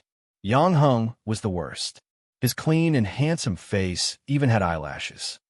Yi Qian left? Did she say where she was going? Why didn't you wait for me to come back? When Yang Heng heard Wang Jin's message, he frowned so hard that a piece of cream almost fell off. After asking, he realized that he had misspoken, so he patted Wang Jin's shoulder. I'm sorry, I was a little impatient. Wang Jin quickly said, It's okay, it's okay. I know. A girl said she was going to leave for a while. I didn't ask. She said she would be back later. He didn't know how late she would be back. How long would she be gone for? Yi Qian didn't say, so no one knew when she would be back. Yang Heng tried to recall Yi Qian's expression tonight. No matter how hard he tried, he couldn't find anything wrong with Yi Qian. He was playing darts happily and laughing happily. He didn't even take Yao Jing's provocation seriously.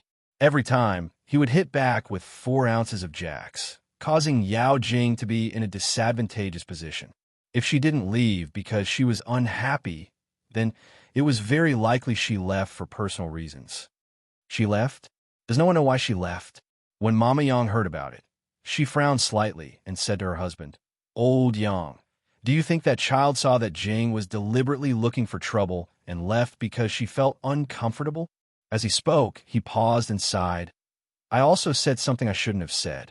I don't know if that child is feeling uncomfortable in his heart. She repeated what she had said unintentionally. Yang Heng immediately said, Mom, don't worry about this. She won't take it to heart. If he still hasn't returned by the time the event ends, I'll go look for him. He shouldn't have gone too far. Perhaps he really did have some urgent matters to attend to. I think that child knows his limits. You two don't have to worry. If he doesn't come back in half an hour, I'll send someone to check. Chief Yang trusted Yi Qian quite a lot. She was a young girl who could help the police solve big cases. She was a very meticulous child. Under normal circumstances, she would not put herself in danger. He believed that she really did leave because of an urgent matter and not because she was unhappy. The city before 10 o'clock was not as lively as it would be 10 years later. At this time, there were fewer cars and people. When you walked to the side of the road, the speed of the passing cars was twice as fast as it was during the day. Yi Qian walked out of the hotel at a leisurely pace. There were a few people following behind her. Chapter 824. It was late at night, and a single girl was followed by a few unidentified men. Anyone who saw this would feel that something was wrong. When Yi Qian came out of the banquet hall, she saw a few men sitting on the sofa in the hotel lobby. One of them had a head of yellow hair. He was one of the men she ran into when she came back late from training last time. Brother Huang. That was what she heard someone call him. Seeing her come out, the men led by Brother Huang straightened their backs and looked at her. It was obvious that they were waiting for her. She didn't care about these people. The key person was Luo Ran, so she had to wait for him to come out. She walked out of the hotel unhurriedly and walked along the road until she reached the intersection. She waited for the traffic light to turn green. Several men who were following her stood not far away. They kept swinging something in their hands. It was a small knife that could be swung nimbly. A black car gradually came to a stop as the traffic light turned green. Yi Qian crossed the road as the traffic light turned green and arrived at the Caesar Hotel on the opposite side of the road. Third master, look. The driver said softly, It's the girl who left with Miss Xia last time. She's going to Wasteland, where we're going to build the club. There are 2 groups of people following her. Ho Zi, who had just finished a business meeting and was a little drunk, narrowed his eyes and looked at the few people following her. He said calmly, These people aren't enough to be her appetizers. Send a few of them to keep an eye on her. If there's anything, help her clean up the scene. Don't leave any traces. Not only was the little girl good at fighting, but she was also good with guns. It was a pity that he had never seen her before. It was all from their school. Even Commander-in-Chief Xia didn't stop her. As long as nothing happened in the future, it wouldn't be a problem for her to become family Xia's daughter-in-law. Since that was the case, he would naturally take care of her as much as he could. Besides, he wanted the little girl to call him Brother Z. She even called him Brother Z. How could he just stand by and watch? The car drove directly to the entrance of the hotel. The doorman recognized that it was his boss' car. He immediately opened the door and waited for his boss to come out. The lobby manager quickly walked from the lobby to the revolving door and waited for Ho Zi to come in before saying softly, "Third master, we have an important guest on the 23rd floor." He softly said a name, but before he could finish his sentence, a tall figure appeared outside the revolving door. "I don't know when he left. He's behind you now." After the lobby manager finished speaking, he folded his hands in front of his lower abdomen and retreated to the side. Ho Zi turned around and suppressed the smell of alcohol in his stomach. Looking at the man who came in, Dan Feng's eyes were full of smiles. The smile on his handsome face came from the bottom of his heart. Even though there was a hint of vicissitudes in the corners of his eyes, it didn't affect his handsomeness at all. No wonder Wei said that Nan province has become your second home. You come back here every few days and spend your pitiful holidays on dating. Be careful that the old lady at home will be angry. He joked. Gradually, there was a hint of sadness in his eyes. He raised his hand and directly hooked the shoulder of the man who was admiring his drunkenness with interest. Even his happy smile had a hint of sadness. Your sister has something to do. Help me persuade her. Today, she suddenly said that she wants to break up with me. I'm fucking dumbfounded. Break up? Fuck. She's the only woman I've had for 17 years. Why should you break up with me? Chapter 825. I support my sister's decision to break up with you. My sister's first love is back.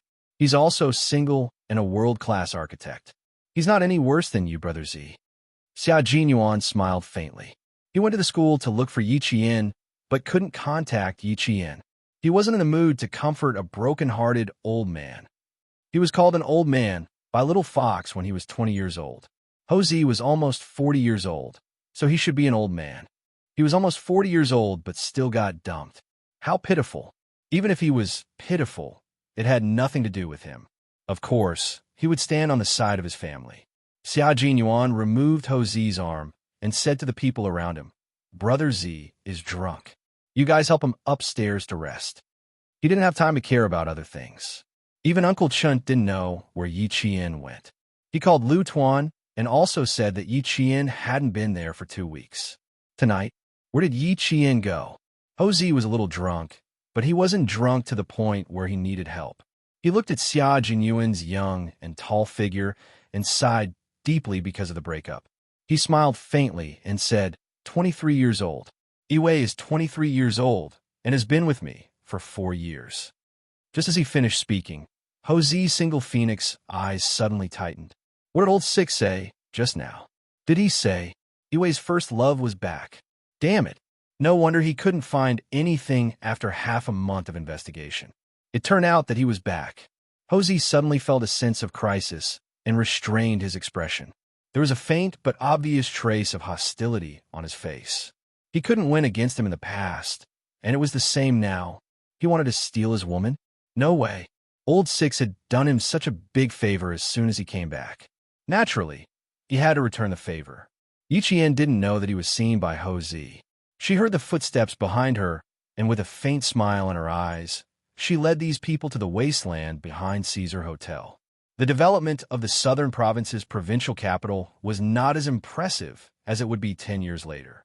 If he wanted to find a quiet place to teach someone a lesson, he only needed to avoid the city's roads and a few heaven's eyes.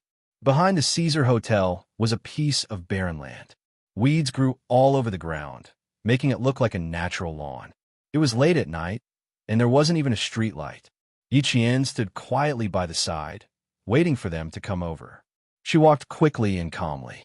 Coupled with the darkness around her, the few hooligans who were following her felt their hair stand on end. Luo Ran, who was at the back, looked at the desolate surroundings. He wasn't afraid at all. Instead, he felt that this was an opportunity.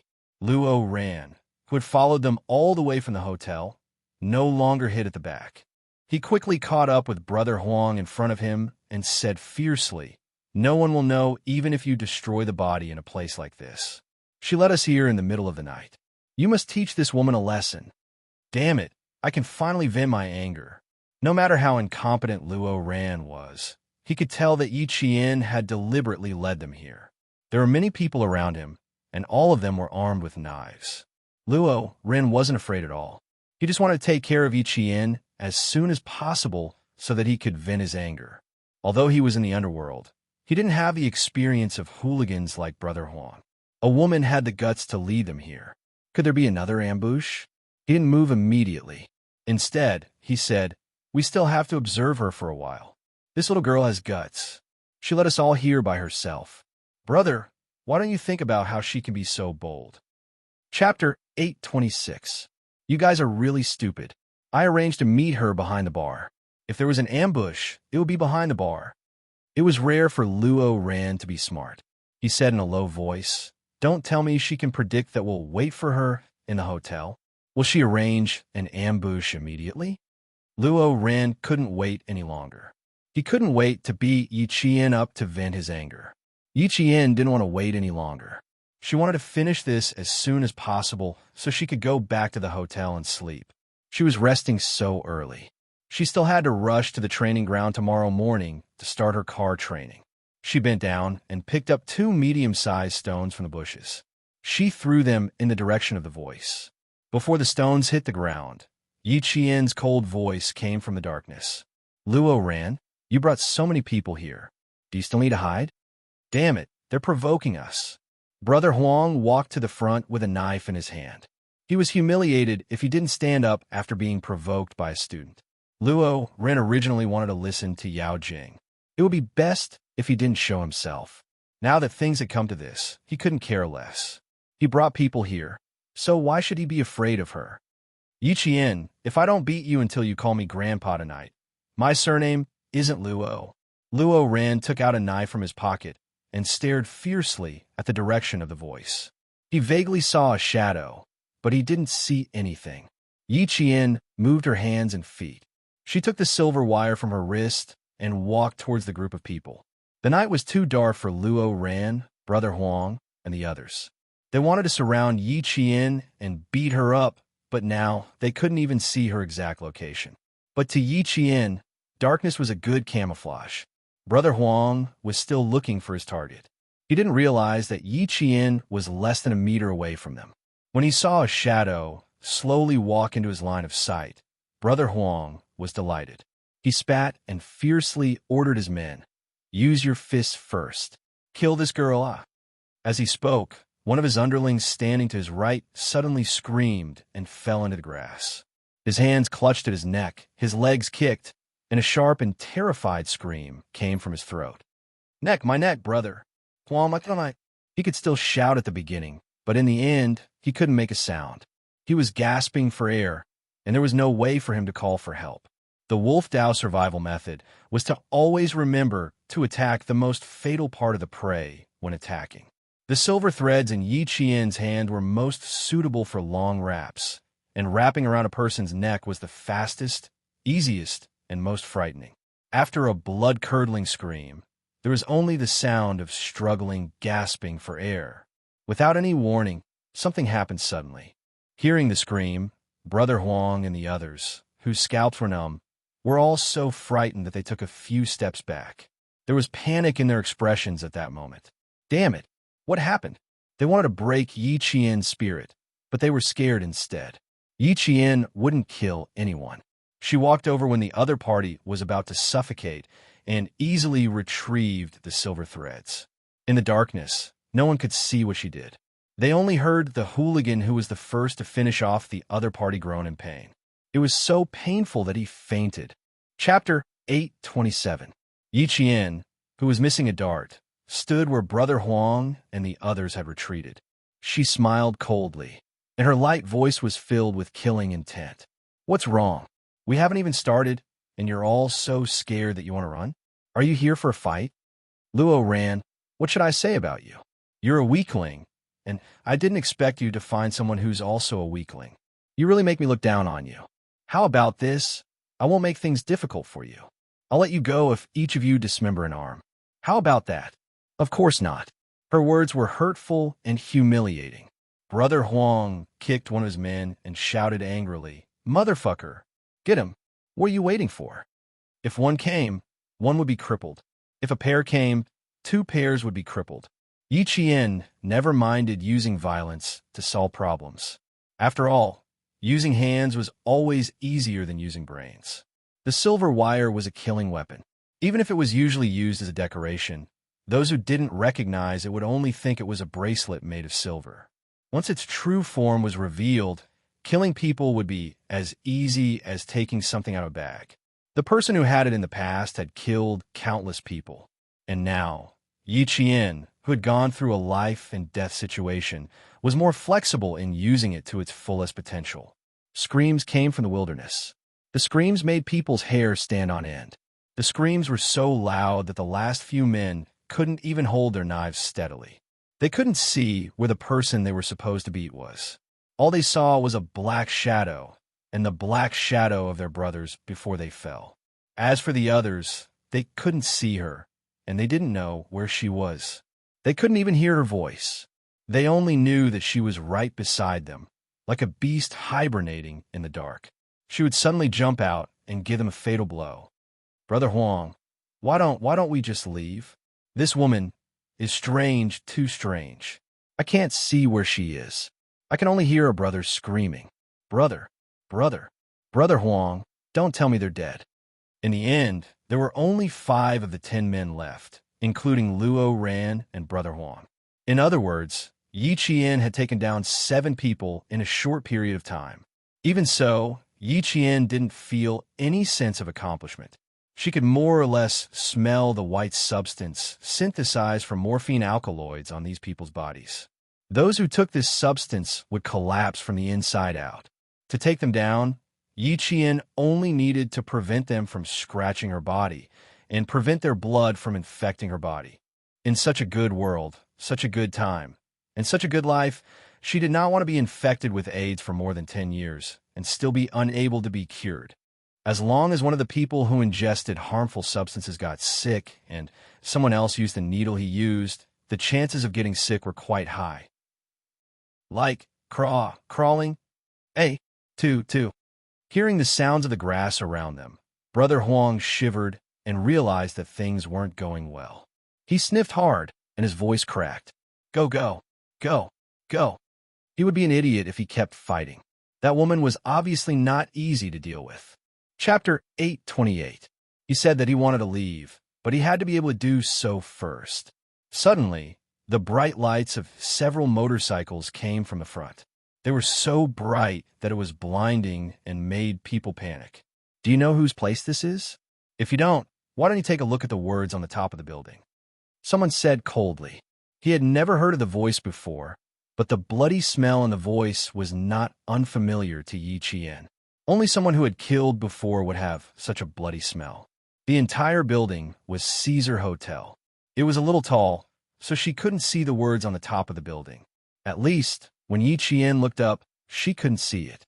Just because she couldn't see it didn't mean that Yi Qian didn't know where this place was. And those who knew where this place was might not know whose territory Caesar Hotel was. The person who spoke was one of Ho Zi's subordinates, who was both a brother and a friend. He also had a certain status in the underworld. People like Luo Ran didn't know that after hearing Yi Qian's words, he was already furious. He shouted angrily, "I don't fucking care whose territory this is. This is between me and her. What does it have to do with you?" The knife in Brother Huang's hand fell to the ground. He trembled and knelt down. It's Third Master's territory. Third Master. I didn't mean to offend you. It's just that this high school student asked me to teach a little girl a lesson. I took his money and came here because I was possessed. Third Master, please spare me. Third Master, please spare me. Third Master, please raise your hand and let me go. Third Master, please spare me. Third Master, please spare me. The light was too strong. It shone on Brother Huang and the other hooligans, who were half squinting. It also illuminated the situation of the hooligans who had fallen earlier. Their shoulders were strangely twisted. One or two of them fell to the ground with a painful expression. They couldn't raise their hands to stuff their mouths and take out their clothes. They could only rub their bodies and legs on the grass and make gurgling sound from their throats. It was easy for Brother Huang and the others to think that they were man-eating, crawling monsters. No one cared about them.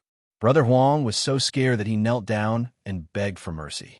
He didn't have the time to care about his subordinates. Someone stepped forward and stood under the strong light. The figure was tall and slender, like a tall mountain. He didn't stop but walked toward them step by step. Against the light, Brother Huang's body trembled like a sieve when his eyes were blinded by the light. Then he saw that his pale yellow pants were wet. He only saw a figure, but he was so frightened by the aura that he lost control of his bladder. Other than Luo Ran, who was still showing off his fierceness, the other three hooligans were so scared that their bodies were like leaves floating in the autumn wind. They were so scared that they couldn't even touch the ground and could be killed at any time and sent to heaven. The figure didn't walk fast, but every step he took made Brother Huang and the other hooligans afraid of him. It was a murderous aura that only those who had lived on the battlefield and whose hands were stained with blood could have. No one could replicate it, and no one could compare to him. This kind of aura might be frightening to others, but Yi Qian was very familiar with it. He didn't expect that he would appear again. Compared to the last time he saw Xia Jinyuan a year ago, the number of times he appeared in front of him now was a little too much. The figure stood under the strong light and walked towards him step by step. He stopped in front of Brother Huang, who had lost control of his bladder. Chapter 829.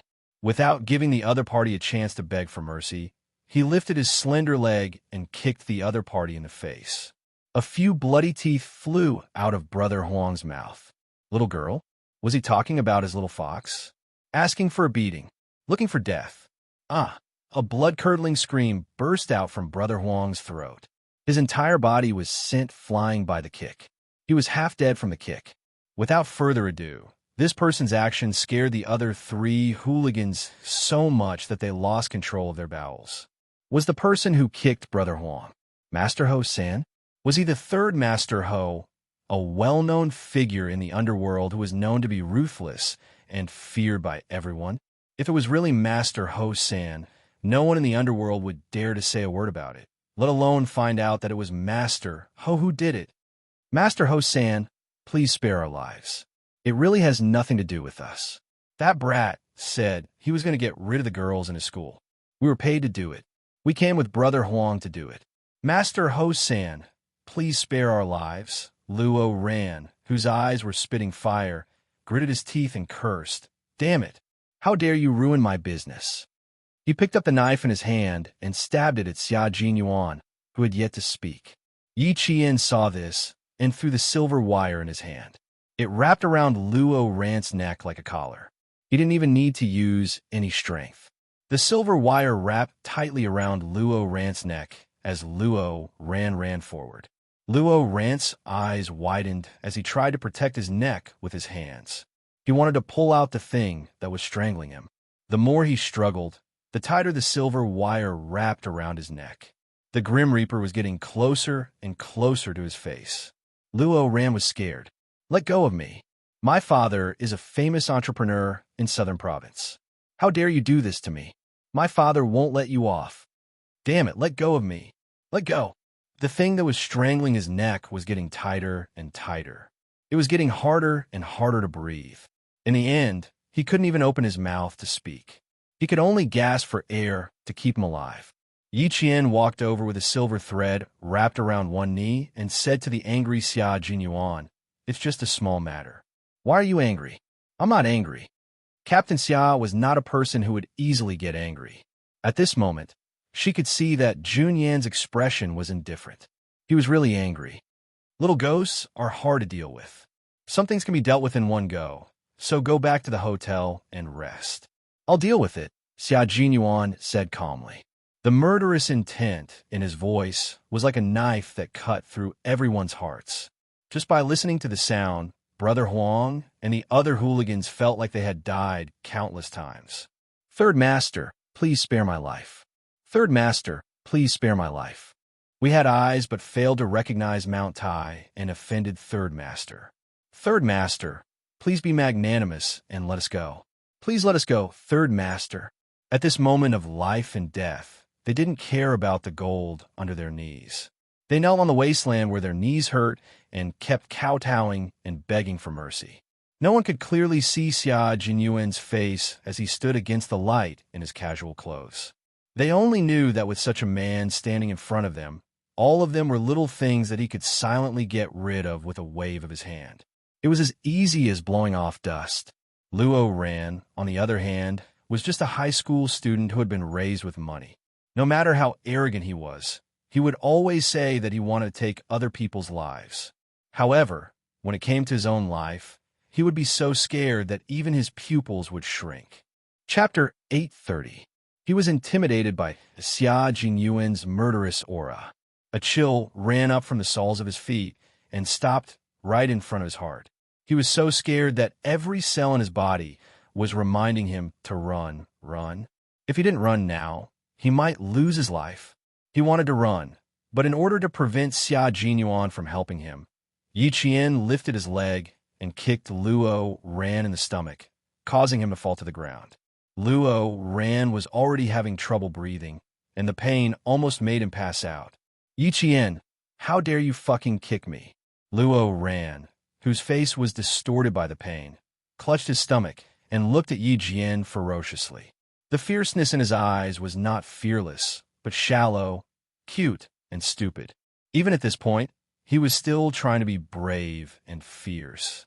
If that wasn't stupid, then what was? Just a moment ago, he was so scared that he wanted to run. Now, because Yi Qian kicked him, he wanted to use his power to scare Yi Qian. What a stupid and ridiculous way of thinking. Yi Qian lowered his head and looked down coldly. He looked at Luo Ran like a god sitting high in the clouds, looking down at an ant. Not only did I dare to kick you, but I also dare to kill you. His voice was cold and chilling. You dare you? If you dare to do something, why wouldn't I dare to do it? She said with a smile. Her eyes were as cold as ice on an ancient well. The surface of the ice was bone-chilling, and the depths of the ice were unfathomable. Luo Ran instantly choked and didn't dare to say anything for a long time. Xia Jinyuan glanced at the high school boy on the ground who still wanted to flaunt his power. He said to his little fox, if we don't deal with this kind of person now, he will be a scourge in society in the future. Dealing with him now will benefit the people. Let me handle it. Yi Qian looked up and glanced at Xia Jinyuan, who wanted to help him deal with the trouble. He smiled and said, I don't need you to deal with the matters between students. I really want to deal with it for me and get rid of these hooligans. Dead or alive, just don't let me see them again in the future. Her casual tone made Brother Huang and the others understand that they had begged the wrong person. They should have begged this young lady instead. Unfortunately, it was too late. Xia Jinyuan was really angry. How could he let them go? The man's thin lips curled up slightly, and he nodded with a smile. He only said one word, okay. He raised his hand, and 4 men with nothing in their hands got off the motorcycle. They walked over to the gangsters who were trembling with fear. Brother Huang, who was kicked in the face and almost lost his life, screamed and begged for mercy. Third Master, we won't do it again. We won't do it again. Please, Third Master, please let me go. Please, I beg you. His muffled voice was full of fear, and this fear of his life coming to an end infected Luo Ran. This arrogant boy in front of Yi Qian was so scared that his face turned pale. When Yi Qian heard Xia Jinyuan say, okay, he smiled and loosened the silver thread in his hand. If he really strangled Luo Ran to death, it would not be worth it. Yi Jian turned around and stared at Luo Ran condescendingly. In the strong light, Yi Jian's usually gentle face was cold and hard. There was no emotion, only indifference. That kind of indifference made Luo Ran's heart tremble. He saw that she did not care about her own life.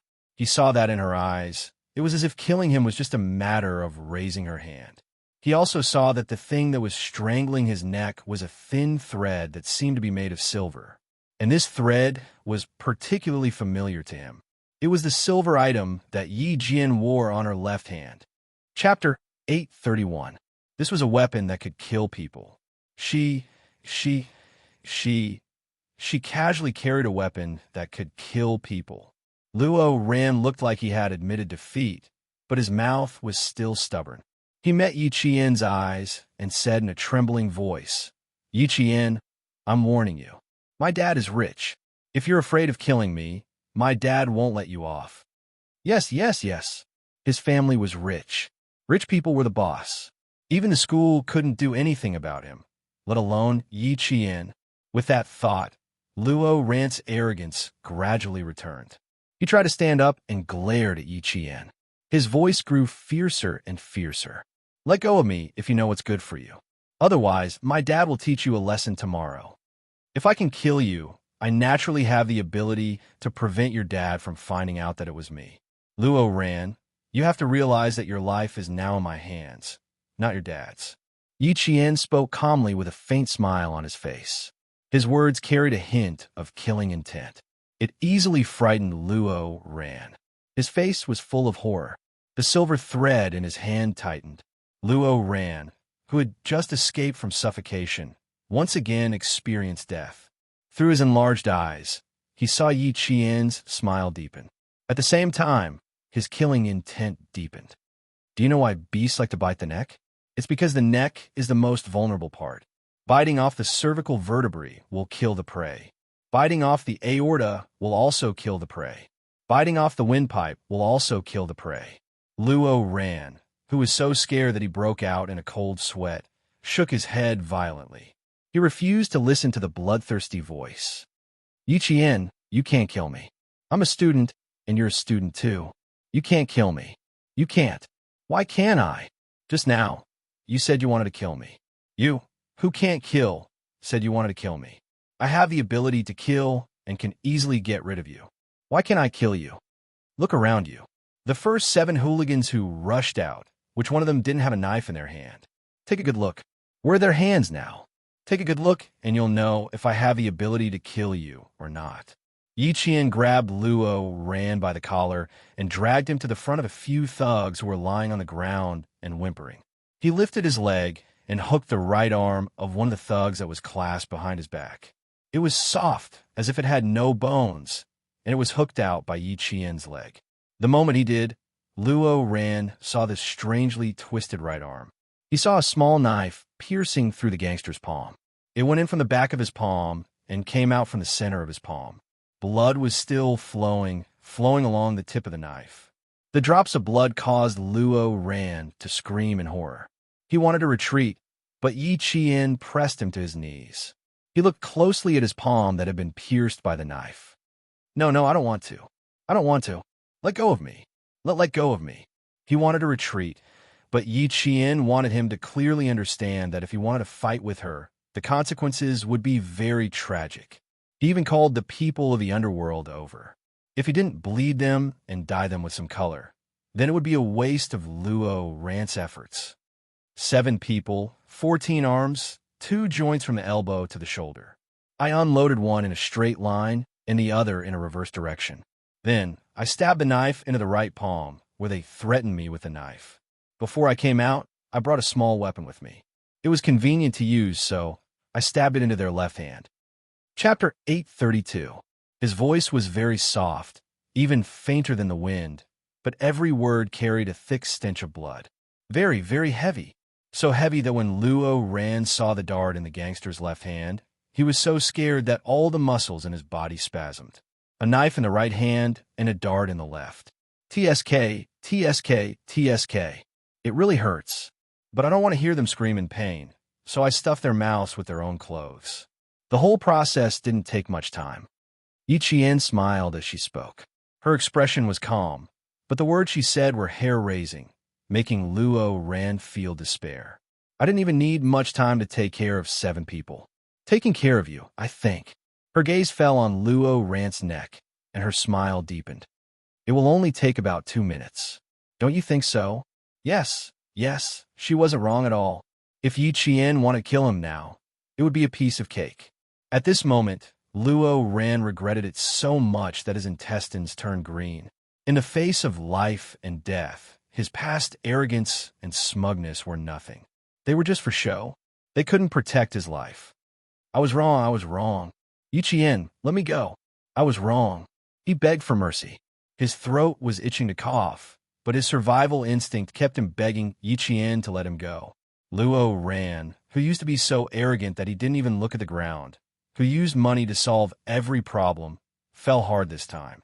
He fell so hard that it left him with a lifelong psychological shadow. He begged for mercy so quickly, but Yichien wouldn't let him go so easily. She raised her eyebrows slightly. Such a fatal place that needs to be protected is entangled by the treasure in my hand. I'll have to use my strength slowly. First, I'll break your throat, then your aorta, then your cervical vertebra, and then your entire head. Her voice was soft and gentle. As Yichien tightened the silver wire in her hand, Luo ran, who had failed to beg for mercy, screamed, "Help! Help! Help!" If he could even make a sound, then he would have to use a bit more strength. The silver thread in his hand tightened a little to ensure that he could breathe, but also to make him more afraid. Stop shouting. It's useless. No matter how rich your father is, he can't save your life immediately. By the time he finds out that he needs to save your life, it's a pity that you're already dead. Yichien spoke slowly. From his actions and words, he did not show any mercy to Luo Ran. She could easily take Luo Ran's life, but she could not really do it. Right now, Luo Ran was just a student who spoke arrogantly and acted arrogantly. However, he was not the enemy she wanted to deal with. He was just a high school student that she needed to teach a lesson to. She needed to teach him a lesson that he would never forget. From now on, he would be obedient whenever he saw her and just take a detour whenever he saw her. Luo Ran's four limbs were struggling. Although he could no longer speak, his throat was still letting out muffled and terrified cries for mercy. "Let me go. Help! Help!" His fluttering hands clung tightly to the dry grass that had withered in autumn. He broke a few strands, but he continued to hold on until he had no more strength. He could no longer hold on to anything. His two black eyes rolled upwards, and he completely fainted from fear. Before he fainted, Luo Ran saw the figures dragging Brother Huang and the others away in the strong light. Every figure was like the king of hell in the hall of hell, making him afraid. Brother Huang and the others, who were being dragged away with one leg, let out screams that made him feel like he was in the hall of hell. Screams filled the air. Chapter 833. Brother Huang and the other hooligans were dragged by Ho Zi and the others. Their backs and heads had been cut by the stones on the ground, and they were screaming in pain. As for Luo Ran, who had fainted, he was naturally picked up by Boss Luo himself. In the end, Yichien put away the silver wire. However, the frightened Luo Ran did not know that the reason he could not make a sound was because he was scared and not because he was unable to make a sound because of the silver wire in Yichien's hand. Fainting from fear was the result Yichien wanted. He wrapped the silver wire back into his arm bit by bit and looked at Luo Ran, who was lying on the ground like a dead fish. He sneered, "How dare you talk about killing people when you have so little courage? I really don't know where you get your confidence from. You can only blame yourself for being so easy to talk to and giving people the wrong impression that you're easy to bully." Xiao Jinyuan rubbed his forehead gently when he saw that she had scared a boy unconscious. He said helplessly, "Usually, all you have to do is show a little bit of ruthlessness and you'll definitely be the #1 bully in school." Little Fox had always been an obedient girl in front of her classmates. She was easy to talk to, modest and polite. This was why she gave people the wrong impression that she was easy to bully. Yichien blinked and shook his head. With a serious expression, he said, "That won't do.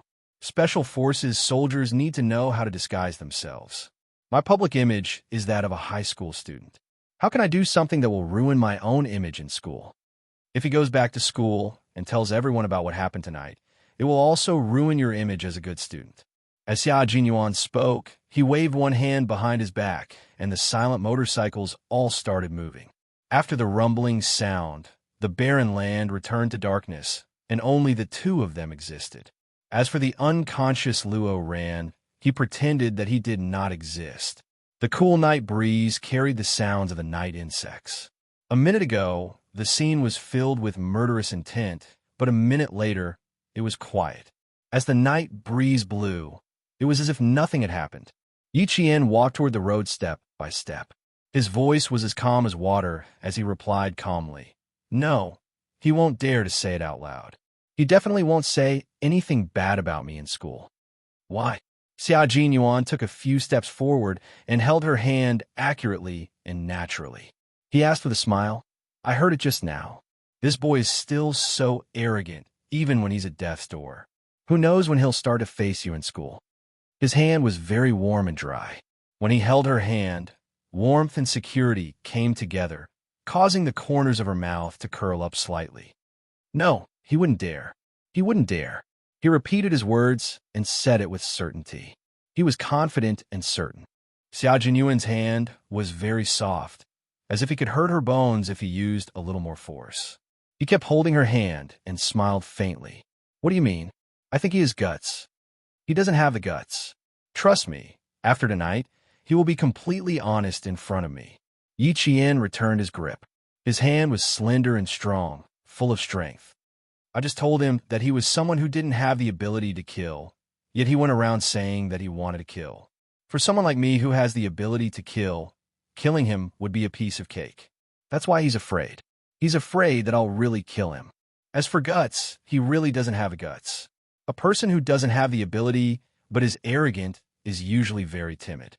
A person who has the ability but is arrogant is usually only arrogant when they kill." Chapter 834. He is the former, and I am the latter. If Luo Ran was arrogant because he had no ability, he was naturally timid. If Yi Qian had the ability but was not arrogant, he was naturally daring because he was skilled. It was just that she usually hid it well and would not let others find out that she had the ability to kill. This explanation made Xia Jinyuan laugh. Indeed, people who had the ability to kill, such as himself and his comrades, usually hid their ability to kill and did not want others to find out. Those who kept saying, "I'm going to kill someone, I'm going to kill someone, I'm going to kill someone, I'm going to kill someone, I'm going to kill someone, I'm going to kill someone, I'm going to kill someone, I'm going to kill someone, I'm going to kill someone." The little fox who belongs to the latter category seems to be very afraid of me taking action. Okay, your reason has convinced me. Why did she say so much? She just wanted to stop him from taking action. She also wanted to tell him that although the boy was bad, he was not as bad as the hooligans who were sent out to deal with him. Once he was taught a lesson, there was no need for people from the underworld to deal with him.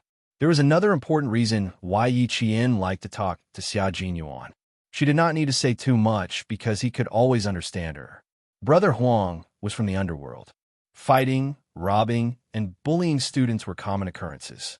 She would not stop him from letting people from the underworld teach him a lesson. However, Luo Ran was different. He was a high school student from the province. If Xia Jinyuan were to take action, it would not be appropriate. He was a soldier, while Luo Ran was a problematic student. There was a huge gap between their statuses. Regardless of whether Luo Ran was a problematic student or not, as long as Xia Jinyuan took action, if there were any mistakes in the future, it would become a criticism that could not be washed away. It was more appropriate for her, who was also a student, to take action. Moreover, the people who appeared tonight were all Ho Zi's people. She did not trust them. Stopping Xia Jinyuan from taking action was the only thought in her mind at that time. It did not take too long to walk from the wasteland to the main road. A few minutes later, the two of them were standing under the misty streetlights. Yi Qian pointed at the Venus Hotel across the road and said with a smile, "Captain Xia, you can't continue dragging me along. I have to go back to this hotel. Tonight is a senior brother's birthday party. Help me book a room in the Venus Hotel opposite the Caesar Hotel. I have to go there now." Xia Jinyuan raised his eyebrows. "No wonder I couldn't find you at school. Uncle Chun said he didn't see you either. So you came here to play. If you don't mind, can I accompany you?" "I don't mind, but I'm afraid that Captain Xia will mind." Yi Qian's smile had a hint of mockery, and even his gaze had a hint of meaning. There are dozens of students playing inside. Xia Jinyuan is an adult, so I'm afraid you'll feel awkward if you come over to play with a bunch of students. What a little fox. She used another way to say that he was old and old. Captain Xia, who was not discouraged, straightened his clothes and smiled slightly. He said elegantly and reservedly, "Will my appearance steal the limelight of the host?" "I think so. After all, I was born with a handsome face that even a little fox would occasionally be entranced by. If I really went with you, I'm afraid the host tonight will be embarrassed."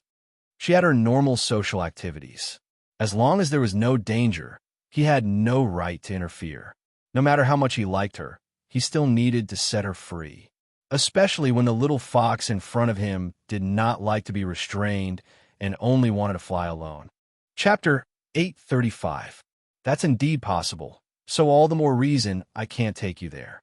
Yiqian raised her hand to let go of their tightly clasped hands. Standing in the dim light, she smiled gently and said, "Can you let go now? I have to go back to the hotel." Xiao Jinyuan narrowed his deep eyes slightly. Not only did he not let go, he tightened his grip on her hand, and his thin, sexy lips curved into a faint smile. He chuckled softly and said, "We can't stay together tonight, but I think you won't mind if I walk you to the hotel entrance. This is what a gentleman should do. I can't let a girl walk alone in the middle of the night." Since he said so, there was no way she could refuse. If I refuse a gentleman's request, it seems very impolite. Then, I'll have to trouble you, Captain Xia. It was difficult for her to refuse him. She didn't know when he returned to the southern province, but he came to look for her at school in the middle of the night. Did he go to school right after he got off the plane? Although the street lights were a little dim, Yiqian could still see the tiredness between his eyebrows when she looked up. No matter how tired he was, he came to look for her at school. No matter how cold his heart was, a corner of it would melt. Xiao Jinyuan was indeed very tired. This was a decapitation operation. After the members of the Snowfield Brigade finished their mission, they didn't even return to the base. After they returned to the country, they immediately scattered and erased all traces of their departure. This was because the target of the decapitation operation had a special status and enjoyed an international reputation. However, his criminal activities had reached China and endangered the stability of China's borders. It was inevitable that China would take action. Xiao Jinyuan, who hadn't slept for a few days, walked Yiqian to the hotel entrance and took the initiative to let go of her hand. "I may not be able to come to you until around 11 o'clock tomorrow morning. I need to get a good night's sleep. Maybe you can come to me and go to the front desk to get my room card." He was too tired. If his brain didn't relax and rest well, his nerves would be in a long-term state of depression, and all his bodily functions would be affected. Although he wanted to be with her, he had to ensure that he had a healthy body first. "Rest well. If you have anything to say, we can talk about it tomorrow." When Yiqian saw that even his voice was a little hoarse, his heart ached a little. He couldn't even bear to look at him. "See you tomorrow, Captain Xia." Waving at him, Yiqian walked back to the hotel with big steps. The sooner she got back to the hotel, the sooner he could leave and go back to rest. She left in a hurry. Xiao Jinyuan's gaze was so gentle that it was as if there were ripples in his eyes. His gaze was so gentle that anyone who could receive his gaze would feel blessed. The hotel lobby was brightly lit. When Xiao Jinyuan saw a few people who looked like students appear in the hotel on Yiqian and walk over, he walked away. He really couldn't play with a group of students. He didn't know how little Fox got along with them. They seemed to get along very well. Even though they were far away, he didn't see the indistinct loneliness that existed in the outside world. It had been more than 3 years. Little Fox had matured day by day. She was also getting along better with people day by day. This made him feel reassured, very reassured. He had once told Uncle Chan that Yiqian had a deep repulsion towards the opposite sex. If this repulsion was brought to the military, it wouldn't be obvious on the surface, but in reality, it would affect her overall performance in the military. Chapter 836. A warrior could not only fight alone, but they also needed to fight in a team. Rejecting the opposite sex would affect the team and make other comrades feel awkward. Over time, Yi Jian would be isolated and helpless, becoming a comrade who did not have good comprehensive abilities. The final result would be the worst. He had the ability, but he had to retire. Now that he saw that she was getting along well with her classmates, He did not have to worry about her not cooperating with the group.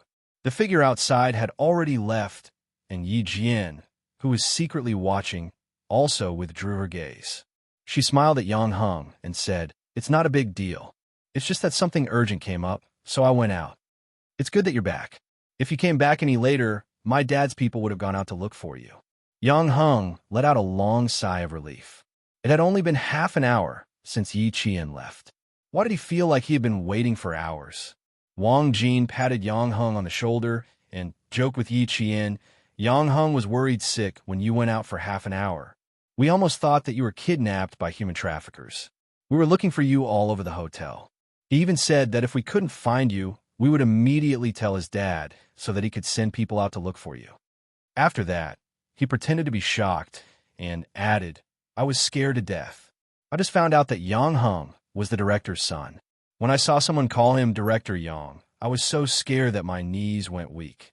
At that time, Wang Jin raised his hand and gently patted Director Yang's abdomen. He smiled and said, "Uncle Yang, look at your good figure. You must be working out regularly." In the end, someone came over and respectfully called him Director Yang. He was scared out of his wits. Yi Qian laughed. "What are you afraid of? Director Yang is Director Yang. Yang Heng is Yang Heng. You don't look for Director Yang often." He then said to Yang Heng, "I'm sorry. I didn't expect to cause you trouble. Don't be so polite. I definitely wouldn't be worried if you went out for a while in school. But I brought you here today, so I have to be responsible for the safety of you girls. No matter who leaves early, I will be worried." Yang Heng glanced at Wang Jin, who was trying to sound flirtatious, and explained to Yi Qian, "I treat everyone equally. Don't misunderstand." Wang Jin laughed out loud when he heard that. He was not the only one who laughed out loud.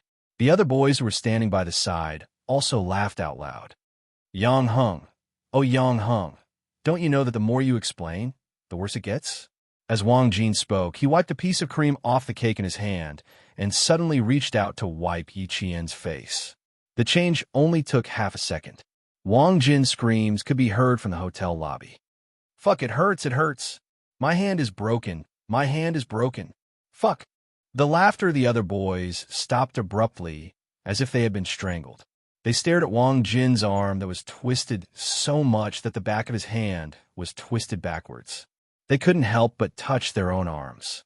Although he didn't twist them, it still hurt a lot. Looking at Yi Qian, who was holding on his arm, the boys took a small step back.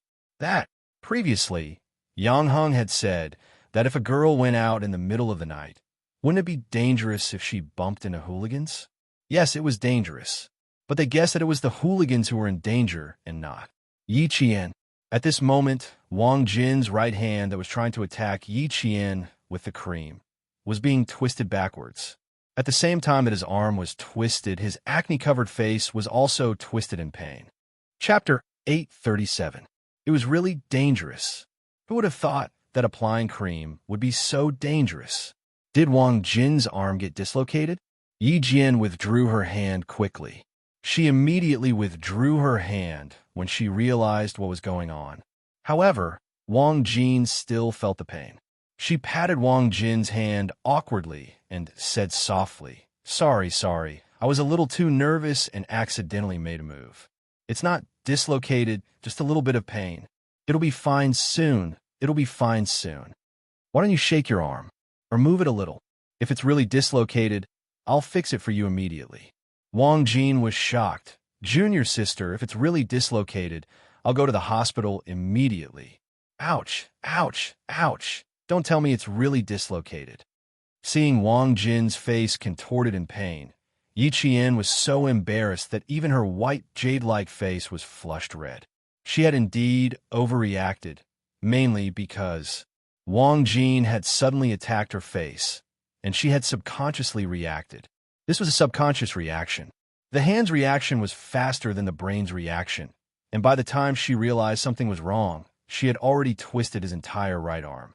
She had acted so quickly that even someone like Yang Heng, who had some martial arts skills, couldn't react in time, let alone Wang Jin. "It's probably not dislocated. I didn't use too much strength, and I loosened it quickly. It's probably not dislocated." Knowing that she was in the wrong, Yi Qian explained in a low voice. It was her fault, so how could she still be confident? Junior sister Yi Qian, what kind of martial arts are you practicing? My arm isn't crippled, is it? Wang Jin, who didn't dare to raise his arm at all, said in pain. His voice was miserable. I was just applying cream on your face, but you acted so quickly and ruthlessly. It hurts, it really hurts. It was obvious that it was very painful, but his emotions were still stable, and he wasn't angry. Seeing that he wasn't angry, Yi Qian sighed in relief. I'm sorry. I learned some self-defense skills, and everyone in class knows that I'm not used to sudden physical contact. It's mainly because I know that sometimes my reflexes can be too fast and accidentally hurt others. Yang Heng knew that she didn't like to have physical contact with people. Her explanation also cleared up the doubts in Yang Heng's heart. No wonder her reaction was a little cold when he wanted to pat her shoulder when they first met at the convenience store. It turned out that there was such a relationship. Women's self-defense? It should be to guard against wolves. I'm so unlucky. I don't have the heart of a wolf, but I'm being treated like a wolf. Wang Jin was indeed not angry. What was there to be angry about? Yi Qian did not do it on purpose. It did not matter if he did not apologize.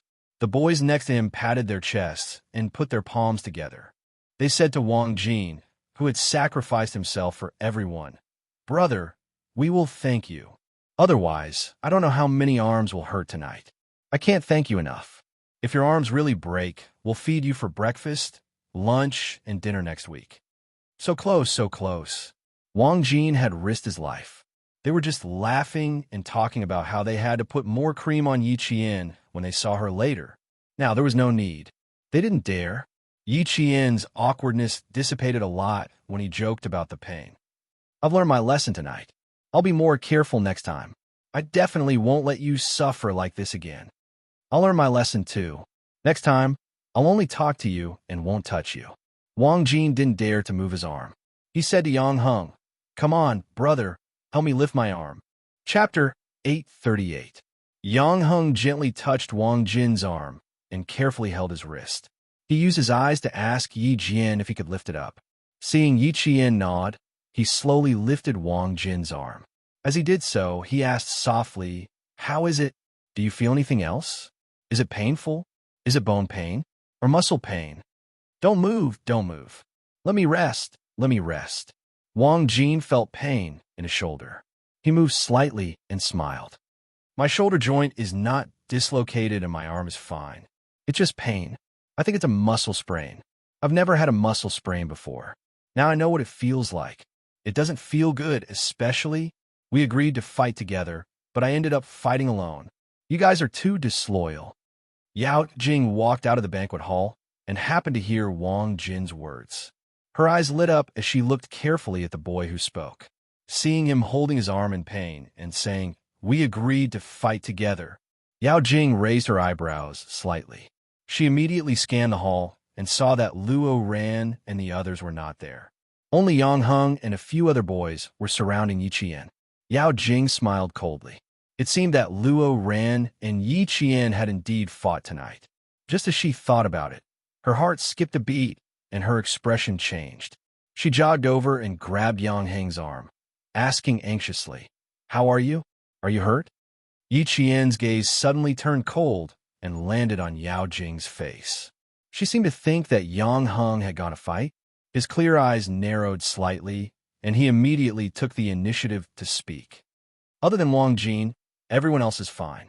Yang Heng's skills are good, so it's impossible for him to be hurt." "How do you know he's not hurt?"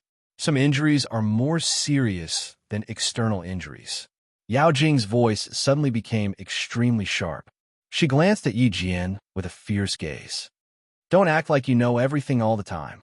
If Yang Heng is hurt, I won't let you off." Wang Jin and the other boys were all confused. Why were they so confused when they heard that? Yang Heng, who could tell that something was wrong, said to Wang Jin and the others who didn't understand at all, "Go back to your room and take a shower first. Remember to come down and sing a song later. The fruit platter and other things are all ready, just waiting for you." Wang Jin helped the boys and said with a smile, "All right, you guys can chat first. We'll go upstairs and take a shower before coming down. Hey, why are you leaving? Yao Jing tried to persuade them to stay. She wanted to call Uncle Yang and Annie Song over. As soon as the boys left, Yi Qian's expression turned cold. He said coldly, "What does it have to do with you whether Yang Heng is hurt or not? It's not like I got hurt because of you." Among them, only Wang Jin's arm is injured. "Yao Jing, I advise you to stay out of my business." He wanted to see if it was as he thought. If that was the case, Yao Jing would be another headache for him in school. "Yi Qian, you're so shameless. Do you want to see all the boys get hurt for you so badly? How can you be so shameless? Does it feel good to let the boys stand up for you? You provoked someone you shouldn't have, and even pushed Yang Heng out. You're so disgusting." Under Yi Jian's deliberate lead, Yao Jing, who was prejudiced by first impressions, spoke more and more. Naturally, she revealed more and more information. Chapter 839. Yi Jian's eyes turned cold when she heard Yao Jing say shameless. She stared at Yao Jing coldly. "You're so filthy that even your thoughts are dirty. Every word you say is not only nonsense, but also stinks. Yao Jing, if you have any sense of shame, you'll be ashamed of your actions." She couldn't tolerate Yi Qian's insults. She had tolerated enough in her previous life. How could she tolerate it again in this life?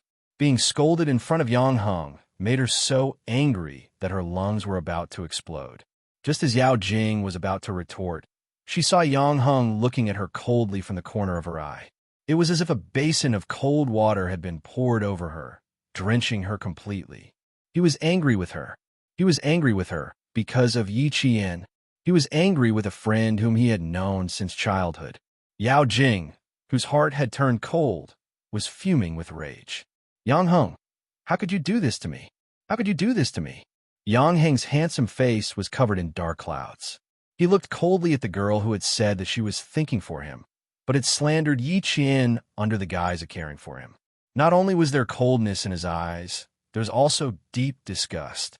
Yao Jing wasn't an honest and upright person. Her behavior alone made him feel even more ashamed. "I'm friends with Yi Qian. Since someone is making things difficult for him, what's wrong with me stepping in?"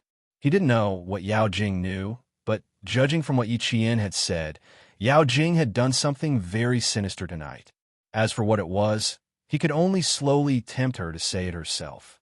Yao Jing, who had deep feelings for Yang Heng and was exceptionally stubborn, was furious when she heard this. She glared at Yi Qian like a poisoned arrow. "Yi Qian, you're too despicable. You even instigated Yang Heng to stand up for you." "Stand up for what?" The people who spoke were none other than Director Yang and his wife, who were sending their family and friends back to their hotel rooms to rest, and Deputy Director Yao and his wife, who were preparing to go home. Director Yang first looked at Yi Qian. When he spoke, he did not put on any airs of an official. He said cordially, "Just now, you had some urgent matters to attend to, so you went out. I told you, you are a child with a sense of propriety. It is impossible for you to go out without a reason. Even if you went out, you must have some matters to attend to and will be back soon. Look, he came back in half an hour. Uncle Yang, Annie Song, you came at the right time. Yi Qian got into trouble outside, and when I came out, I saw Yang Heng fighting for her.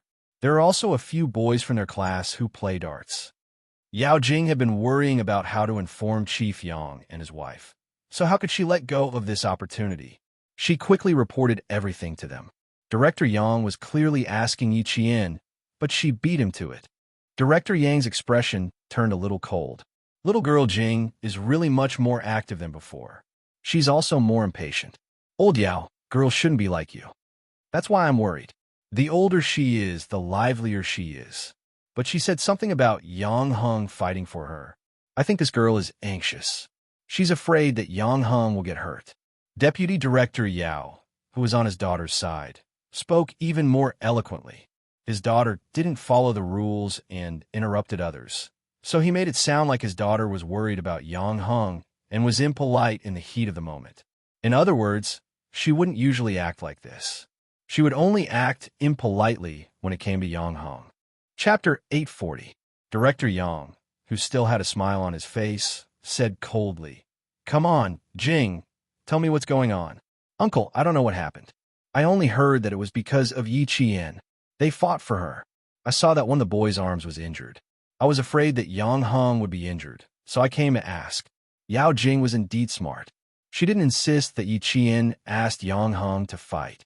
When she saw the adults, she always prefaced it with, "I saw it when I came out."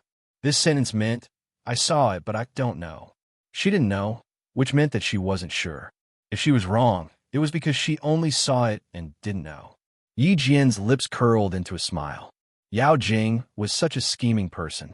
Whenever there was a problem, the first thing she would think of was to push the blame onto others so as to clear her own name. She also loved to talk with two sides. She said one thing at the beginning, but after meeting different people, she said another thing. This kind of person could be said to be tactful, but in fact, she lacked sincerity. She didn't even have the essence of sincerity. So what if she was tactful? Others weren't fools. Couldn't they see it?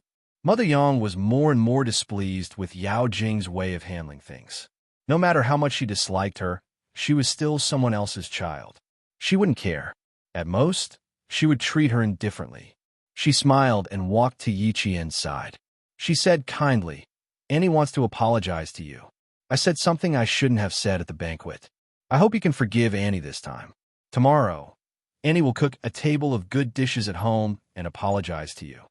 Her daughter's indifference made Mother Yao's eyes flicker slightly. She secretly glared at her husband and walked to Yao Jing's side. She said softly, "What do you want to say? Look at the situation. Is there something wrong with your brain? Go and apologize to Annie's song." It seemed that Huiying treated Yi Qian differently.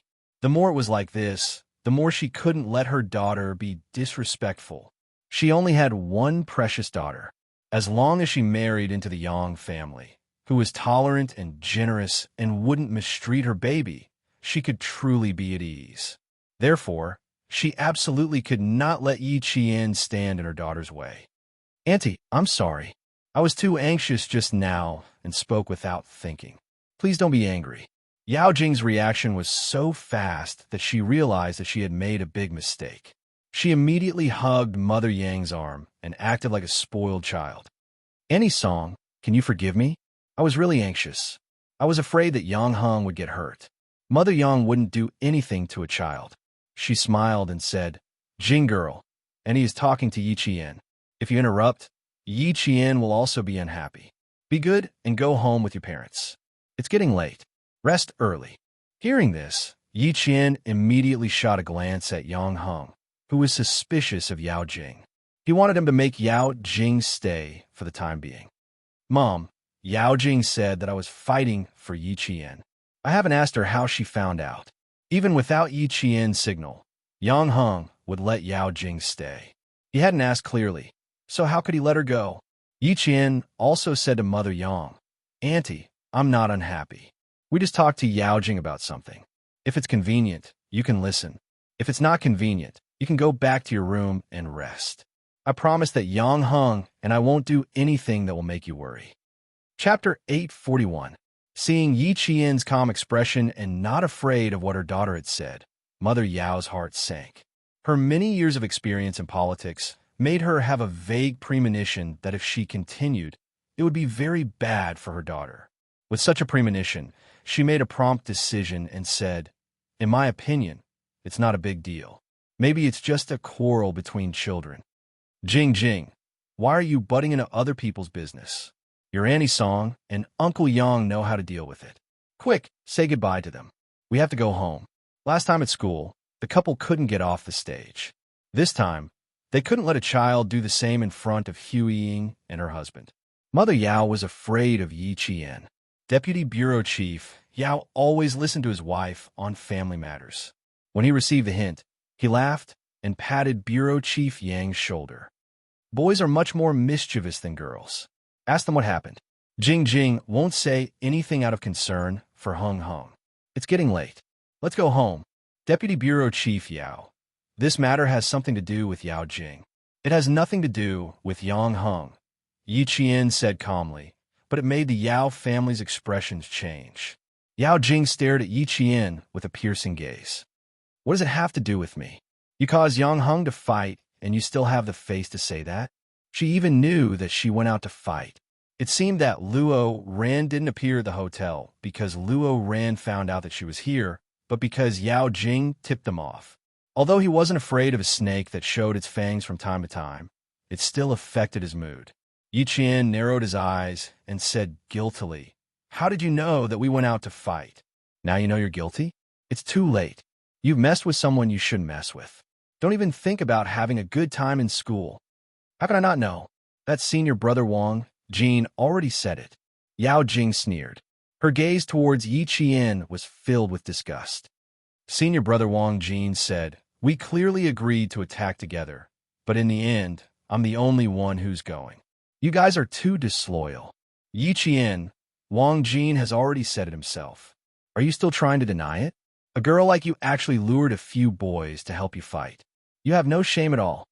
Not only was he rude, he had even lost the most basic morals as a human being. Yi Qian's eyes suddenly turned cold. He looked at Yao Jing and scolded. "A girl is slandering another girl for her own selfish desires without any basis. Yao Jing, not only do you have no shame, you don't even have the most basic morals as a human being." She usually had a slight smile on her face and a gentle expression on her face when she interacted with others. But now, her expression suddenly turned cold. The aura she exuded was so strong that even the adults were stunned. Her originally gentle and beautiful face instantly turned extremely cold. No one dared to look her in the eye. Yi Qian had been on the battlefield with a gun, carried out countless missions, and eliminated countless enemies. The aura he exuded was not something that a flower in a greenhouse like Yao Jing could compare to. She was immediately scolded by Yi Qian. She took a few steps back and fell into her father's arms. Deputy Bureau Chief Yao, who had been stunned by his daughter's bump, came back to his senses. When he thought of the army behind Yi Qian, he swallowed back the words he wanted to say. After a while, he sneered and said, "You're so sharp-tongued to bully a schoolmate. I think you're just SOSO. Jing Jing, let's go." Chapter 842. Deputy Bureau Chief Yao, your daughter tipped off a boy from our school who's been hanging out with gangsters all year round. She got him to bring a bunch of gangsters to the hotel to cause trouble for me. Yi Qian's words had just started when the couple's faces changed. Without waiting for Mother Yao to step forward to stop him, Yi Qian's voice was as cold as a blizzard. Every word he said was heavy and cold. "Deputy Bureau Chief Yao, you and your wife promised in the principal's office that you would discipline your daughter and not make things difficult for me, much less do anything against me. It hasn't even been a month since the promise was made, and you've forgotten it completely. You didn't even restrain your daughter's words and actions." At that time, Deputy Bureau Chief Yao said that if Yao Jing were to cause trouble for me again, you would take the initiative to transfer her to another school. Now, I'd like to ask, can a dignified government official's promise be confirmed one by one and live up to it? His stern voice and imposing manner were majestic, like the raging waves on the surface of the sea beating against the shore. It agitated the Yao family to the point that their complexions turned from deathly white to miserable cold, and even more so, they couldn't conceal their monstrous rage. Mother Yao, who wanted to hide her daughter's actions from the Yang family, asked sharply, "Yi Qian, don't think that just because you're the daughter of a martyr, you can humiliate my daughter 3 times. Even if you want to, I won't let you off so easily." Her daughter had been at a disadvantage in front of Yi Qian and had even been exposed by Yi Qian. How could Mother Yao hold herself back? She shielded her daughter behind her and yelled even louder, "Jing Jing, stand still for mommy. I've taught you since you were young that you can admit defeat, but you can't lower your head. If you're bullied, then you have to bully back. Very good. Since you don't want to deal with the aftermath, then I'll have to file a report to the police. You want to pretend that you didn't scheme against me? Yao Jing, I'd like to see if you're smarter than the police." Facing Mother Yao, Yi Qian's expression didn't show any signs of fear. Every word he said made the hearts of those listening tremble. "Call the police." What exactly happened? Why do they need to call the police? Bureau Chief Yang realized that this matter wasn't a small one, so he said in a deep voice, go to the tea room and explain what's going on. If it really escalates to the point of calling the police, old Yao, you're going to be tested soon. Don't embarrass yourself. Yi Qian's words made the Yao family tremble in fear. Then, Chief Yang's words made the Yao family calm down. The domineering mother glared fiercely at Yi Qian and said stiffly, Old Yang, no matter how big the child's matter gets, it won't go to the police. Don't be scared by her. How could the director of the Transportation Bureau be intimidated by a little girl? Director Yang smiled and shook his head. Old Yao and his wife had been promoted quickly in the past few years. They were a little arrogant and lacked a peaceful heart. They began to use their power to oppress others when things were not going well. If this continued, they would regret it for the rest of their lives. Old Yang is right. Let's sit down and talk. I like Yi Qian very much. He has a sense of propriety. I believe that he won't speak without evidence. Mother Yang didn't like adults being aggressive to children. When she saw Yi Qian standing alone, facing the Yao couple, she sighed in her heart. She gently held Yi Qian's hand and patted it. She solemnly said, Don't be afraid. Anything can be solved. As long as you have evidence, no matter how difficult it is, it won't be a problem. Chapter 843. Yi Qian, who was not afraid, pursed his lips and smiled. Annie, I'm not afraid. I won't be afraid of things that I'm sure of. If I'm not sure of something, I won't use the excuse of, I only saw it. I don't know to slander others and clear my name. When Yao Jing heard the word, call the police, she couldn't help but tighten her grip on Deputy Commissioner Yao's arm. Her lips trembled slightly, but her voice was still steady. Dad, we can't let her call the police. Let Mom calm down and not blow this matter up. I know you and Mom don't want me to be wronged, but I've implicated you and Mom in this matter. She was just a child, a tactful student. She was usually not afraid of trouble, but when trouble came, how could she not be afraid? Although Yao Jing was afraid, she wouldn't hide behind her parents because of fear. Calling the police was the last thing she wanted to see. It was also the thing she was most afraid of. Once the police were called, with Luo Ran's cowardice, he would definitely tell the police everything she had said and suggested to clear her name. Even if Luo Ran wouldn't, his parents would find a way to make him say it. Hearing his daughter's words, Deputy Commissioner Yao's heart felt as if a huge rock had smashed into his chest. He couldn't help but close his eyes slightly. You're too impatient, Jing Jing. Too impatient, too narrow-minded, too impatient for success. Yao Jing pursed her lips, her eyes filled with tears. Dad, I didn't expect her to be so ruthless. She didn't give anyone a way out. I didn't expect it. I really didn't expect it. She really didn't expect Yi Qian to mention calling the police. She also didn't expect Uncle Yang and his family to stand by Yi Qian. Taking a deep breath, Yao Jing gently tugged at her mother. Mom, don't say anything. Let me handle this. This matter is between Yi Qian and me.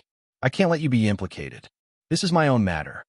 Jing Jing, Mother Yao, who was originally full of confidence, suddenly heard her daughter's words. Her heart sank and tightened. What are you hiding from us? It's the matter between Yi Qian and me that's hidden from you and Dad. Please calm down. After Yao Jing finished speaking, Mother Yao's heart ached and felt waves of bitterness. Her daughter was actually a sensible person. Unfortunately, her opponent was Yi Qian, a strong opponent. She didn't have the ability to deal with him. She didn't have the ability to defeat him. Why did I know that you sent Yanghangs? Because I know that you and Luo Ran had a duel at the back alley behind the bar street. Yao Jing stood up and stood in front of Yi Jian. She straightened her back and said coldly, Because I know. That's why I guessed that Yang Heng and the others went out to fight. Yi Jian smiled. No wonder. No wonder I was wondering why I saw Luo Ran appear in the hotel with more than 10 hooligans as soon as I walked out of the banquet hall. I didn't even have to rush over. It turns out that you were the one who tipped me off. I was wondering why you avoided me every time you saw me in school. It turns out that you were afraid that I would suspect you. What a pity, Yao Jing. You're so smart, but you still miscalculated. Yi Qian, don't try to quibble here. You drag a group of boys out to fight. How shameless are you? Was last Jing going to insist that Heng Heng went out to fight in a gang fight? She was going to insist that Yi Qian provoked some shady people and even dragged Heng Hing into it as well. Chapter 844. Mother Yang's originally calm expression turned cold. Even her voice was filled with displeasure. Jing girl, you really have no evidence to back up your words. When you made a mistake in junior high school, I thought you were young and ignorant. Who would have thought that you're still in your second year of high school? Shu He, you know that I don't like adults interfering with children's matters. A few years ago, in order to let Jing girls study in peace, you pulled some strings to get the girl who hosted the program with Heng Heng kicked out of school. I didn't say anything, but that doesn't mean I didn't know. Shu He, Mother Yao's name. They're both students, but you clearly know that there are bad people in society who came to bully your students. Not only did you not tell the adults, but you were also afraid that they wouldn't spread the news. Jing girl, Annie doesn't understand what intentions you have. You're actually this ruthless. It seems that fortunately, I came forward and sent that girl to the capital to study. If she were to study in the provincial capital, with Jing girl's ruthlessness, she would have killed her. When she was really angry, the words she said weren't so pleasant to hear. Huiying, Mother Yao screamed. She couldn't believe that her old neighbor would say such things about her daughter. When the junior high school incident was mentioned, the Yao family of 3 was shocked. Now that they heard Mother Yang say ruthless, the one who couldn't accept it the most was Yao Jing. She originally maintained a proud expression, but now her whole body was shaking a few times. Annie Song, who liked her, actually said that she was ruthless. She even knew about the junior high school incident. How could it be? How did Annie Song know? What about Yang Heng? Yang Heng? Yao Jing's pupils suddenly shrank. She looked up and stared at Yang Heng. She wanted to see a clue from his face, but she didn't dare to hear him say anything that would embarrass her even more. She just stared at him. Mother Yang had already moved her gaze away from Mother Yao. She had been holding Yi Qian's hand. From her behavior, it could be seen that she was standing on Yi Qian's side. Her behavior made Mother Yao's mouth burst with bitterness. It was as if she had eaten Chinese gold thread, but she couldn't say anything. Looking at Mother Yang, then looking at the indifferent bureau chief Yang, and finally seeing Yang Heng, Mother Yao's eyes flashed with splendor. That's right. As long as Yang Heng was with Jing Jing, everything would be fine. Heng Heng, you grew up with Jing Jing. She's a soft-hearted child who cries when she sees others cry. You, tell me quickly. Don't let your mother misunderstand Jing Jing. As long as Heng Heng showed up, no matter how deep Huiying's misunderstanding of Jing Jing was, it would definitely be resolved. For a moment, Mother Yao placed all her hopes on Yang Heng. However, only when Yang Heng opened his mouth did he know what a blow was. Yao Jing, Wang Jin, and I have been looking for Yi Qian in the hotel. We don't even know where she went. Yang Heng spoke coldly under Mother Yao's hopeful gaze. His clean and handsome face made Yao Jing extremely flustered. At that time, I didn't understand why you came over to blame Yi Qian. Now I know. You came to the hotel to block Yi Qian. After seeing that Wang Jin was injured, you tried to turn Yi Qian into a bad girl who only knows how to coax boys to stand up for her. I can tell you seriously and responsibly that we didn't even know what Yi Qian was doing outside. Luo Ren brought people to the hotel, and we didn't know at all. If I had known, I would have taught Luo Ren a lesson myself. I definitely wouldn't have chosen to stand by and watch. As for your actions, I only want to say, Yao Jing, you are despicable. Chapter 845. She had hoped that Yang Heng would put in a few good words for her daughter, but in the end, he actually called Jing Jing despicable. Mother Yao's expression was torn apart. Her eyes were cold as she stared at Yang Heng. Word by word, she said coldly, Heng Heng, you disappoint Auntie. Shu He, this is my son. Mother Yang would not allow anyone to bully her son like this. She glanced at the old neighbor who was still worried about her daughter. The disappointment in her heart was so deep that Mother Yang's face showed alienation.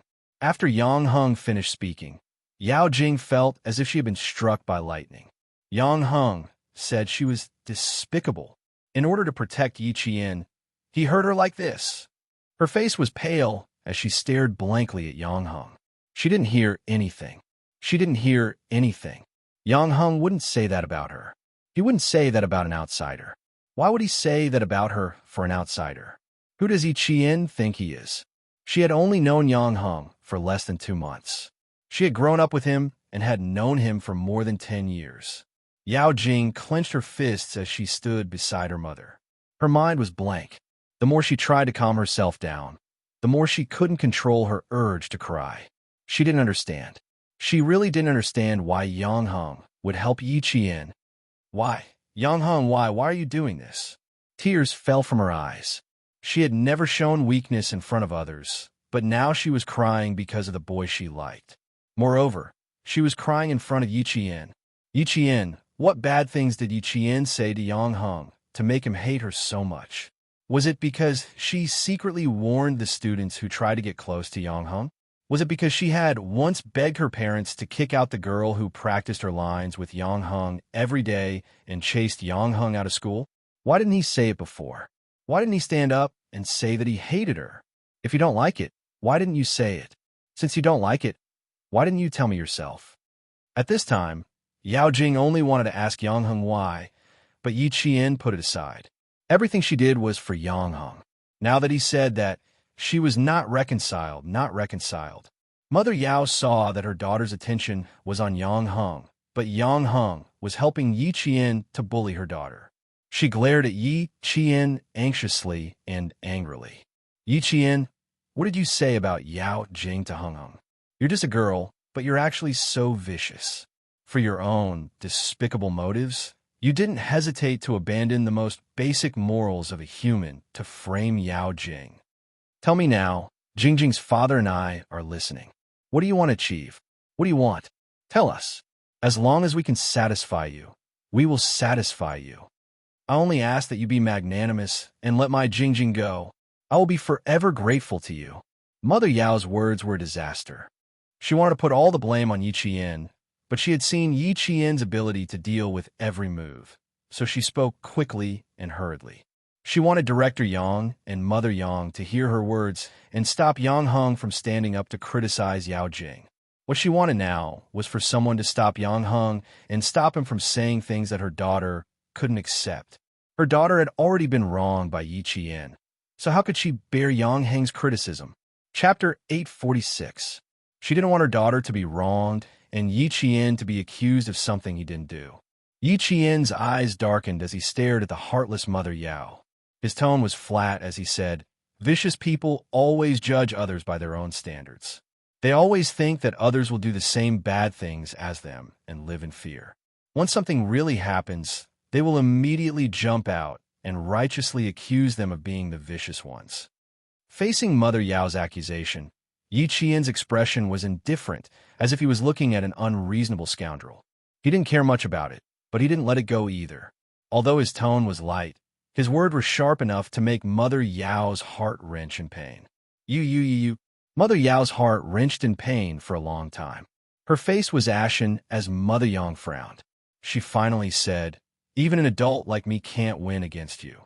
No wonder my daughter has suffered losses in your hands so many times. Deceitful and unreasonable."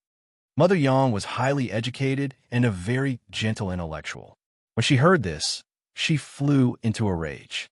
"Shu He, Yi Qian is clearly being polite, but you're being aggressive for Jing. You said that Yi Qian is vicious, but I want to ask, what is it that you joined forces with a bunch of hoodlums and came to the hotel to beat up Yi Qian? Can I say that I'm as vicious as a snake or a scorpion? Everyone has the right to punish me." Bureau Chief Yang had always respected his wife. Seeing her so angry that her shoulders were trembling, he said to Deputy Bureau Chief Yao with a serious face, "Old Yao, I've seen once again how protective your family is. You've really broadened my horizons to such an extent, using other people's children's dignity in exchange for your own children's laughter. Old Yao, your family really has a good upbringing." It was originally a matter between Yi Qian and Yao Jing. Unknowingly, it became a matter between Yi Qian, Yao Jing, and Yang Hung. Then, with the addition of Deputy Bureau Chief Yao and his wife who were eager to protect their children, the whole matter escalated. Yang Heng had been sneering for a long time when he heard Mother Yao distort right and wrong and accuse Yi Qian of being vicious. When Bureau Chief Yang finished speaking, his voice became colder and deeper. During the military training, Yao Jing instigated Luo Ran to catch poisonous snakes from the mountains and threw them on Yi Qian. She said that since there were many snakes in the mountains, Yi Qian wouldn't suspect Luo Ran even if he bit them to death. On the second day of the military training, one of the instructors caught a snake. Yi Qian happened to be resting with the instructors, so he took care of the snake in the instructor's hands. There were witnesses who saw this and knew that Yao Jing's plan to make Luo Ran catch a snake and bite Yi Qian to death didn't work. Then, Yao Jing found Luo Ran during our lunch break and asked him to teach Yi Qian a lesson. Who knew that after the first plan failed, the second plan failed again. Luo Ran was suspected of causing trouble during the military training and was directly asked to return to school by the army. I think that when Yao Jing found out that Luo Ran didn't succeed again, she must have been very angry. After all, she was the one who came up with the plan in the dark. It was clearly something that could have worked, but in the end, it didn't. Yang Heng never caused trouble outside of school, but he never caused trouble at home. The school was enough to prove his ability to handle things. At this moment, with every word he said, Yao Jing's face turned paler.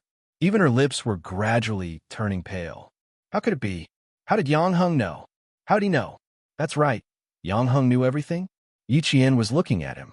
These things she didn't know, so how did he know? Chapter 847. How do you know about this? Yi Qian, what did you say to Yang Heng? What did you say? Yi Qian and Yao Jing asked at the same time.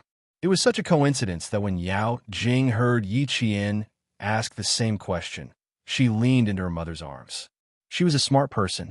How could a smart person not know what kind of negative impact this coincidence would have on her? Yi Qian didn't know, which meant that she didn't know what Yao Jing did. Naturally, she wouldn't say bad things about her to Yang Heng. However, Yao Jing said, Yi Qian, what did you say to Yang Heng? While questioning Yi Qian, she also admitted to all the bad things she did. However, she also questioned why Yi Qian told Yang Heng about all the bad things she did. In the end, Yi Qian didn't even know what bad things Yao Jing did.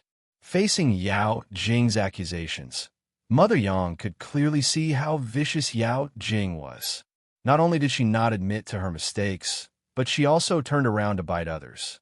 Mother Yang's evaluation of her was that she was as vicious as a snake. An unexpected coincidence made the faces of the Yao family's 3 members change greatly. It also made them even more flustered because of the presence of Bureau Chief Yang and Mother Yang. Hearing this, Deputy Director Yao, who had always been calm, frowned. He stared at his daughter and asked calmly, in other words, what Heng Heng said is true. You did do these things, right? Seeing her daughter's face full of fear and helplessness, Mother Yao, who also wanted to question whether it was true or not, suddenly softened. She secretly glared at her husband. Whether Jing Jing did it or not, how could she let her daughter admit again? Wouldn't it make the Yang family feel disgusted with Jing Jing again? Hu Ying didn't like girls who did things secretly. She turned to Yang Heng and said, Heng Heng, Jinger is just naughty. She's usually really. She wanted to continue saying that her daughter was wrong because she was naughty and immature. She wasn't usually like this. Before she could finish, Mother Yao heard Yi Qian chuckle softly. She immediately glared at Yi Qian and reprimanded him coldly. Yi Qian, didn't anyone teach you not to interrupt people rudely? I'm sorry. Everyone taught me to be sincere, to have a pure heart, to be magnanimous at all times, and to do things with integrity. No one taught me that I can use mischievous and insensible as an excuse to avoid my mistakes. Yi Qian said calmly. He was not worried that he would be scolded by Mother Yao for no reason. He looked at Deputy Bureau Chief Yao with a cold smile. Deputy Bureau Chief Yao, I'm worried for you. Yao Jing is already 17 years old, but you're always treating her like a 3-year-old retarded child. I just didn't fall into Yao Jing's trap, and your wife said that I'm vicious. It can be seen that Deputy Bureau Chief Yao's way of educating his children is unique. No wonder Deputy Bureau Chief Yao was able to rise in his career. Just by relying on this unconventional way of education, it can be seen. Mother Yang, who was originally angry, couldn't help but smile. This Xiao Yu was indeed interesting. He hid a needle in the silk floss, and every needle pierced into the Yao family's heart. He wanted to let them know that they were not easy to bully. Deputy Bureau Chief Yao, who was embarrassed by Bureau Chief Yang and Yi Qian's words, could only sigh. If he participated in this matter again, the Yao family's face would be lost. Chapter 848. A dignified deputy bureau chief bickering with a student in the hotel lobby. If word of this spread to his unit, how would he have the face to control his subordinates? Mother Yao's hand clutched her chest.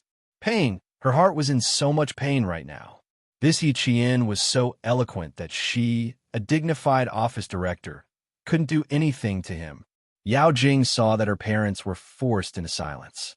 She fiercely wiped the tears from her eyes and said firmly, I'll take responsibility for my own actions. I admit to what I did. Don't make things difficult for my parents. I made things difficult for your parents?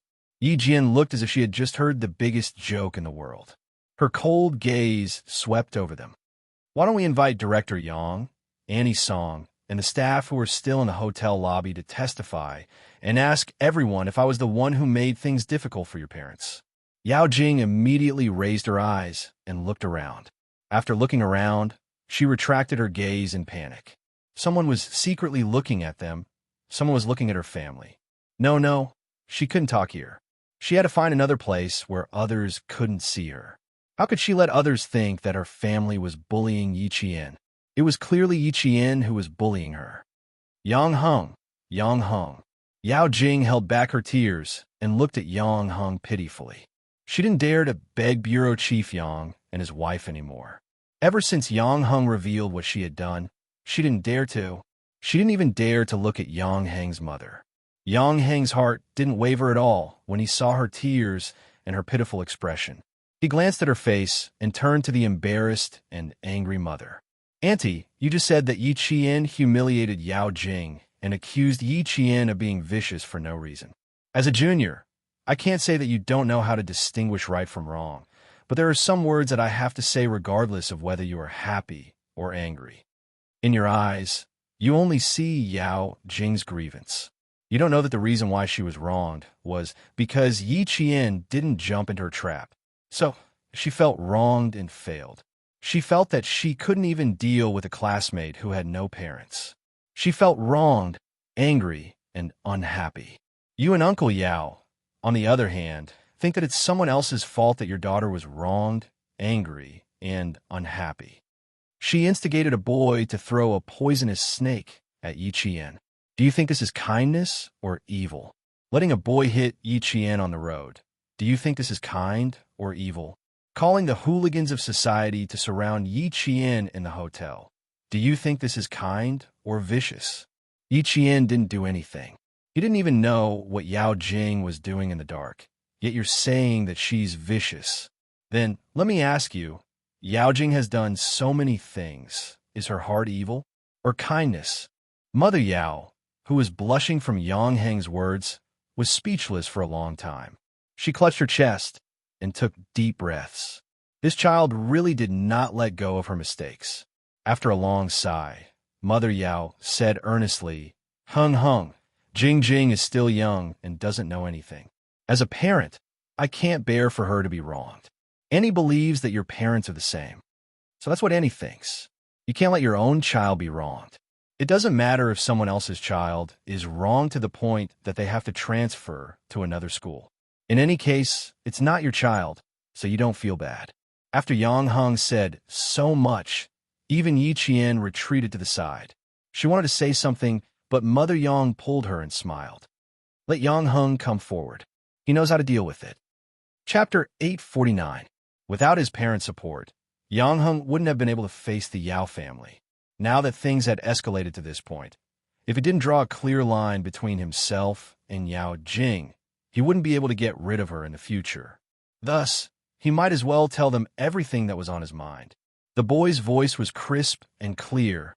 indirectly slapping the Yao couple in the face. In your and Uncle Yao's eyes, your own children are treasures that you have to pamper. What about other people's children?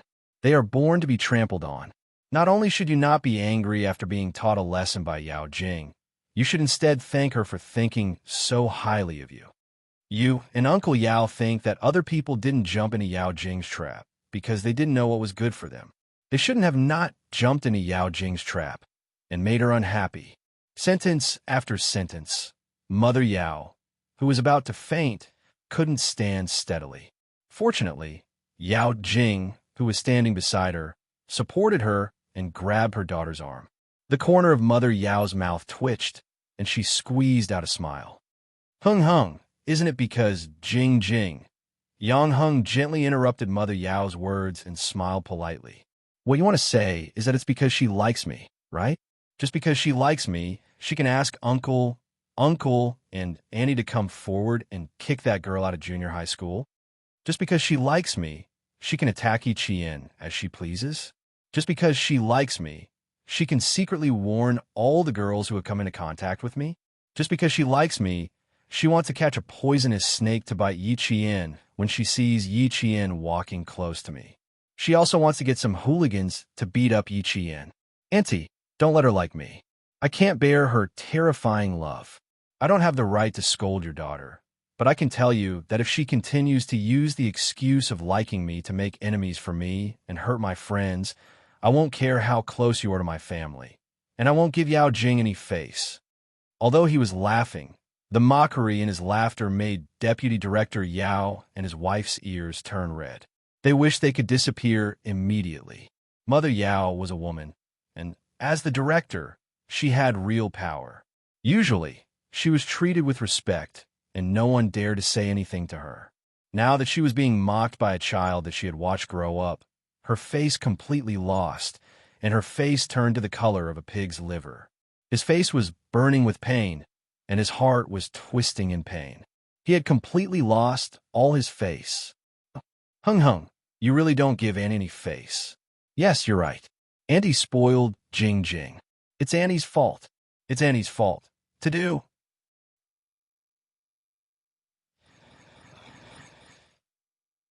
It's Annie who taught her. She's a good child. She listens to whatever her parents say. It's Annie's fault. I shouldn't have taught her that. You're right. This isn't for her own good. It's harming her. Harming her. In order to protect Yao Jing's reputation, Mother Yao took all the blame. She just didn't want her future son-in-law to hate her daughter. Chapter 850. Yao Jing, who had been crying, hid behind Mother Yao, not daring to come out. She was so flustered that she didn't even have the courage to speak. She glanced at Yi Jian from the corner of her eyes and saw her standing together with Mother Yang. Yi Jian was wearing a clean school uniform, and the smile on her face was also clean. It was the clearest contrast to her embarrassing appearance. Yao Jing felt as if her face had been slapped dozens of times in an instant, and she felt her face hurt. When everything was revealed, all of her secrets were exposed in front of the people she wanted to attack and take revenge on. It was so embarrassing that all of her pride was crushed into powder. Yao Jing, whose neck felt like it weighed 1,000 pounds, couldn't raise her head. Deputy Commissioner Yao and his wife also couldn't raise their heads. Those secret matters, they had solved them in private. They thought that the Yang family wouldn't know. But who knew? Who knew that they actually knew? What a joke, what a joke. They thought that they had deceived everyone, but who knew that they were just pretending not to know? At this time, they were embarrassed by this joke. Yang Hung lowered his eyes slightly, pursed his lips, and asked softly, could it be that Yao Jing called people over to beat up Yi Qian because of your orders? Annie, I'm not a 3-year-old child. I understand what you mean, but I can't accept it. Wrong is wrong. What she did to Yi Qian has nothing to do with you. It's a problem. Mother Yao was speechless. She was shocked. Yang Hung, this child, actually hated her daughter to this extent. She was so sorry, but he still didn't comfort Yao Jing. Anxious and angry, Mother Yao, who hated her daughter for not living up to expectations, suddenly turned around and raised her hand. Using all her strength, she gave Yao Jing a tight slap on the face. The slap was so loud that it made people's hearts jump. Yao Jing, you've disappointed us too much. You've done things wrong again and again. You've disappointed your mother. You've disappointed your mother too much. She was too disappointed. Everything she did let Yang Heng know. Not only did she not defeat others, but she also lost herself. Since she was young, she had been taught to do things steadily and surely. She absolutely couldn't be stupid enough to lose herself while doing things. Look at what she did today. As her parents, they had no way to salvage the situation for her. It was a good game of chess, but now it had become a dead move, a bad move. Yao Jing was stunned by the sudden slap. In all her memories, no matter what she did, she would always be praised by her parents. This time, she was actually slapped. Last time, Yi Qian had hit her. Even though she had apologized to Yi Qian, her parents still made it up to her when she got home so that she would feel better. This time, she actually hit her in front of Yi Qian. Shua, why don't you take Jing back home? I think she must have been frightened tonight. Mother Yang was kind. Although she didn't like